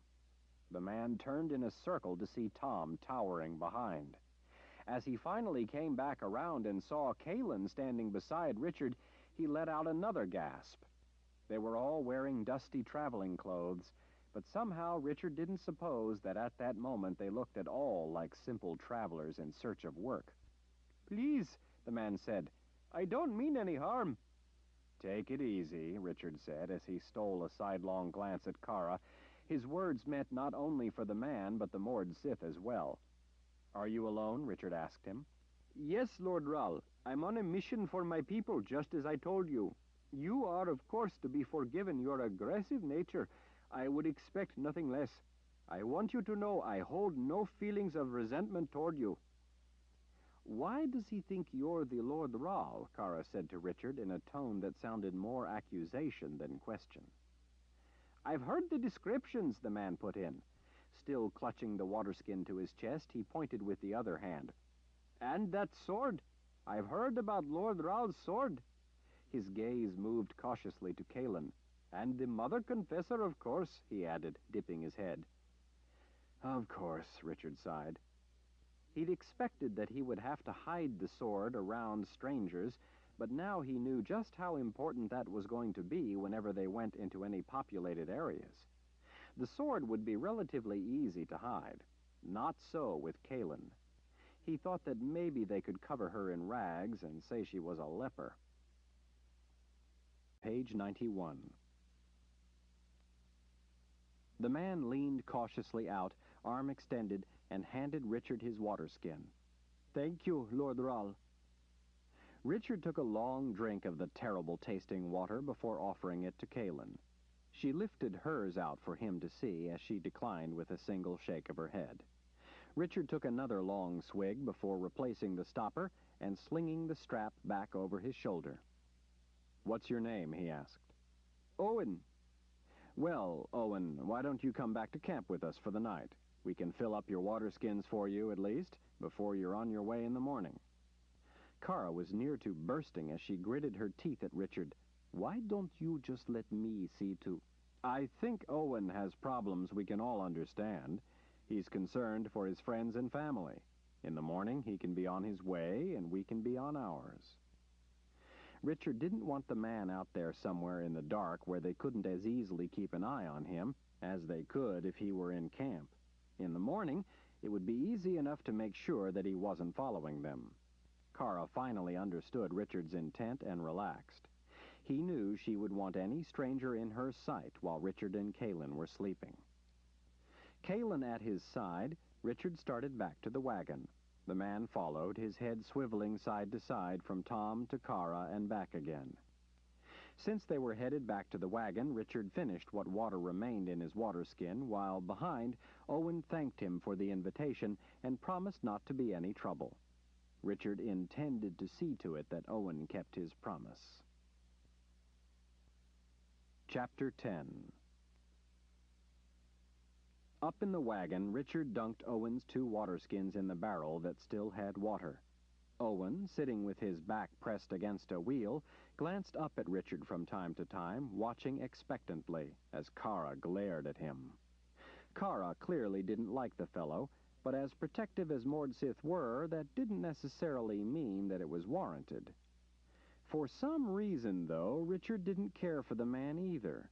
It wasn't so much that he disliked him, just that he couldn't warm to the fellow. He was polite and certainly didn't look threatening, but there was something about the man's attitude that made Richard feel edgy. Tom and Friedrich broke up dried wood they'd collected, feeding it into the small fire. The wonderful aroma of pine pitch covered the smell of the nearby horses. From time to time, Owen cast a fearful eye at Kara, Kalin, Tom, and Friedrich. By far, though, he seemed most uneasy about Jensen. He tried to avert his eyes from her, tried not to look her directly in the eye, but his gaze kept being drawn to her red hair shining in the firelight. When Betty approached to investigate the stranger, Owen stopped breathing. Richard told Owen that the goat just wanted attention. Owen gingerly patted the top of Betty's head as if the goat were a gar that might take off his arm if he weren't careful. Jensen, with a smile and ignoring the way he stared at her hair, offered Owen some of her dried meat. Owen just stared wide-eyed up at her, leaning down over him. "I'm not a witch," she said to Owen. "People think my red hair is a sign that I'm a witch. I'm not. I can assure you I have no magic." The edge in her voice surprised Richard, reminding him that there was iron under the feminine grace. Still wide-eyed, Owen said, "Of course not. I just never saw such beautiful hair before, that's all." "Why, thank you," Jensen said, her smile returning. She again offered him a piece of dried meat. "I'm sorry," Owen said in polite apology, "but I prefer not to eat meat if it's all right with you." He quickly reached in his pocket, bringing out a cloth pouch holding dried biscuit. He forced a smile at Jensen as he held out the biscuits. "Would you like one of mine?" Tom started, glaring at Owen. "Thanks, no," Jensen said, as she withdrew her extended hand and sat down on a low, flat rock. She snagged Betty by an ear and made her lie down at her feet. "You'd best eat the biscuits yourself if you don't want meat," she said to Owen. I'm afraid we don't have a lot that isn't. Why don't you eat meat? Richard asked. Owen looked up over his shoulder at Richard in the wagon above him. I don't like the thought of harming animals just to satisfy my want of food. Jensen smiled politely.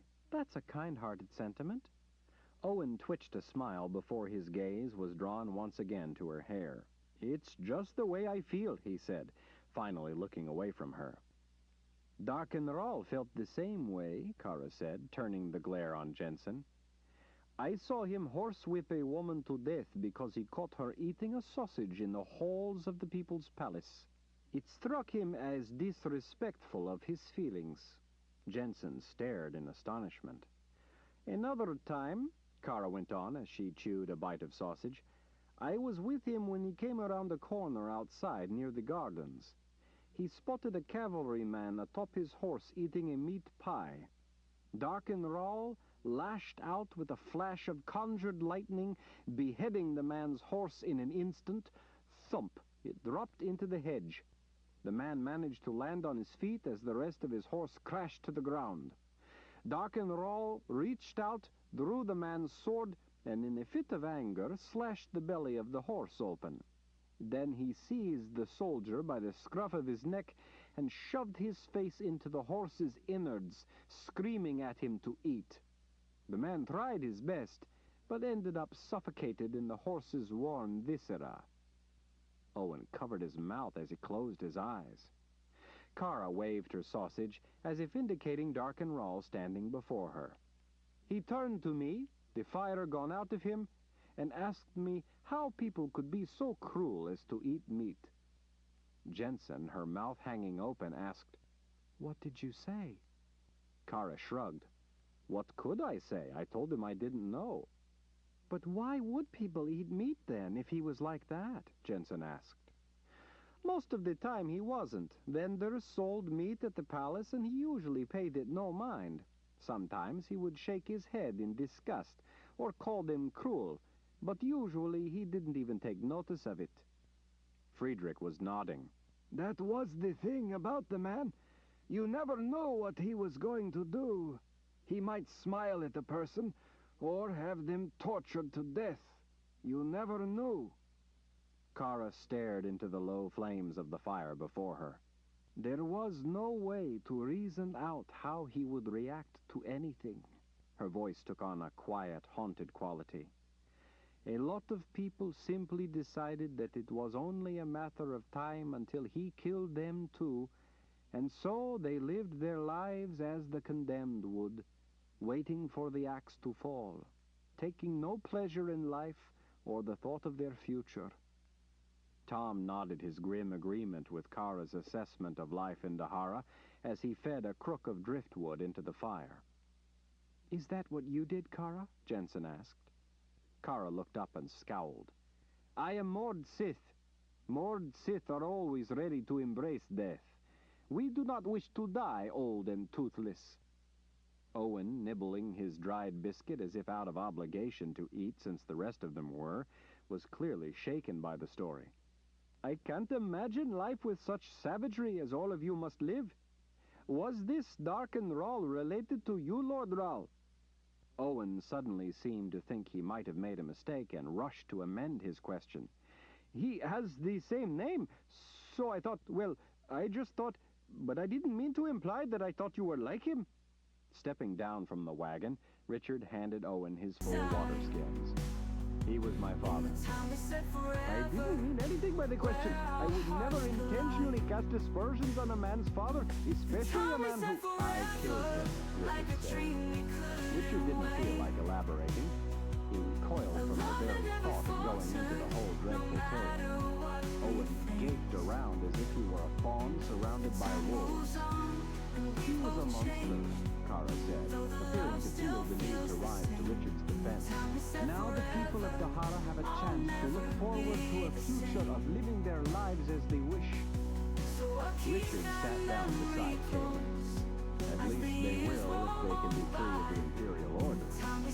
Head down, Owen nibbled on his biscuit as he watched the others. When no one else spoke, Kaelin did. "Why don't you tell us your reasons for coming here, Owen?" Richard recognized her tone as that of the Mother Confessor asking a polite question meant to put a frightened petitioner at ease. He dipped his head respectfully. "Yes, Mother Confessor."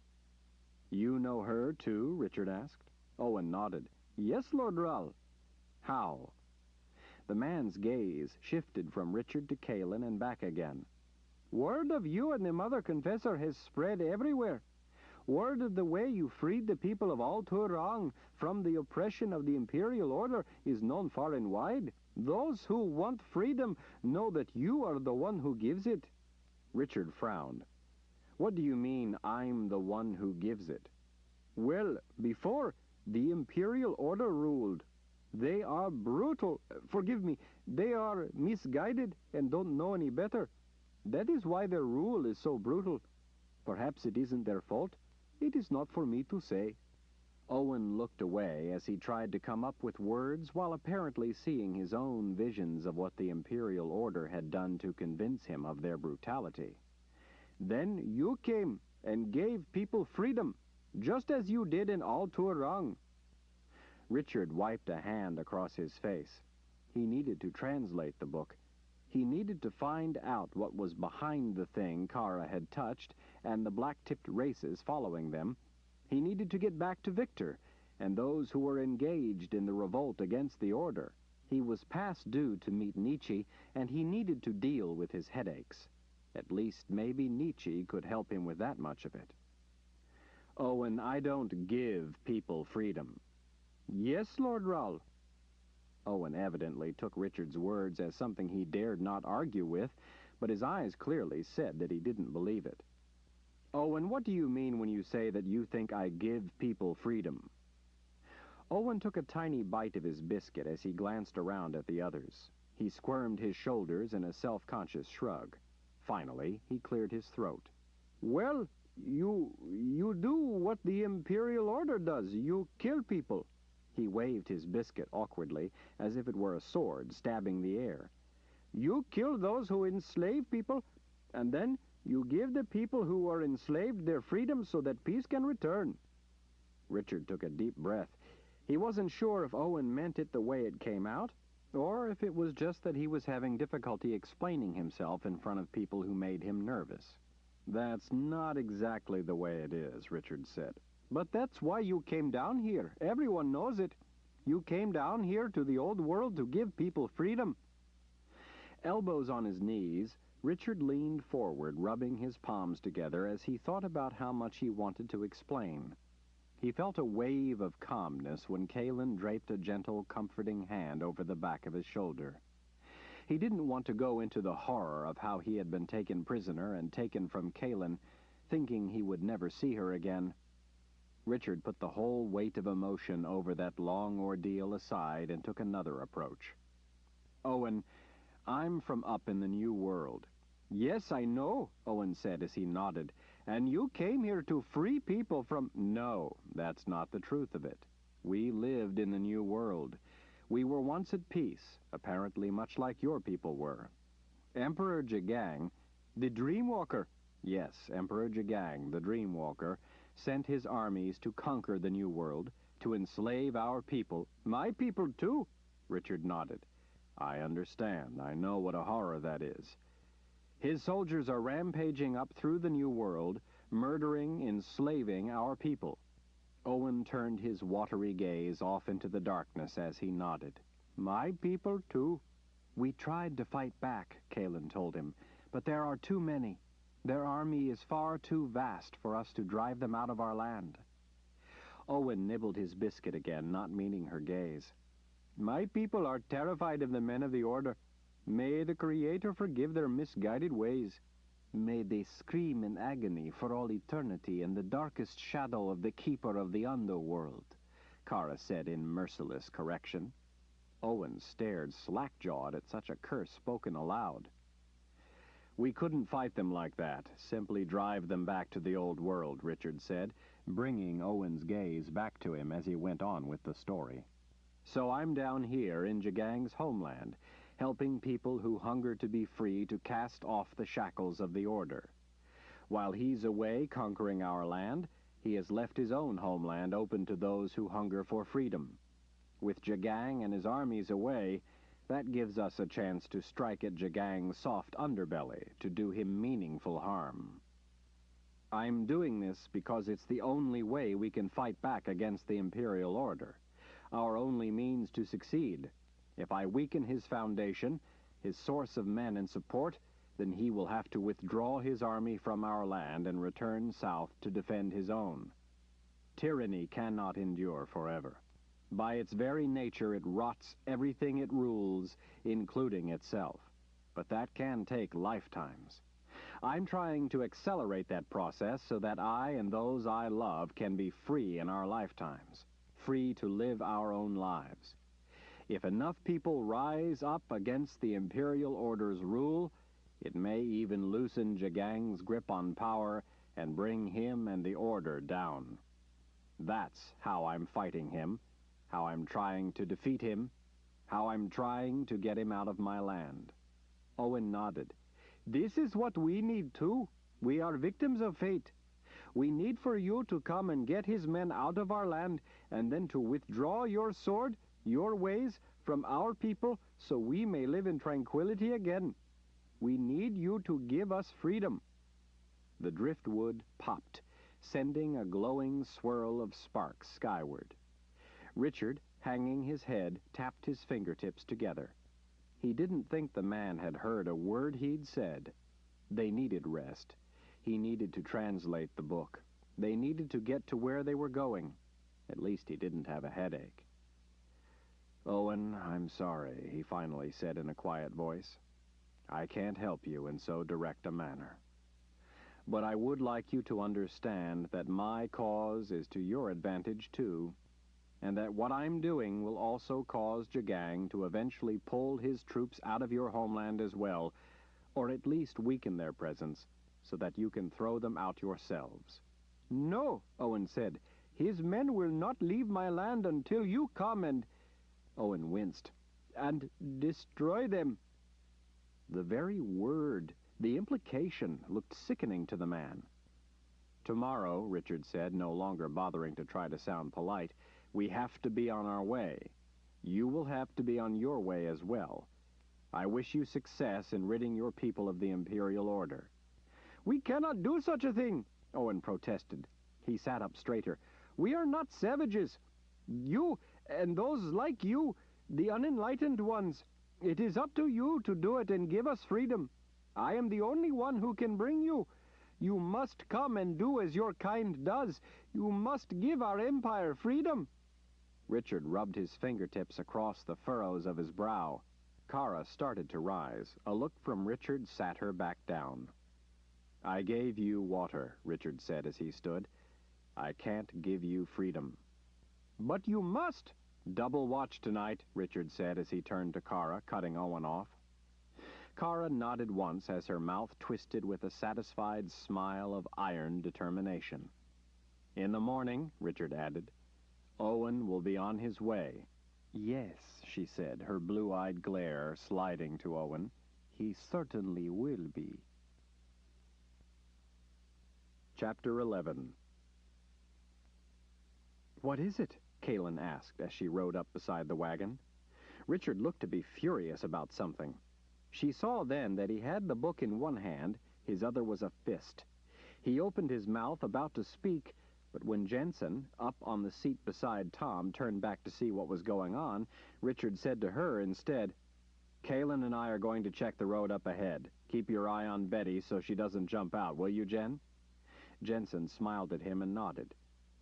If Betty gives you any trouble, Tom said, just let me know, and I'll take her to a lady I know and have some goat sausages made up. Jensen grinned at their private joke and gave Tom a good-natured elbow in his ribs. As Richard climbed over the side of the wagon and dropped to the ground, she snapped her fingers at the tail-wagging goat. Betty, you just stay there. Richard doesn't need you tagging along every single time. Betty, front hooves on the chafing rail, bleated as she looked up at Jensen as if asking for her to reconsider. Down, Jensen said in admonishment. Lie down. Betty bleated, and reluctantly hopped back down into the wagon bed, but she would settle for no less than a scratch behind the ears as consolation before she would lie down. Kalin leaned over from her seat in the saddle and untied the reins to Richard's horse from the back of the wagon. He stepped into the stirrup and gracefully swung up in one fluid motion. She could see that he was agitated about something, but it made her heart sing just to look at him. He shifted his weight forward slightly, urging his horse ahead. Kalin squeezed her legs to the side of her own horse to spur her into a canter to keep up with Richard. He rode out ahead, rounding several turns in the flatter land among the rough hillsides, until he caught up with Kara and Friedrich, patrolling out in the lead. "We're going to check out front for a while," he told them. "Why don't you fall back and check behind?" Kalin knew that Richard was sending them to the back because if he took Kalin to the back under the pretense of watching anything that might come up on them from behind, Kara would keep falling back to check on them. If they were out front, Kara wouldn't worry about them dropping back and getting lost. Kara laid her reins over and turned back. Sweat stuck Kalin's shirt to her back as she leaned over her horse's withers, urging her ahead as Richard's horse sprang away. Despite the clumps of tall grass dotting the foothills and occasional sparse patches of woods, the heat was still with them. It cooled some at night now, but the days were hot, with the humidity increasing as the clouds built up against the wall of mountains to their right. Up close, the barrier of rugged mountains to the east was an intimidating sight. Sheer rock walls rose up below projecting plateaus, heaped to their very edge with loose rock, crumbled from yet higher plateaus and walls, as if the entire range was all gradually crumbling. With drops of thousands of feet at the fringe of overhanging shelves of rock, climbing such unstable scree would be impossible. If there were passes through the arid slopes, they were no doubt few and would prove difficult. But making it past those gray mountains of scorching rock they could now see was hardly the biggest problem. Those closer mountains, spreading north and south in the burning heat at the edge of the desert, partially hid what lay to the other side. A far more daunting range of snow-capped peaks rising up to completely block any passage east. Those imposing mountains were beyond the scale of any Kalin had ever seen. Not even the most rugged of the Rang Shada mountains in the Midlands were their match. These mountains were like a race of giants. Precipitous walls of rock soared thousands of feet straight up. Harrowing slopes rose unbroken by any pass or rift, and were so arduous that few trees could find a foothold. Lofty, snow-packed peaks that ascended majestically above wind-swept clouds were jammed so close together that it reminded her more of a knife's long, jagged edge than separate summits. The day before, when Kalin had seen Richard studying those imposing mountains, she had asked him if he thought there was any way across them. He had said no, that the only way he could see to get beyond was possibly the notch he'd spotted before, when he had found the place where the strange boundary had once been, and that notch still lay some distance north.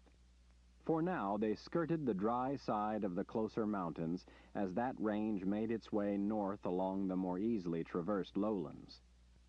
Along the base of a gentle hill covered in clumps of brown grasses, Richard finally slowed his horse. He turned in his saddle, checking that the others were still coming, if a goodly distance behind. He pulled his horse close beside her. "I skipped ahead in the book." Kalin didn't like the sound of that. "When I asked you before why you didn't skip ahead, you said that it wasn't a wise thing to do." "I know, but I wasn't really getting anywhere, and we need answers." As their horses settled into a comfortable walk, Richard rubbed his shoulders. "After all that heat, I can't believe how cold it's getting." "Cold? What are you—" "You know those rare people like Jensen?" The leather of his saddle squeaked as he leaned toward her. "Ones born pristinely ungifted, without even that tiny spark of the gift, the pillars of creation? Well, back when this book was written, they weren't so rare." "You mean it was more common for them to be born?" No, the ones who had been born began to grow up, get married, and have children. Ungifted children. Kalen looked over in surprise. The broken links in the chain of the gift that you were talking about before? Richard nodded. They were children of the Lord Rahl. Back then, it wasn't like it has been in recent times with Darken Rahl or his father. From what I can tell, all the children of the Lord Rahl and his wife were part of his family and treated as such, even though they were born with this problem. It seems that the wizards tried to help them, both the direct offspring, and then their children and their children. They tried to cure them. Cure them? Cure them of what? Richard lifted his arms in a heated gesture of frustration, of being born ungifted, of being born without even that tiny spark of the gift like everyone else has. The wizards back then tried to restore the breaks in the link. How did they think they would be able to cure someone of not having even the spark of the gift? Richard pressed his lips together as he thought of a way to explain it. Well, you know the wizards who sent you across the boundary to find Zed? Yes, Kalen said in a suspicious drawl. They weren't born with the gift. Born wizards, that is. What were they, second or third wizards, something like that? You told me about them once. He snapped his fingers as it came to him. Wizards of the third order, right? Yes. Just one, Giller, was the second order. None were able to pass the tests to be a wizard of the first order like Zed because they didn't have the gift. Being wizards was their calling, but they weren't gifted in the conventional sense. But they still had that spark of the gift that everyone has. That's what I'm talking about, Richard said. They weren't born with the gift to be wizards, just the spark of it like everyone else. Yet Zed somehow trained them to be able to use magic, to be wizards, even though they weren't born that way, born with the gift to be wizards. Richard, that was a lifetime of work. I know, but the point is that Zed was able to help them to be wizards, at least wizards enough to pass his tests and conjure magic. Yes, I suppose. When I was young, they taught me about the workings of magic and the wizard's keep, about those people and creatures in the Midlands with magic. They may not have been born with the gift, but they had worked a lifetime to become wizards. They were wizards, she insisted. Richard's mouth turned up with the kind of smile that told her that she had just framed the essence of his argument for him. But they had not been born with that aspect, that attribute of the gift. He leaned toward her. Zed, besides training them, must have used magic to help them become wizards, right? Kalen frowned at the thought. I don't know. They never told me about their training to become wizards. That was never germane to their relationship with me or my training. But Zed has additive magic, Richard pressed. Additive can change things, add to them, make them more than they are. All right, Kalen cautiously agreed. What's the point? The point is that Zed took people who weren't born with the gift to be wizards, and he trained them, but, more importantly, he must have also used his power to help them along that path by altering how they were born. He had to have added to their gift to make them more than they were born to be. Richard glanced over at her as his horse stepped around a small, scraggly pine. He altered people with magic. Kalen let out a deep breath as she looked away from Richard and ahead at the gentle spread of grassy hills to either side of them as she tried to fully grasp the concept of what he was saying. I never considered that before, but all right, she finally said. So what of it? We thought that only the wizards of old could do such a thing, but apparently it's not a lost art, nor would it be entirely so far-fetched as I had imagined for the wizards back then to believe they could change what was into what they thought it ought to be. What I'm saying is that like what Zed did to give people that with which they were not born, so too did the wizards of old try to give people born as pillars of creation a spark of the gift. Kalen felt a chill of realization. The implication was staggering. Not just the wizards of old, but Zed, too, had used magic to alter the very nature of people, the very nature of what they were, how they were born. She supposed that he had only helped them to achieve what was their greatest ambition in life, their calling, by enhancing what they already had been born with. He helped them to reach their full potential.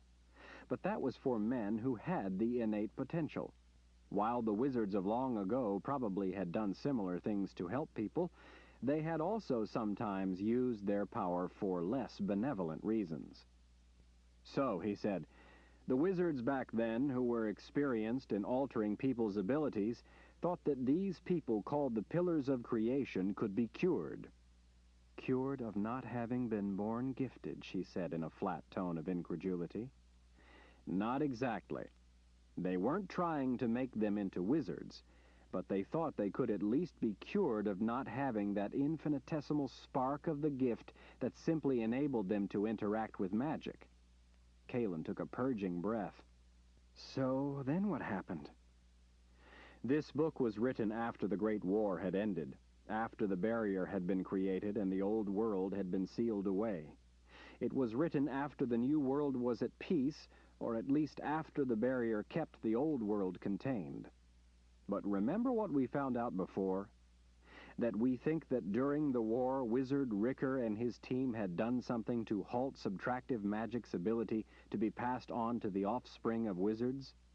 Well, after the war, those born with the gift started becoming increasingly uncommon, and those who were being born without the subtractive side. So, after the war, she said, those who were born with the gift of both additive and subtractive were rapidly becoming non-existent. We already knew that. Right. Richard leaned toward her and lifted the book. But then, when there are fewer wizards being born, all of a sudden the wizards additionally realize that they have all these pristinely ungifted breaks altogether in the link to magic on their hands. Suddenly, on top of the problem of the birth rate of those with the gift to be wizards dropping, they were faced with what they called Pillars of Creation. Kaelin swayed in the saddle as she thought about it, trying to imagine the situation at the keep at the time. I can see that they would have been pretty concerned. His voice lowered meaningfully. They were desperate. Kaelin laid her reins over, moving in behind Richard as his horse stepped around an ancient fallen tree that had been bleached silver from the sweltering sun. So I suppose, Kaelin asked as she walked her horse back up beside him, that the wizards started to do the same thing Zed did? Train those who had the calling? Those who wished to be wizards but had not been born with the gift? Yes, but back then, Richard said, they trained those with only additive to be able to use the subtractive too, like full wizards of the time. As time went on, though, even that was being lost to them, and they were only able to do what Zed did, train men to be wizards, but they could only wield additive magic. But that isn't really what the book is about, Richard said as he gestured dismissively. That was just a side point to record what they had attempted. They started out with confidence. They thought that these Pillars of Creation could be cured of being pristinely ungifted, much like wizards with only additive could be trained to use both sides of the magic, and those without the gift for wizardry could be made wizards able to use at least the additive side of it. The way he used his hands when he talked reminded her of the way Zed did when he became worked up. They tried to modify the very nature of how these people had been born. They tried to take people without any spark of the gift and alter them in a desperate attempt to give them the ability to interact with magic. They weren't just adding or enhancing, they were trying to create something out of nothing. Kaelin didn't like the sound of that. They knew that in those ancient times the wizards had great power, and they altered people with the gift, manipulated their gift to suit a specific purpose. They created weapons out of people. In the Great War, Jagang's ancestors were one such weapon, Dreamwalkers. Dreamwalkers were created to be able to take over the minds of people in the New World and control them. Out of desperation, the Bond of the Lord Rahl was created to counter that weapon, to protect people from the Dreamwalkers. Any number of human weapons were conjured from the gifted. Such changes were often profound, and they were irrevocable. At times, the creations were monsters of boundless cruelty. From this heritage, Jagang had been born. During that great war, one of the wizards who had been put on trial for treason refused to reveal what damage he had done. When even torture failed to gain the man's confession, the wizards conducting the trial turned to the talents of a wizard named Marit and ordered the creation of a confessor. Magda Cirrus, the first confessor, extracted the man's confession. The tribunal was so pleased with the results of Wizard Marit's conjuring that they commanded that an order of confessors be created.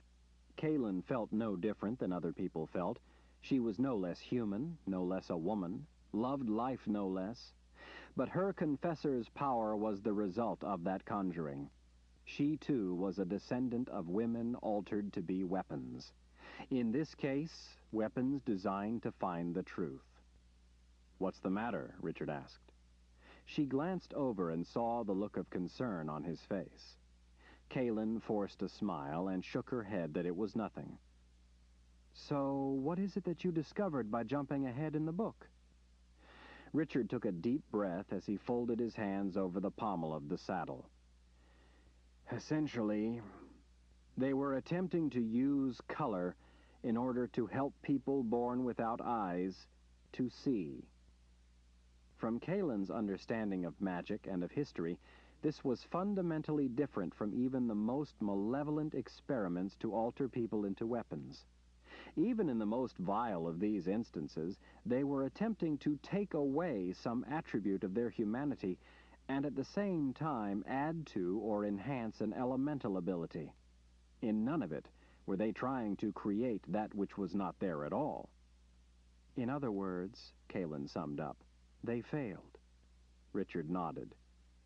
So here they were. The Great War was long over, and the old world, those who had wanted to end magic, much like the Imperial Order, was safely sealed away beyond the barrier that had been created. Now they find out that the birth rate of those carrying the gift of wizardry is plummeting, and that the magic engendered by the House of Rahl, the bond with his people designed to stop the Dreamwalkers from taking them, has an unexpected consequence. It also gives birth to the pristinely ungifted, who are an irreversible break in the lineage of magic. "They have two problems, then," Kaelin said. "They have fewer wizards being born to deal with problems of magic, and they have people being born with no link at all to the magic." "That's right. And the second problem was growing faster than the first. In the beginning, they thought they would find a solution, a cure. They didn't. Worse, as I explained before, those born of the pristinely ungifted, like Jensen, always bear children the same as they. In a few generations, the number of the people without the link to the gift was growing faster than anyone ever expected." Kaelin let out a deep breath. Desperate indeed. It was becoming chaos. She hooked a loose strand of hair back. "What did they decide?" Richard regarded her with one of those looks that told her he was pretty disturbed by what he'd found. "They chose magic over people. They deemed that this attribute, magic, or those who possessed it, was more important than human life." His voice rose. "Here they took the very thing they fought the war over, the right of those who were born the way they were, in that case people born with magic, to their own lives, to exist, and they turned it all around to be that this attribute was more important than the life which held it." He let out a breath and lowered his voice. "There were too many to execute, so they did the next best thing. They banished them." Kaelin's eyebrows went up. "Banished them? To where?" Richard leaned toward her with fire in his eyes. "The old world." "What?" Richard shrugged, as if speaking on behalf of the wizards back then, mocking their reasoning. "What else could they do? They could hardly execute them. They were friends and family. Many of those normal people with the spark of the gift but who were not gifted as wizards or sorceresses, and so didn't think of themselves as gifted, had sons, daughters, brothers, sisters, uncles, aunts, cousins, neighbors, who had married these pristinely ungifted, these pillars of creation. They were part of society, a society which was less and less populated by the truly gifted.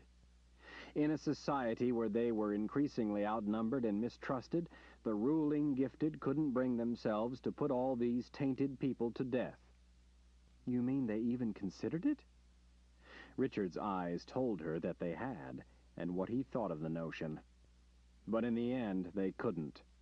At the same time, after trying everything, they now realized that they couldn't ever restore the link to magic once it was broken by these people, and such people were marrying and having children, and the children were marrying and having children, who in every case passed along this taint. And those so tainted were increasing in numbers faster than anyone had imagined. As far as the gifted were concerned, their very world was threatened, in much the same way it had been threatened by the war. That was, after all, what those in the old world had been trying to do, destroy magic. And here it was, the very thing they feared, happening. They couldn't repair the damage, they couldn't stop it from spreading, and they couldn't put to death all those among them. At the same time, with the taint multiplying, they knew that they were running out of time. So they settled on what to them was the only way out: banishment. And they could cross the barrier? She asked. Those with the gift, for all practical purposes, were prevented from crossing the barrier, but for those who were pillars of creation, magic did not exist. They were unaffected by it, so to them the barrier was not an obstacle. How could those in charge be sure they had all the pillars of creation? If any escaped, the banishment would fail to solve their problem. Those with the gift, wizards and sorceresses, can somehow recognize those pristinely ungifted by what they are, holes in the world, as Jensen said those like her were called. The gifted can see them, but not sense them with their gift. Apparently, it wasn't a problem to know who the pillars of creation were. Can you tell any difference? Kaelin asked. Can you sense Jensen as being different? Being a hole in the world? No, but I've not been taught to use my ability. How about you? Kaelin shook her head. I'm not a sorceress, so I guess that I don't have the ability to detect those like her.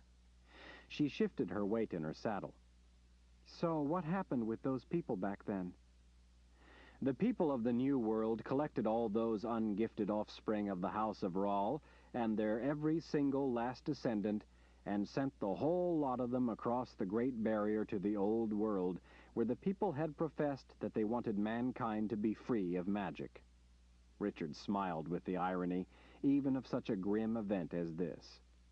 The wizards of the New World, in essence, gave their enemy in the Old World exactly what they professed to want, what they had been fighting for: mankind without magic.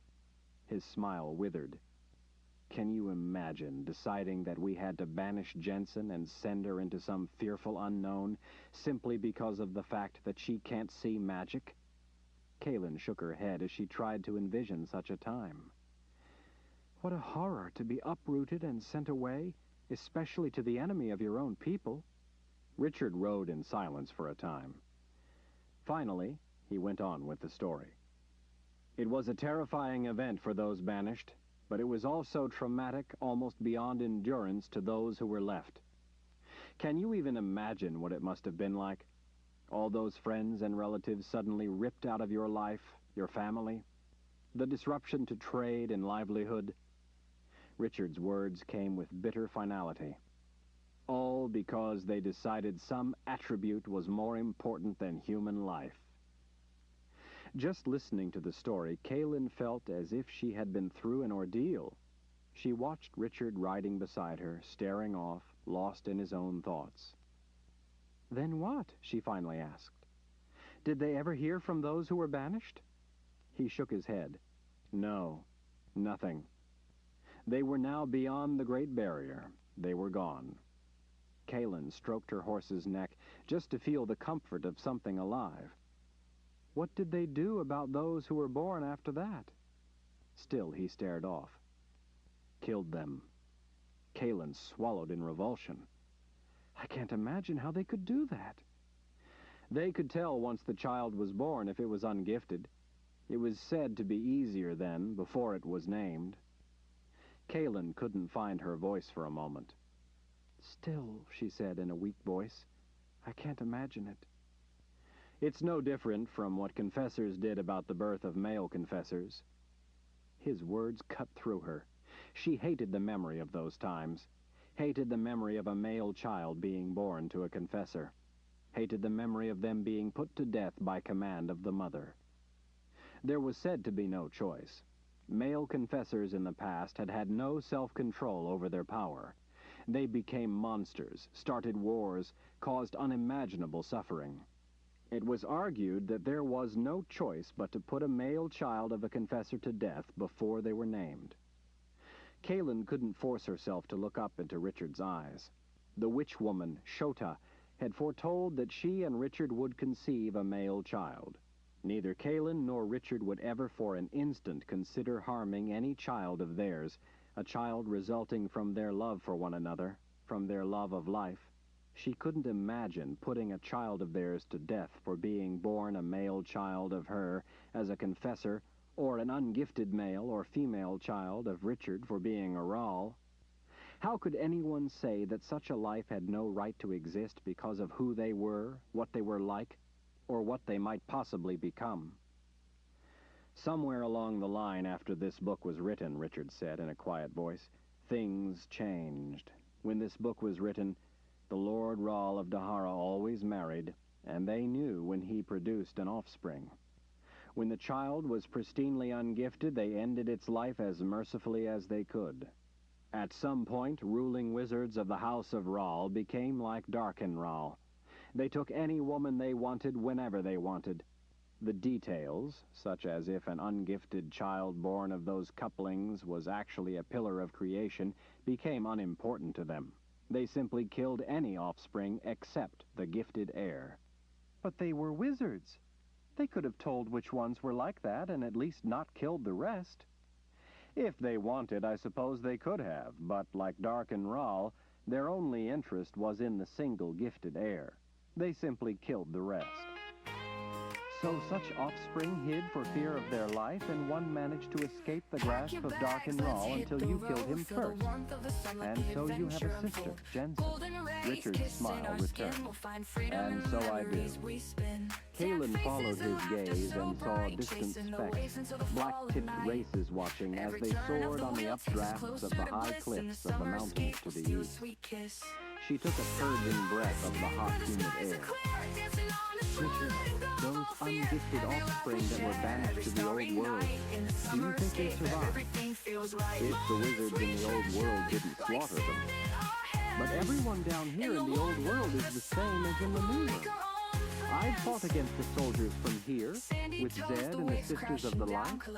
We used magic of every sort to try to halt the Order's advance.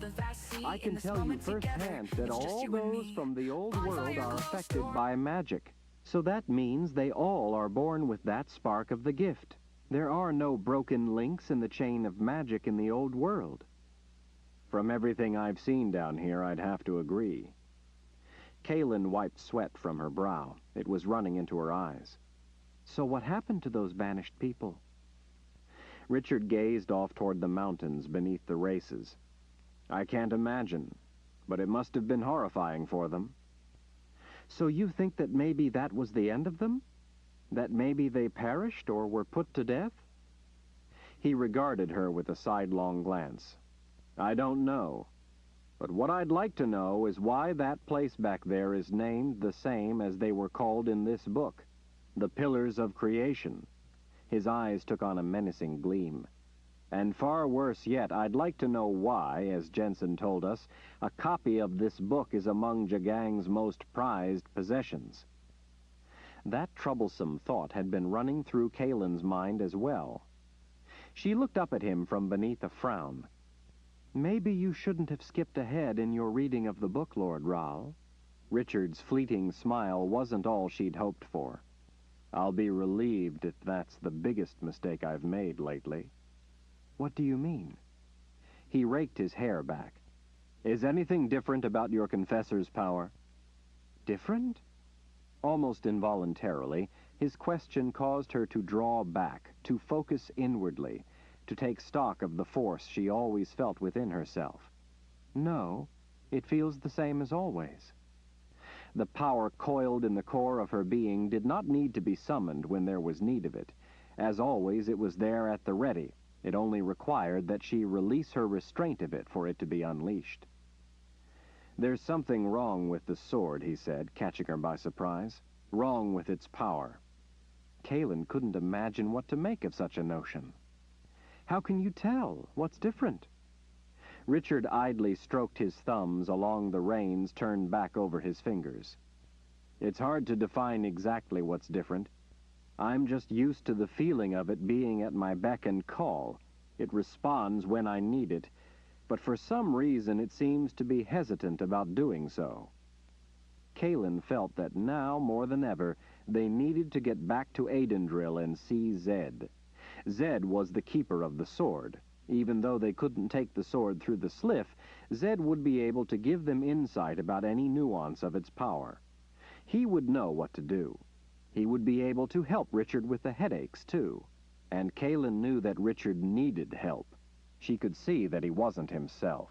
His gray eyes held a glaze of pain, but there was something more etched in his expression, in the way he moved, the way he carried himself. The whole explanation of the book and what he had discovered seemed to have sapped his strength. She was beginning to think that it wasn't she, after all, who was the one running out of time, but that it was Richard. That thought, despite the warm afternoon sun, sent cold terror racing through her. Richard checked the others over his shoulder. Let's go back to the wagon. I need to get something warmer to put on. It's freezing today. Chapter 12. Zed peered up the deserted street. He could have sworn that he saw someone. Using his gift to search for any sign of life told him that there was no one anywhere around. Still, he remained motionless as he stared. The warm breeze pressed his simple robes against his bony frame and gently ruffled his disheveled white hair. A tattered, sun-faded blue dress that someone had pinned to a second-floor balcony railing to dry flapped like a flag in the wind. The dress, along with a city full of personal possessions, had long ago been left behind. The buildings, their walls painted various colors from a rusty red to yellow, with shutters in bright contrasting hues, stuck out to slightly varying degrees on either side of the narrow cobbled street, making a canyon of colorful walls. Most of the second stories overhung the bottom floors by a few feet, and with their eaves hanging out even more, the buildings closed off the better part of the sky, except for a snaking slit of afternoon sunlight that followed the sinuous course of the street up and over the gentle hill. The doors were all tightly shut, most of the windows shuttered. A pale green gate to an alleyway hung open, squeaking as it swung to and fro in the breeze. Zed decided that it must have been a trick of the light that he'd seen, maybe a window pane that had moved in the wind, sending a flicker of light across a wall. When he was at last sure that he had been mistaken about seeing anyone, Zed started back down the street, yet remained close to one side, walking as quietly as possible. The Imperial Order army had not returned to the city since Zed had unleashed the light web that had killed an enormous number of their force, but that didn't mean that there couldn't be dangers about. No doubt Emperor Jagang still wanted the city, and especially the keep, but he was no fool, and he knew that a few more light webs ignited among his army, no matter how vast it was, would in an instant reduce his force by such staggering numbers that it could alter the course of the war. Jagang had fought against the Midland and Daharan forces for a year, and in all those battles he had not lost as many men as he'd lost in that one blinding moment. He would not casually risk another such event. After such a blow, Jagang would want to capture the keep more than he had ever wanted it before. He would want Zed more than ever before. Had Zed more of the light webs like the one his frantic search through the keep had turned up, he would have already unleashed them all on the Order. He sighed. If only he had more. Still, Jagang didn't know that he had no more such constructed spells. As long as Jagang feared that there were more, it served Zed's purpose in keeping the Imperial Order out of Adendril and away from the Wizard's Keep. Some harm had been done to the Confessor's palace when Jagang had been gulled into attacking, but Zed judged that trying that trick had been worth the regrettable damage. It had almost netted him and Addy the Emperor's hide. Damage could always be repaired. He vowed that it would be repaired. Zed clenched a fist at how close he had come to finishing Jagang that day. At least he had dealt a mighty blow to his army. And Zed might have had Jagang had it not been for that strange young woman. He shook his head at the memory of actually seeing one who could not be touched by magic. He'd known in theory of their existence, but had never before known it for certain to be true. Vague references in old books made for interesting abstract speculation, but seeing it with his own eyes was quite something else. It had been an unsettling sight. Addy had been shaken by the encounter even more than he. She was blind, yet with the aid of the gift could see better than he could. That day she had not been able to see the young woman who was there, but in some ways not there. To Zed's eyes, if not his gift, she was a beautiful sight, with some of Darken Raal's looks, but different and altogether captivating. That she was half-sister to Richard was clear. She shared some of his features, especially the eyes. If only Zed could have stopped her, kept her out of the way, convinced her that she was making a terrible mistake by being with the Order, or even if he could have killed her, Jagang would not have escaped justice. Still, Zed held no illusions about ending the threat of the Imperial Order simply by killing Jagang. Jagang was merely the brute who led other brutes in enforcing blind faith in the Order. A blind faith that embraced death as salvation from what it preached was the corrupt misery of life. A blind faith in which life itself had no value, but as a bloody sacrifice upon the altar of altruism. A blind faith that blamed the failure of its own ideas on mankind for being wicked and for failing to offer sufficient sacrifice in an endless quest for some elusive greater good that grew ever more distant. A blind faith in an order that clung to power by feeding off the carcasses of the productive lives it ruined. A faith that by its very beliefs rejected reason and embraced the irrational could not long endure without intimidation and force, without brutes like Jagang to enforce such faith.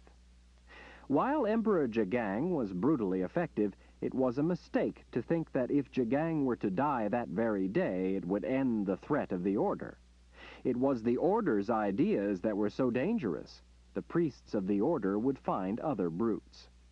The only real way to end the Order's reign of terror was to expose the naked evil of its teachings to the light of truth, and for those suffering under its doctrines to throw off the Order's yoke. Until then, they would have to fight the Imperial Order back as best they could, hoping at least to eventually contain them.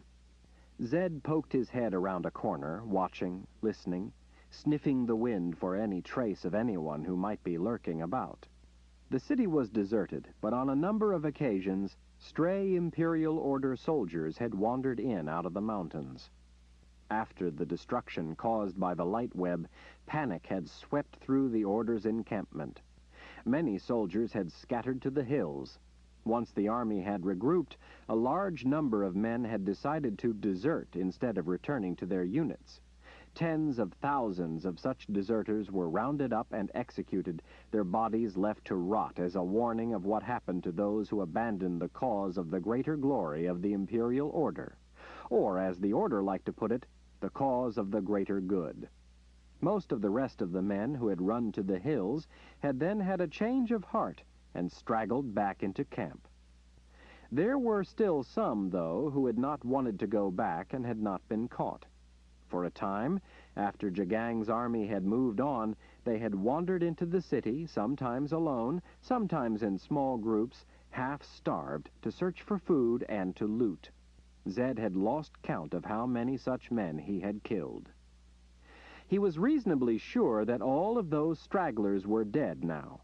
The order was made up of men mostly from cities and towns. Such men weren't used to living in the wild. Their job was to overwhelm the enemy, to kill, rape, terrorize, and plunder. A whole corps of logistics personnel provided them with support, delivering and dispensing a constant stream of supplies that rolled in to feed and care for the soldiers. They were violent men, but they were men who needed to be tended, who depended on the group for their survival. They didn't last long on their own in the trackless forested mountains surrounding Adendril. But Zed hadn't seen any of them for quite some time. He was reasonably sure that the stragglers had starved, been killed, or had long ago headed back south to the old world. There was always the possibility, though, that Jagang had sent assassins to Adendril. Some of those assassins could be Sisters of the Light, or worse, Sisters of the Dark. For that reason, Zed rarely left the safety of the keep, and when he did, he was cautious. 2. He hated poking around the city, seeing it so devoid of life. This had been his home for much of his life. He remembered the days when the keep was a hub of activity, not as it once had been, he knew, but alive with people of all sorts. He found himself smiling at the memory. His smile faded. Now the city was a joyless sight, forlorn without people filling the streets, people talking from one balcony to a neighbor across the street in another window, people gathering to trade goods in the market. Not so long ago, men would have stopped to have conversations in doorways while vendors pulled carts of their wares along the narrow streets, and children at play skipped through the throngs. Zed sighed at the sad sight of such lifeless streets. At least those lives were safe, if a long way from home. Although he had many fundamental differences with the Sisters of the Light, he knew that their prelate, Verna, and the rest of the Free Sisters would watch over them. The only problem was that now that Jagang had nothing in Adendril of any real value to conquer except the keep, and much to lose, he had wheeled his army east toward the remnants of the Midland forces. To be sure, the Daharan army waited across those mountains to the east, and Zed knew how formidable they were, but he couldn't fool himself that they stood a chance against a force as immense as the Imperial Order. Jagang had left the city in order to go after those Daharan forces. The Imperial Order could not win the war by occupying an empty city. They needed to crush any resistance once and for all, so that there would be no people left who could, by living prosperous, happy, peaceful lives, put the lie to the Order's teachings.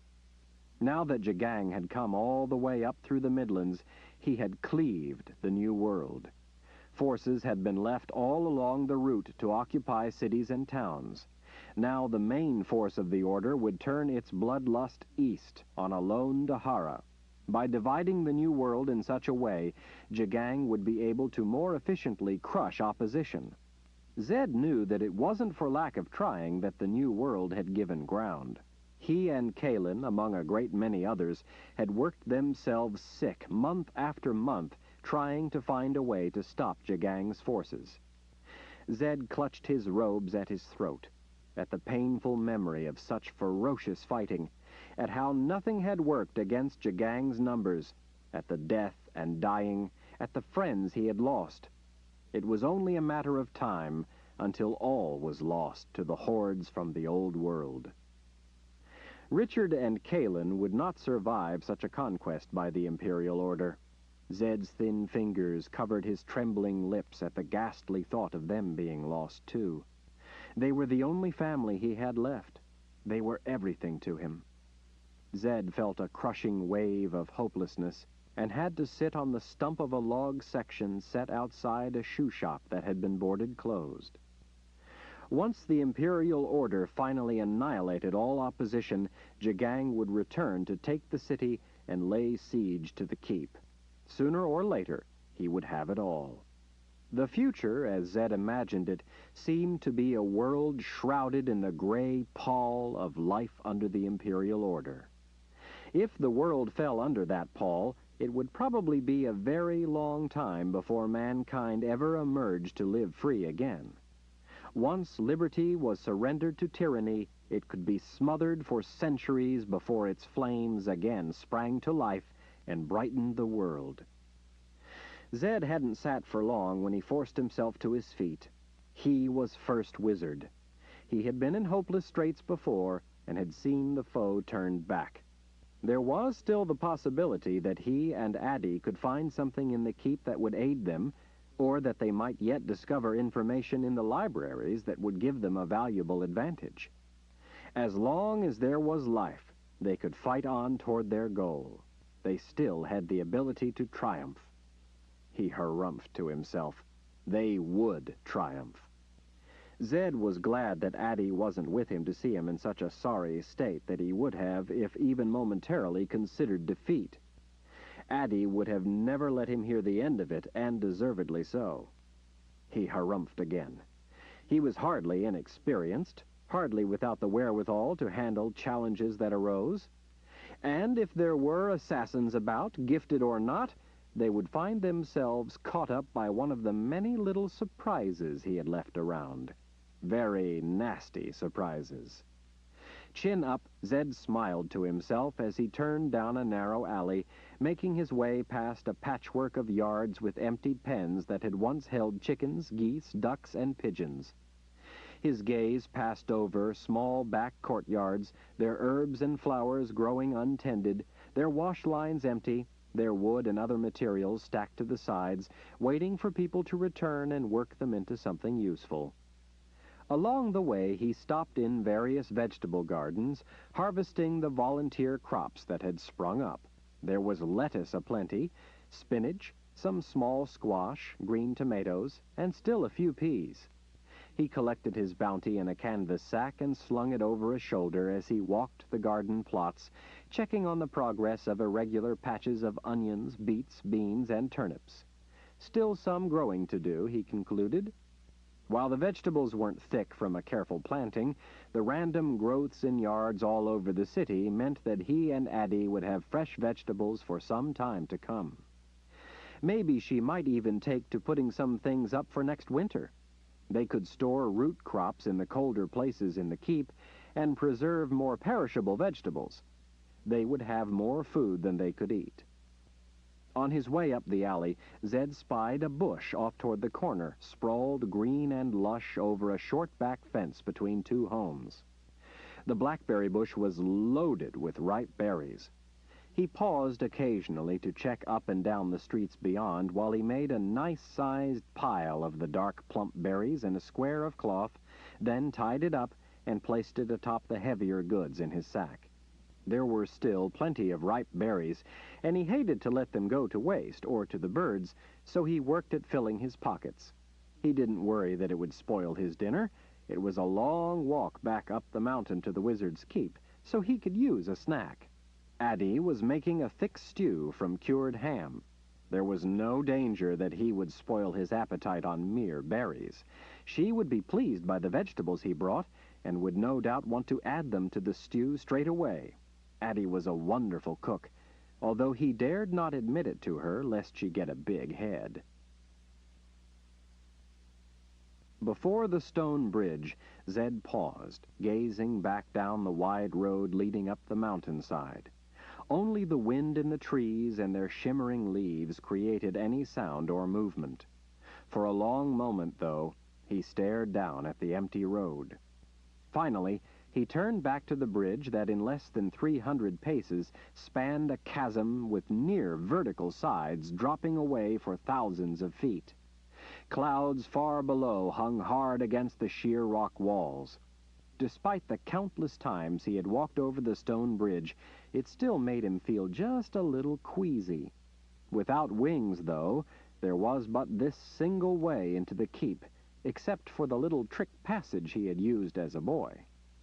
Because of their strategic role, Zed had placed enough snares and traps along the bridge and the rest of the road up to the keep that no one was going to live for more than a few paces once they came close. Not even a sister of the dark could trespass here. A few sisters had attempted the impossible and had paid with their lives. They would have suspected such webs laid by the first wizard himself and felt some of the warning shields, but no doubt Jagang had given them no choice in the matter and had sent them to attempt entry, sacrificing their lives for the greater good of the order. Verna had once briefly been taken captive by the Dreamwalker, and she had told Zed all about the experience in the hope that they might find a counter, other than swearing loyalty in one's heart to the Lord Rahl and thereby invoking the protection of the bond. Zed had tried, but there was no counter-magic he could provide. In the Great War, wizards far more talented than he, and with both sides of the gift, had tried to devise defenses against Dreamwalkers. Once the Dreamwalker had taken over a person's mind, there was no defense. You had to do his bidding, regardless of the cost, even if the cost was your life. Zed suspected that for a few, death was a coveted release from the agony of possession by the Dreamwalker. Suicide was a course blocked by Jagang. He needed the talents of the sisters and other gifted.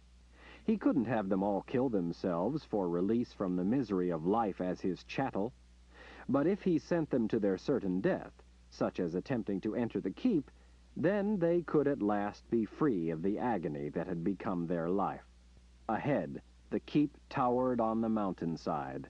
The soaring walls of dark stone, intimidating to most people, offered Zed the warm sense of home. His eyes roamed the ramparts, and he remembered strolling there with his wife so many years ago, a lifetime ago, it seemed. From the towers he had often looked down at the beautiful sight of Aidendrill below. He had once marched across the bridges and passageways to deliver orders, defending the Midlands from an invasion from Dahara, led by Darken Rahl's father. That, too, seemed a lifetime ago. Now Richard, his grandson, was the Lord Rahl, and had succeeded in uniting most of the Midlands under the rule of the Daharan Empire. Zed shook his head at the wonder of it, at the thought of how Richard had changed everything. By Richard's hand, Zed was now a subject of the Daharan Empire. What a wonder indeed! Before he reached the far side of the bridge, Zed glanced down into the chasm. Movement caught his attention. Putting his bony fingers on the rough stone, he leaned out a little for a look. Below, but above the clouds, he saw two huge birds, black as moonless midnight, gliding along through the split in the mountain. Zed had never seen the like of them. He couldn't imagine what to make of the sight. When he turned back to the keep, he thought he saw three more of the same kind of large black birds flying together high above the keep. He decided that they had to be ravens. Ravens were big. He must simply be misjudging the distance, probably from lack of food. Concluding that they had to be ravens, he tried to adjust his estimation of their distance, but they were already gone. He glanced down, but didn't see the other two either. As he passed under the iron portcullis, feeling the warm embrace of the keep's spell, Zed felt a wave of loneliness. He so missed Arelyn, his long-dead wife, as well as his long-past daughter, Richard's mother, and dear spirits, he missed Richard. He smiled then, thinking of Richard being with his own wife now. It was still sometimes hard for him to think of Richard as grown into a man. He had had a wondrous time helping to raise Richard. What a time that had been in his life off in Westland, away from the Midlands, away from magic and responsibility, with just that ever-curious boy and a whole world of wonders to explore and show him. What a time indeed. Inside the keep, lamps along the wall obediently sprang to flame as first wizard Zedicus Zul'Zorander made his way along passageways and through grand rooms, deeper into the immense mountain fortress. As he passed the webs he'd placed, he checked the texture of their magic to find that they were undisturbed. He sighed in relief. He didn't expect that anyone would be foolish enough to try to enter the keep, but the world had fools to spare. He didn't really like leaving such dangerous webs cast all about the place, in addition to the often dangerous shields already guarding the keep, but he dared not relax his guard. As he passed a long side table in a towering gathering hall, Zed, as he had done since he was a boy, ran his finger along the smooth groove in the edge of the variegated chocolate-brown marble top. He stopped, frowning down at the table, and realized that it contained something he suddenly felt the want of, a ball of fine black cord left there years ago to tie ribbons and other decorations on the lamp brackets in the gathering hall to mark the harvest festival. Sure enough, in the center drawer, he found the ball of fine cord. He snatched it up and slipped it into a pocket long emptied of its load of berries. From the wall bracket beside the table, he lifted a wand with 6 small bells. The wand, one of hundreds if not thousands throughout the keep, was once used to summon servants. He sighed inwardly. It had been decades since servants and their families last lived in the wizard's keep. He remembered their children running and playing in the halls. He remembered the joy of laughter echoing throughout the keep, bringing life to the place. Zed told himself that one day children would again run and laugh in the halls. Richard and Kalen's children. Zed's broad smile stretched his cheeks.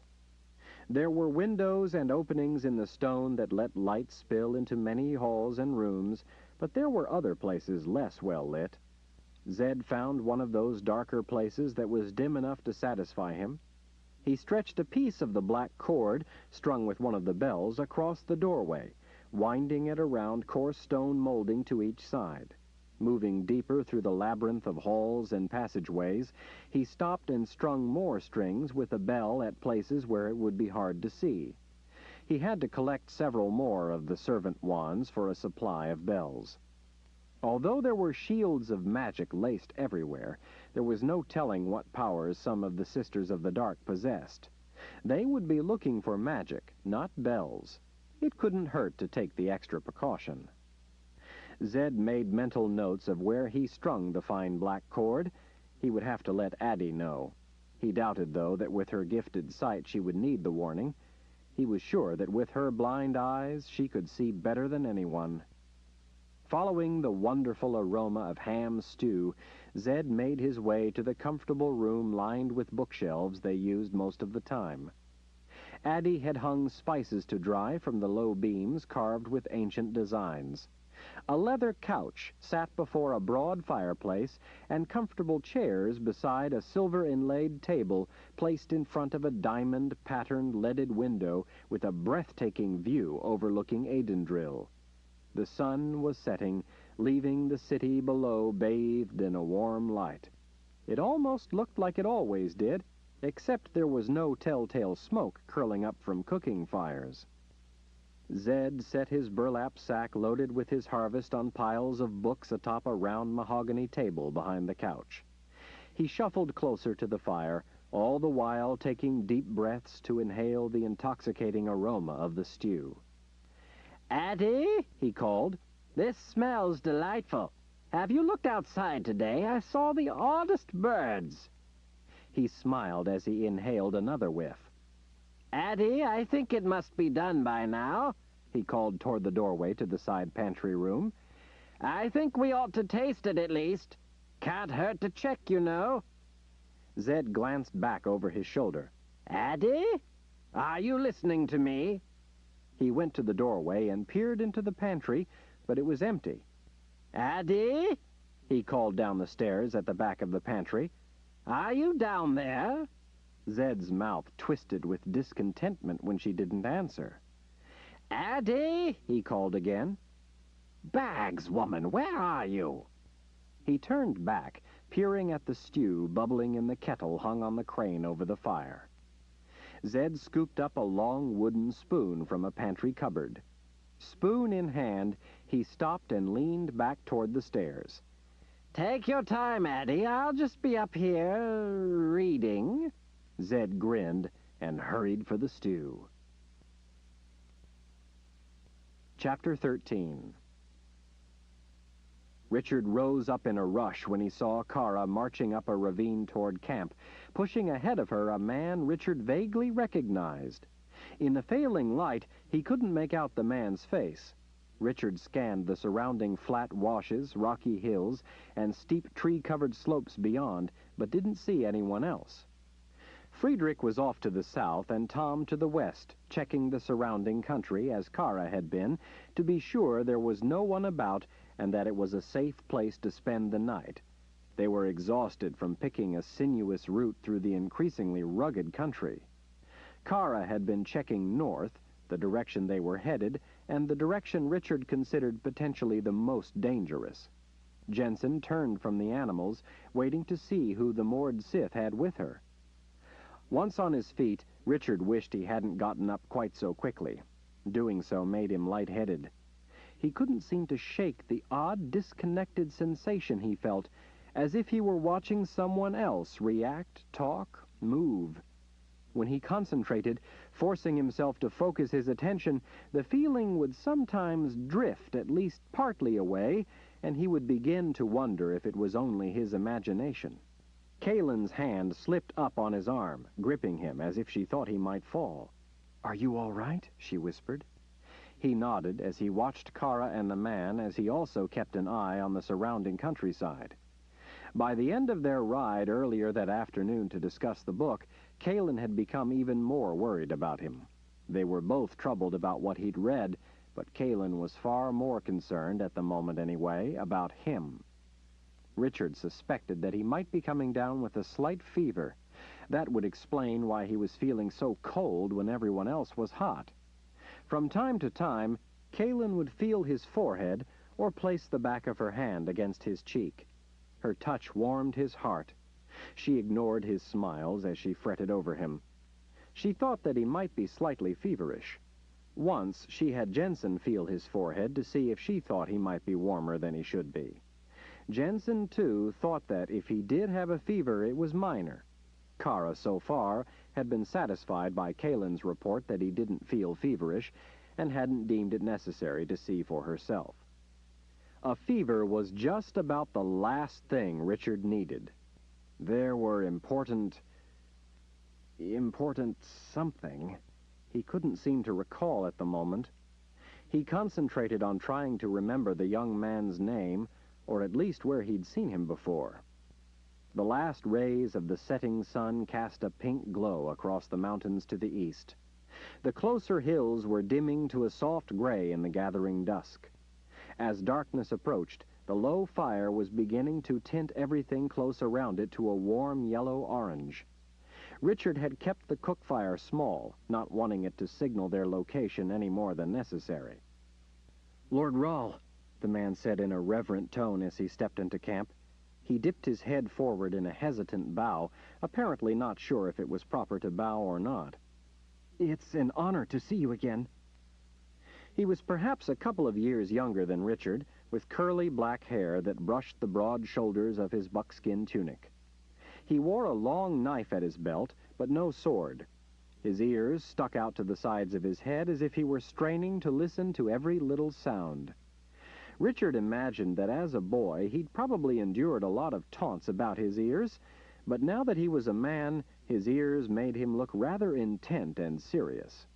As muscular as the man was, Richard doubted that he still had to contend with taunts. I'm sorry, but I can't quite seem to recall." "Oh, no, you wouldn't remember me, Lord Rahl. I was only—" "Sabar," Richard said as it came to him. "Sabar, you loaded the furnaces in Priska's foundry back in Alturang." Sabar beamed. "That's right. I can't believe you remember me." Sabar had been one of the men at the foundry, able to have work because of the supplies Richard hauled to Priska when no one else could. Sabar had understood how hard Priska worked just to keep his foundry alive under the oppressive, endless, and contradictory mandates of the Order. Sabar had been there the day the statue Richard carved had been unveiled.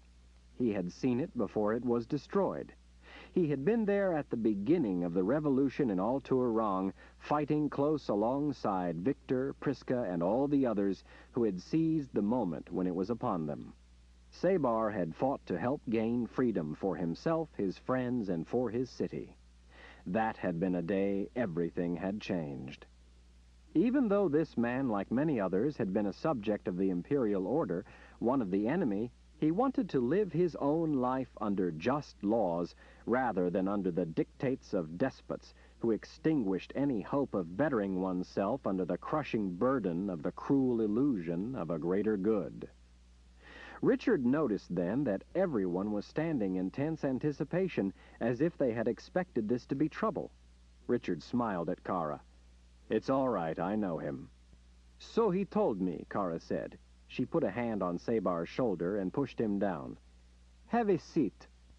"Yes," Richard said, glad to see that Kara had been fairly amiable about it.